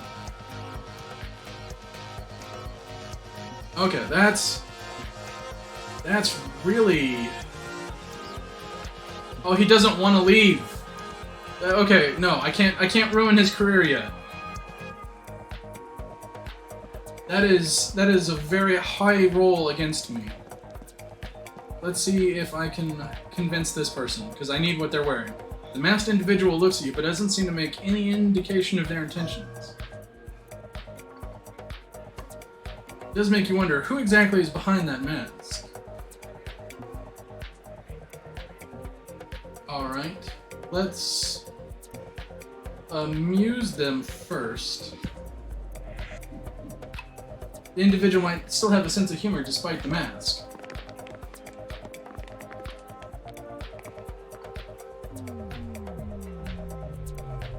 Nice, I'll take it. I'm limber now. You hear a muffled chuckle behind the mask. The masked individual seems more at ease around you. You think a bit more convincing is all it takes to get them to reveal their true identity to you. Okay, they're amused, and I'm clever, so let's pickpocket. Focus seems intensely focused on Chad Blueprint. Can you pull off a clean pilfer? Why, yes, I do think I can. Why, yes, I especially think I can.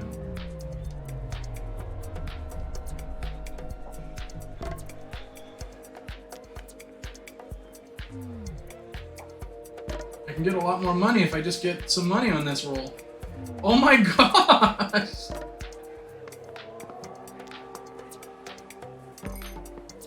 Oh my gosh! What are the odds of that? That's freaking funny. You managed to pilfer something. It's 2 buffalo mozzarellas. Nice. The masked individual seems more at ease. Now let's convince them to remove their mask. Just don't get an 8, please. You try to get the individual comfortable enough so they'll remove their mask.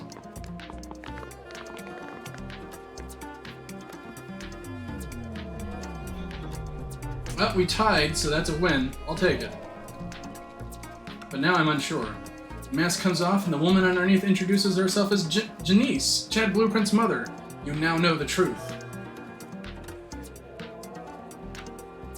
Janice comes to all of her son's gigs, and she wears the mask so Blueprint remains unaware. He bases his best sets when he's relaxed. I trust you'll keep this between us? Janice nods, the mask now off. There's nothing to hide. Chad doesn't stare out at the audience anymore. Amateurs do that sort of thing, and my Chad's a pro now.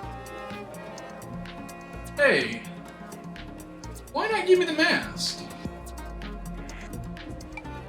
Convince the individual that giving you their mask is to everyone's benefit. At least we know these folks aren't robots yet? Yes, that is true. One of the, for those who missed the last game, one of the things that we learned was that practically everyone was a robot. And wow, that really did not go well for me. I'm gonna have to accept that. They're holding back now.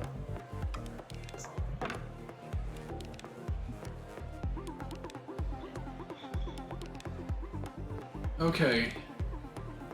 I can still get this, but they really don't... They can't roll an 8.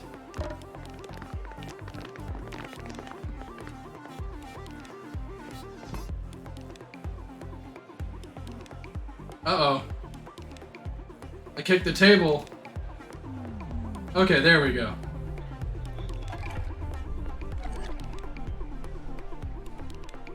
Oh, okay, it all evened out. I still won.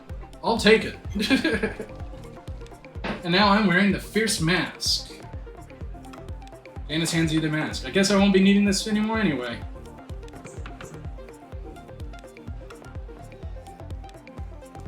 That's what I wanted, baby! I wanted the mask!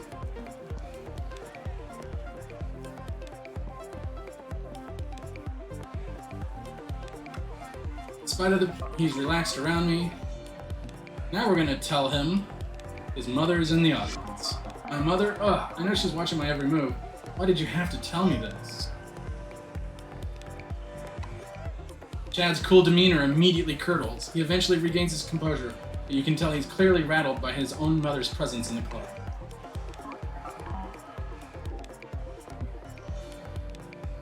Okay.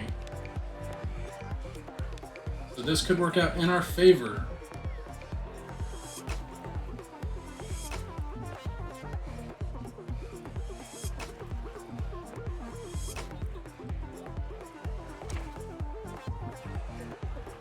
Ooh, luck be with me. Don't get a 10.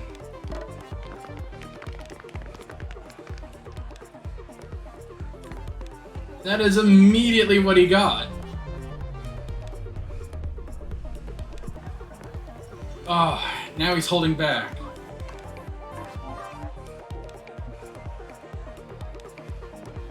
I can try it again, but it could hurt me.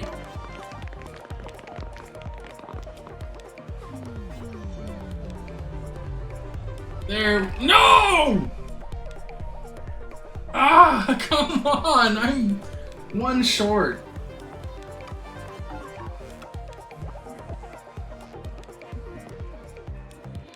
Come on, buddy. You know you want to leave.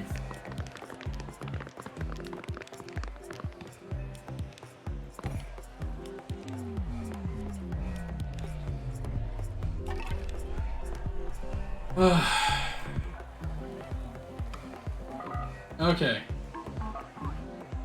This is not working in my favor, so I'll have to try and pursue another angle real quick. Got the mask, and I've got the jacket, so there's another thing I can do. Who knew it was hard to get him to leave, even on easy mode.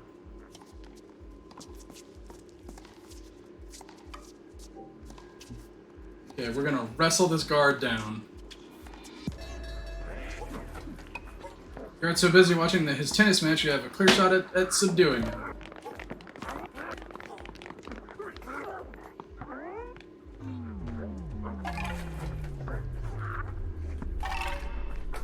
Oh my goodness, I am nearly dead.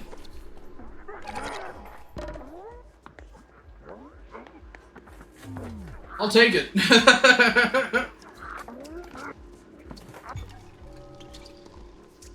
I'm fired up and no longer limber. After some struggle, you're able to subdue the guard, but it's a momentary victory and causes the guard to get really fired up. Perhaps I can press the advantage. That was such a nice game I was watching too. What the hell do you want? A decisive wrestling maneuver. This is it, the decisive maneuver that'll allow you to bring the guard down.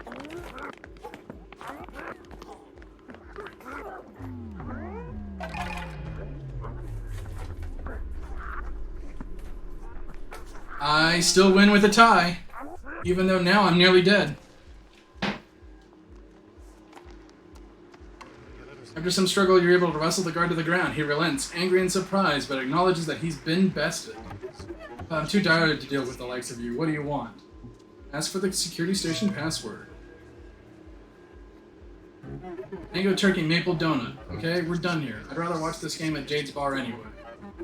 Till we meet on the court once more, Pizzaiolo. And away he goes, right through the ceiling.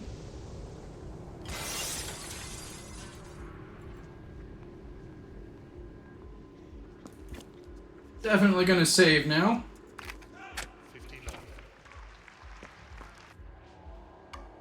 The security terminal is unguarded, with only a login screen to hide its secrets. But I know what the password is.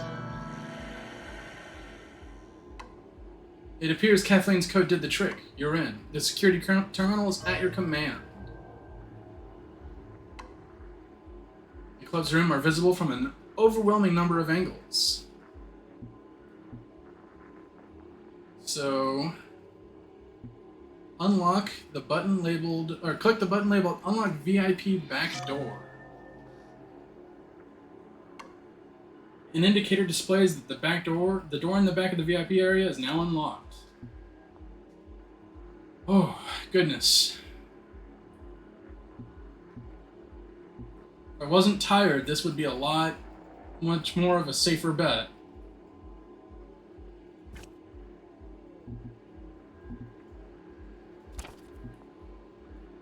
Observation.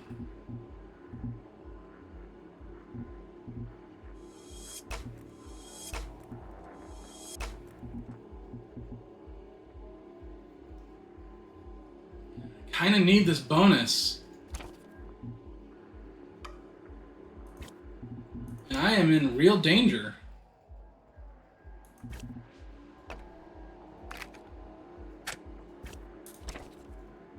Let's try it. We're gonna merge my consciousness with the machine.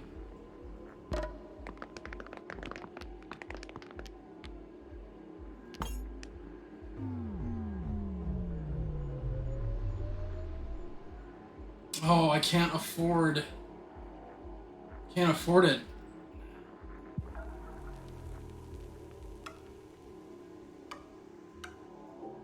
Let's try again. I can afford to take some nerve damage for sure, but I need it to roll low.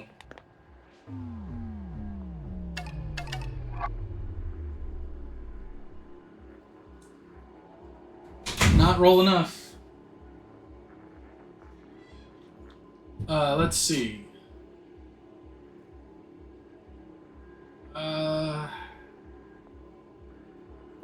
Since I can't win yet, I'm gonna have to try and mitigate the damage. Alright. That'll have to do. Still confused. Can I do it? Can I do it?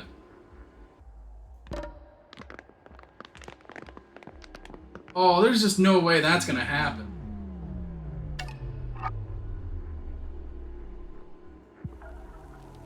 I'm getting money constantly, so...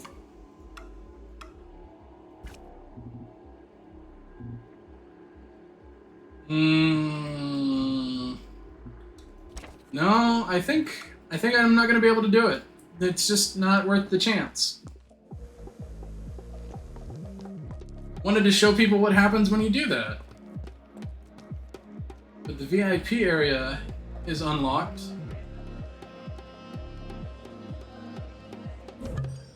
The back room, which is where we needed to be. Beluga Row. Very nice.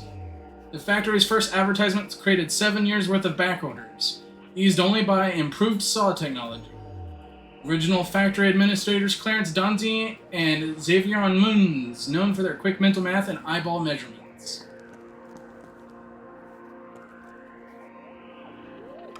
An unfamiliar panicked voice blares from the radio. Jade Crystal Mephisto Cistern. Jade Crystal Mephisto Cistern. And it looks like Jay hadn't done their mission. This appears to be... Gotta go, you were lurking, and now you must work. And now, you were lurking and working, and now you must sleep. Peace out. Thank you so much for stopping by, Wrath. It was great to have you. I hope that you enjoyed it, and I hope to see you next time. I hope that, sleep goes well. Thank you so much. Take care, Wrath.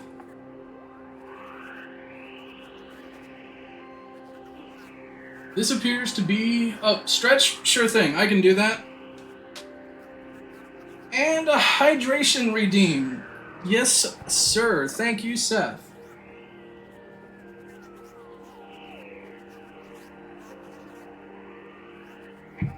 Thank you so much.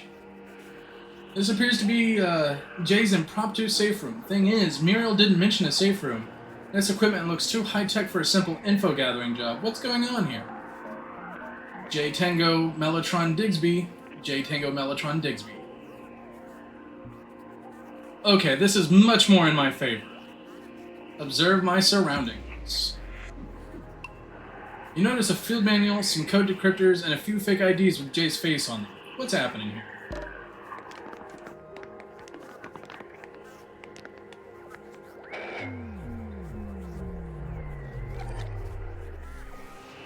Nice. Restored some of my health, too.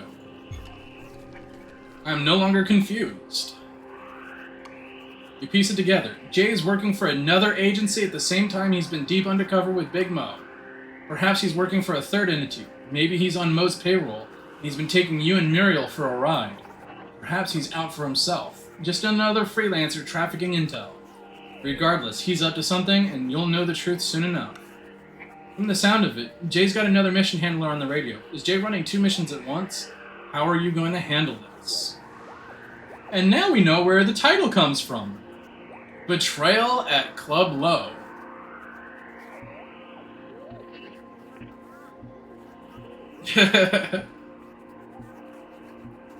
I'm going to try explaining my situation candidly. You just straight up say who you are and what's happening right now. Oh, come off of it.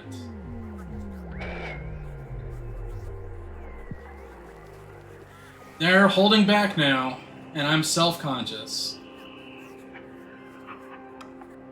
The other end grows more agitated. J Imposter Foster Frosty. I'm gonna take some damage from this.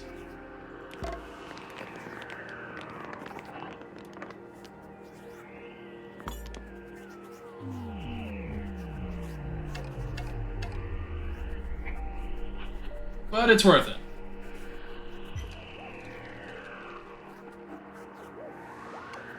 The operator on the other end gives an audible sigh of relief. Okay, well, glad to know Jay's still on the radar. After a bit of back and forth, you learn that Jay is working for the Octagon. That's who we were an agent for in the last game, was the Octagon. That's what that symbol meant. The Octagon is an elite intel agency best in the business. Jay's been working for them while also working for Muriel. Tonight he's working both jobs simultaneously. It's a bold and foolish way to make a living in this town.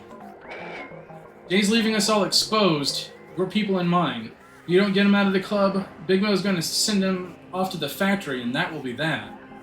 And just so you know, Jay's current orders from us are to disappear immediately as soon as he's out. That's his smartest play. Suggest that Jay stick to his mission with you.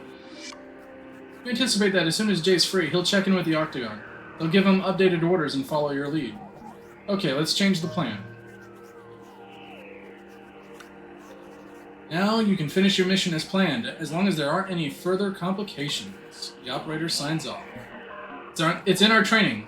Always trust a pizzaiolo. We look forward to further correspondence with you. See ya. So now, I know what ending I've decided to get. So I'm going to go down the garage, which is conveniently right here. We're going to interact with the car. As you approach the car, you feel a vibration right through your sternum. Is the car growling at you? Start the car with the chef's key.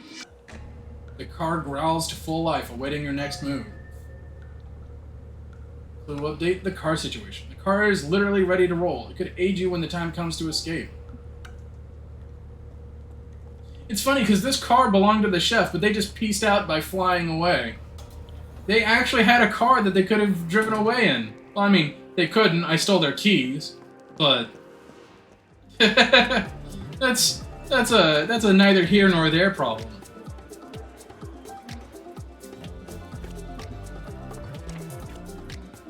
And I just save again.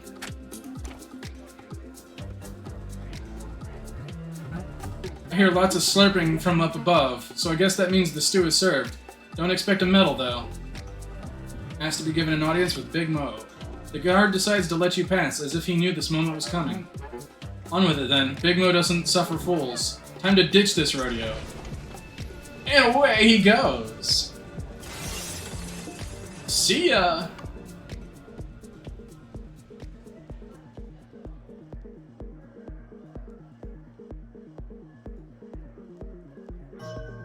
Solved the stew. I've been told you're responsible for this flamingo thigh stew I'm eating. Clearly you're no amateur. Takes a Big Mo a moment to realize that you've done something he's really not happy about. What's a pizza delivery person doing here wearing my coat?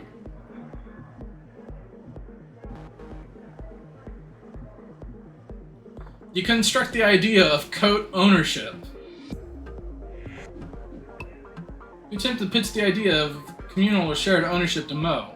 Heady stuff. Oh, that's a bummer. The explanation that makes absolutely no sense. You daft turkey.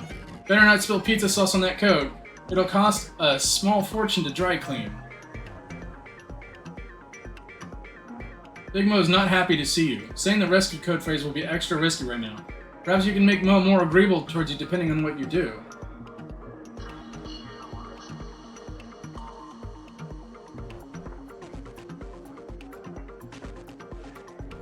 Startle everyone with powerful interpretive dancing. This can work in my favor. Proximity to Big Mo's presence, along with this music, inspires you to move your body. You commit to a bold, emotionally raw interpretive dance in Big Mo's honor.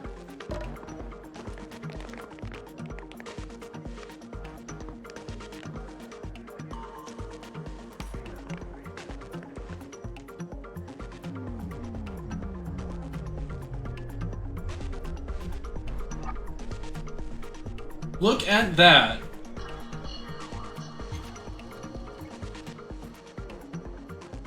Oh, that worked in my favor. Big Mo's taken aback and impressed. Whoa now, that's for me. I like this side of you, not afraid to show your true nature. Well, if it isn't one of the better stew chefs in this town. He's neutral to us now.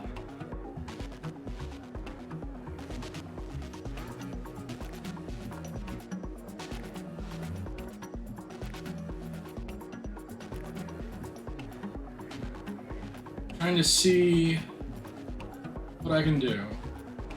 Okay, I'm gonna excuse myself because my stats are higher now. And I really need Jay to leave.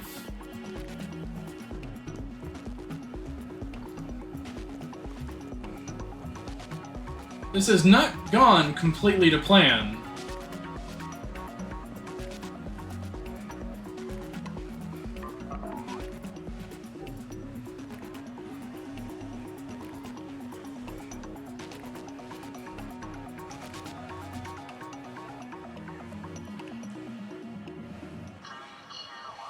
This could hurt me.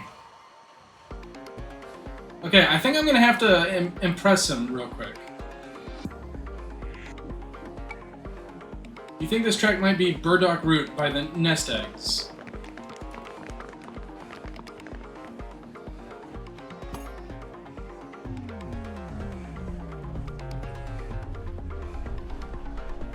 Yeah, $25. Now I'm zoned in. Yeah, it's actually a cover of Burdock Root by the Bad Beans.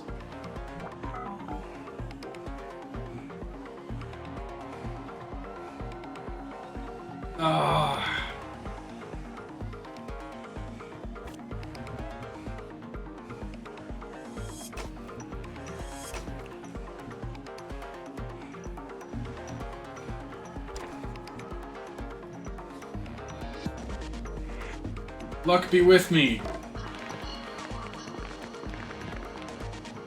Oh, we friggin' rolled a 10 again!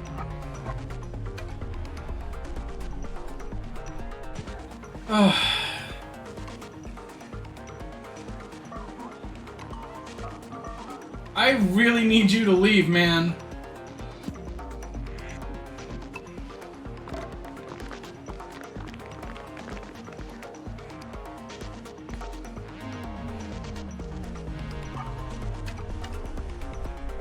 I'll take it.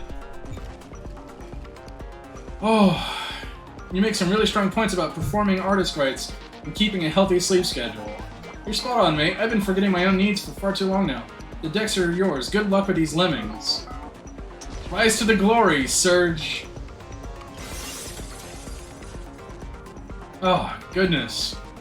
Now I can get here. As you step up to the decks, the crowd looks at you, confused as to why you're taking over. You'll have to prove to these revelers that you can rise to Blueprint's level. Who's this? Where's Blueprint? Pretender! You contemplate what sorts of journey you'll take these dancers on while you ride the wheels of steel. Okay, spin a track so unexpectedly poignant. Because this is extremely in my favor.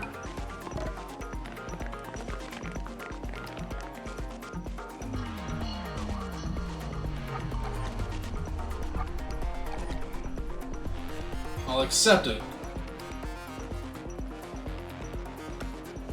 By the chorus, there isn't a dry eye on the dance floor. Your selections are currently pleasing the crowd. The next choice could alter your DJ reputation forever.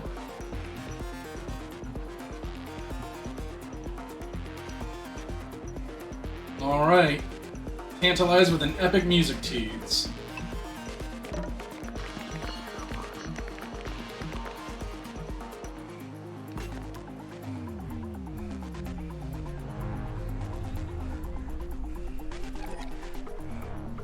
I'll take it. The chorus lands and the crowd goes wild. You are Neptune of the Dinks. Crowd riding every sonic wave that you conjure. They recognize you as part of a DJ lineage, the next Chad Blueprint, DJ Bogart even. Oh, okay. Because of your worthy DJ, this crowd will offer to stand by you when the time comes. See ya. That's what I needed.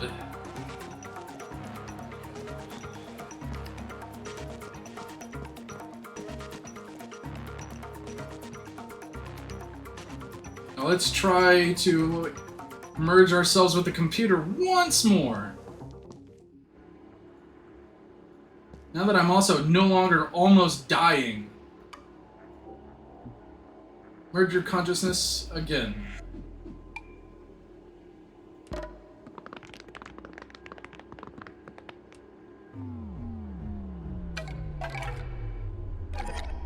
Oh, that's what I'm talking about. Look at that. I will take that. I am now seeing emotions. Take to the monitoring system easily, and to your surprise, this gives you far access to more than just club visibility. You can actually see the intentions of the people in the club, where they want to go, what they want to do, what they don't. These monitors have opened a new way of looking at everyone around you. So I've gotten all 3 major bonuses now.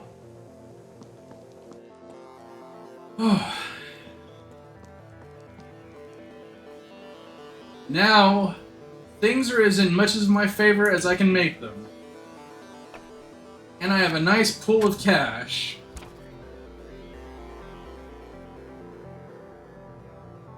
Let's try to win Big Mo over. I don't know who you are, but that was quite the DJ set you pulled up there on the booth. Much better than Chad Blueprint, if you want to know the truth. So what's your deal? Okay, so there we go.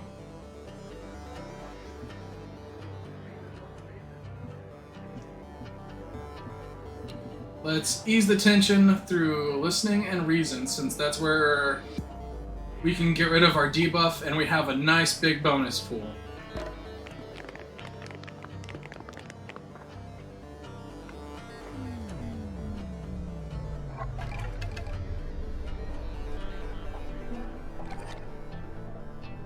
I'll take the hit.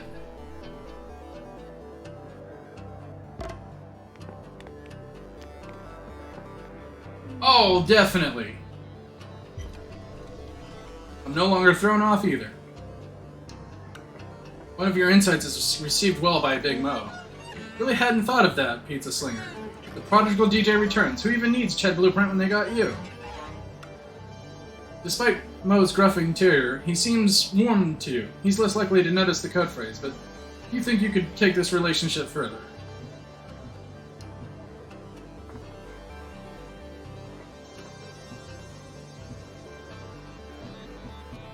Okay, let's see.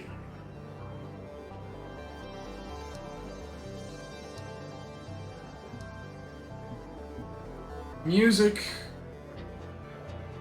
is more likely to work out in my favor. You attempt to talk about the current track being played and why it's such an effective choice for the room.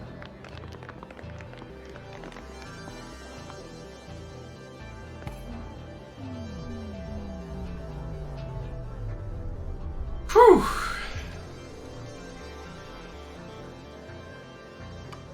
Big Mo is intrigued. That's why the drum kick is doing what it's doing. Huh. Didn't think I would care about that sort of thing. Seems to genuinely like me.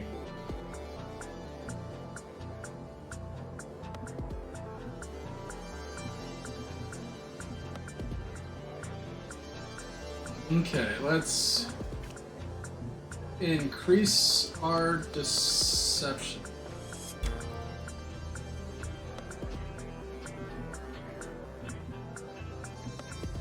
And observation.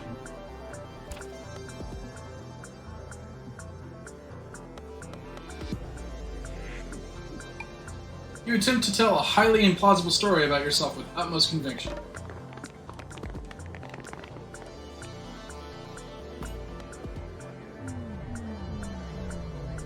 Aw, yeah, that's what I like to see.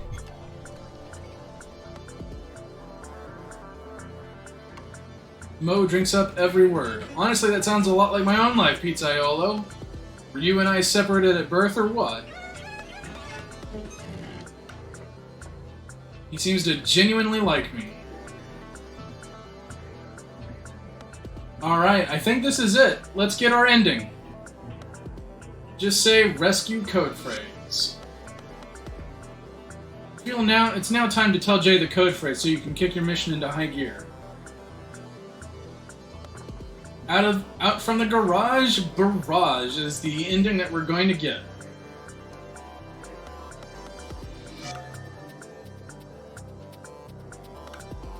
Jay's face registers no emotion as you say the code phrase, a sign that he knows you've got him where you want him. Jay will meet you in the garage and together you'll drive off in an old-fashioned car parked there. Whether or not you meet up with Muriel afterwards depends entirely on what Jay has to say for himself. In those senses, you're up to something. You have but a moment to misdirect it. What nonsense were you just uttering to Jay just now?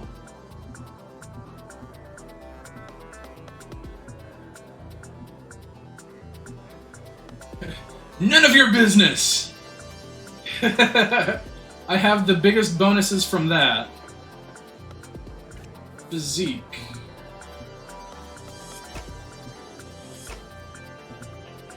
Is gonna be my best opportunity.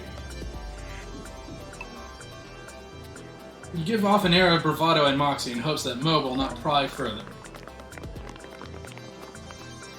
Oh, come on!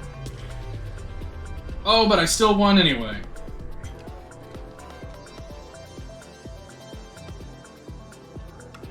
Your forceful tone is commanding and effective. Mo opts to not pry further. Okay, touchy subject, I get it. The escape plan is now in motion. All you have to do is go to the designated meeting spot. Jay will meet you there on his own time. Say your goodbyes to Big Mo. You know, you're an interesting character, but I've got bigger fish to fry tonight, as you can see. It appears that Mo is completely oblivious to your plans. You are truly a smooth operator. Seriously, have a nice life, oddball. See ya.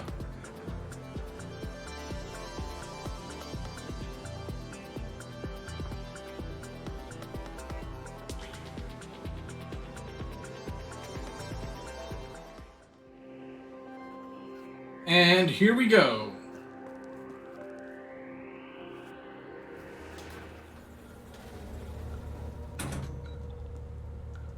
Let's get into the car. This is the ending that we're gonna get.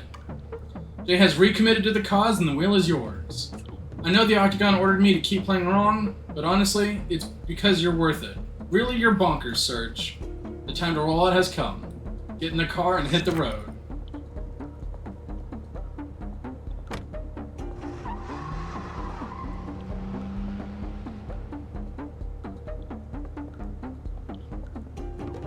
Good job back there, Serge. It's been a long night. You sense an opening to discover the truth of what Jay has been up to this whole time. I'm presuming you didn't come here to just rescue me, eh? Threaten Jay to reveal his true intentions? Convince Jay that he owes you a favor? Or observe the second pin on the car's navigation? Convince Jay is the better option for us, of all of our options. You try to convince Jay, given what you've both been through tonight, that he ought to take you to meet his real employers.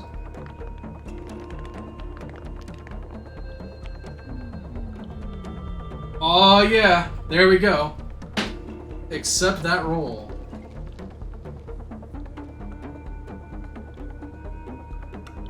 After a lengthy discussion, Jay decides you're a worthwhile risk. Okay, I think you're ready. Let Jay take us to the Octagon headquarters.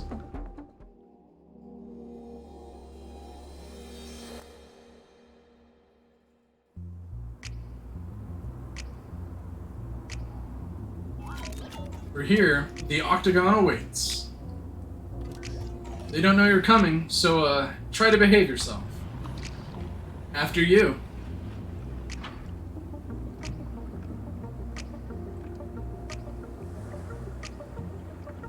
And hey, it's building number 9.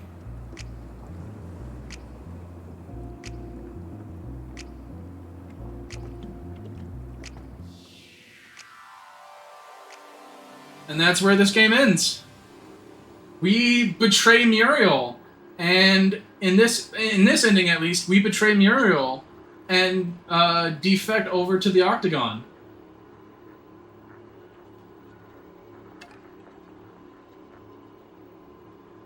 And because it is a roguelike, it keeps track of your stats. And our status is question marks, because Muriel doesn't know what happened to us.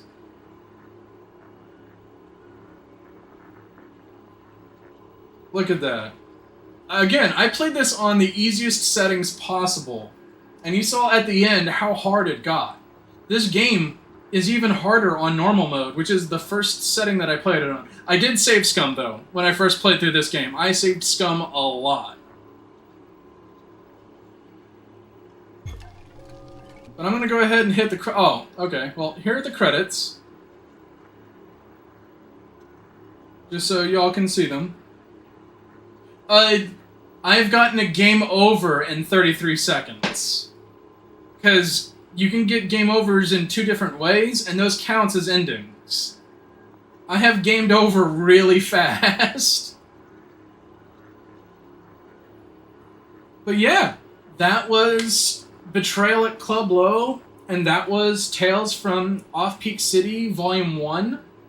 If Tales from Off-Peak City Volume 2 comes out, or any other games by Cosmo D come out, I would love to play them. But I hope everyone enjoyed this. With that said, this is it. I loved these games. I highly encourage people to play through them themselves and experience what these are all about. They're super endearing and fascinating and just far out. And the music is so good and chill, and you can just vibe to the music so well. Yeah, I guess I'm going to close the game out, and we're going to go to the ending title card. So let me just give these special thanks out. Toby Bento Box for all the art assets that you see on the screen before you right now, both at the beginning and end. Nightlights for allowing their use of the music that you see at the beginning and end of the stream. You can find the name of the song at the bottom of the stream right there. The song is called Lights Out. I want to give special thanks to Aries Nova Art, who rigged and designed the VTuber that I use for the stream. And of course, I want to give a special thanks to everyone who joins me on these streams. Everyone who's watched, who's chatted with me, who's followed and subscribed and cheered, everyone who rated in, and everyone I've gotten to know. Y'all make this so worth it. And I love this so much. And y'all make this so great. And I hope that y'all had a good time. I'll be streaming again. I'll figure out what I'm going to be streaming, but I hope that y'all enjoyed what y'all saw, and I hope that y'all join me again. I'm probably going to try and pick a less esoteric game, series, and game to play. So yeah, while the music is playing, let's see if I can find someone to raid into. I'm going to check to see if any of those skunks are online. Any of the ones that raided me last time.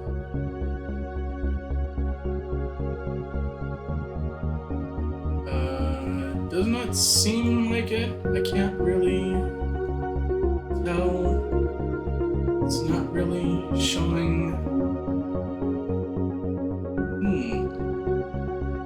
Yeah, it does not seem like they may be online. It's not really showing, unfortunately.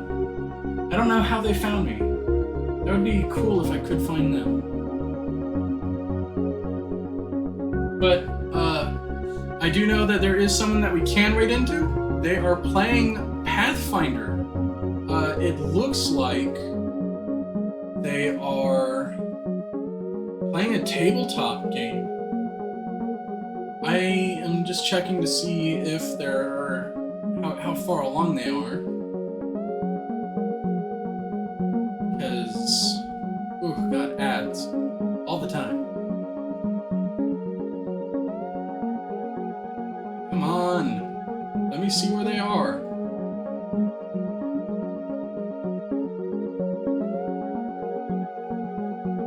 Okay, it looks like they're currently still in game. So let's go ahead and raid them. after the last stream, I raided into an empty channel, so I wanted to make sure that everything would go well. We're gonna raid into Illy Beans. They're playing a game of Pathfinder, Curse of the Crimson Throne. They're their 5th session in, and they're in the first book of it.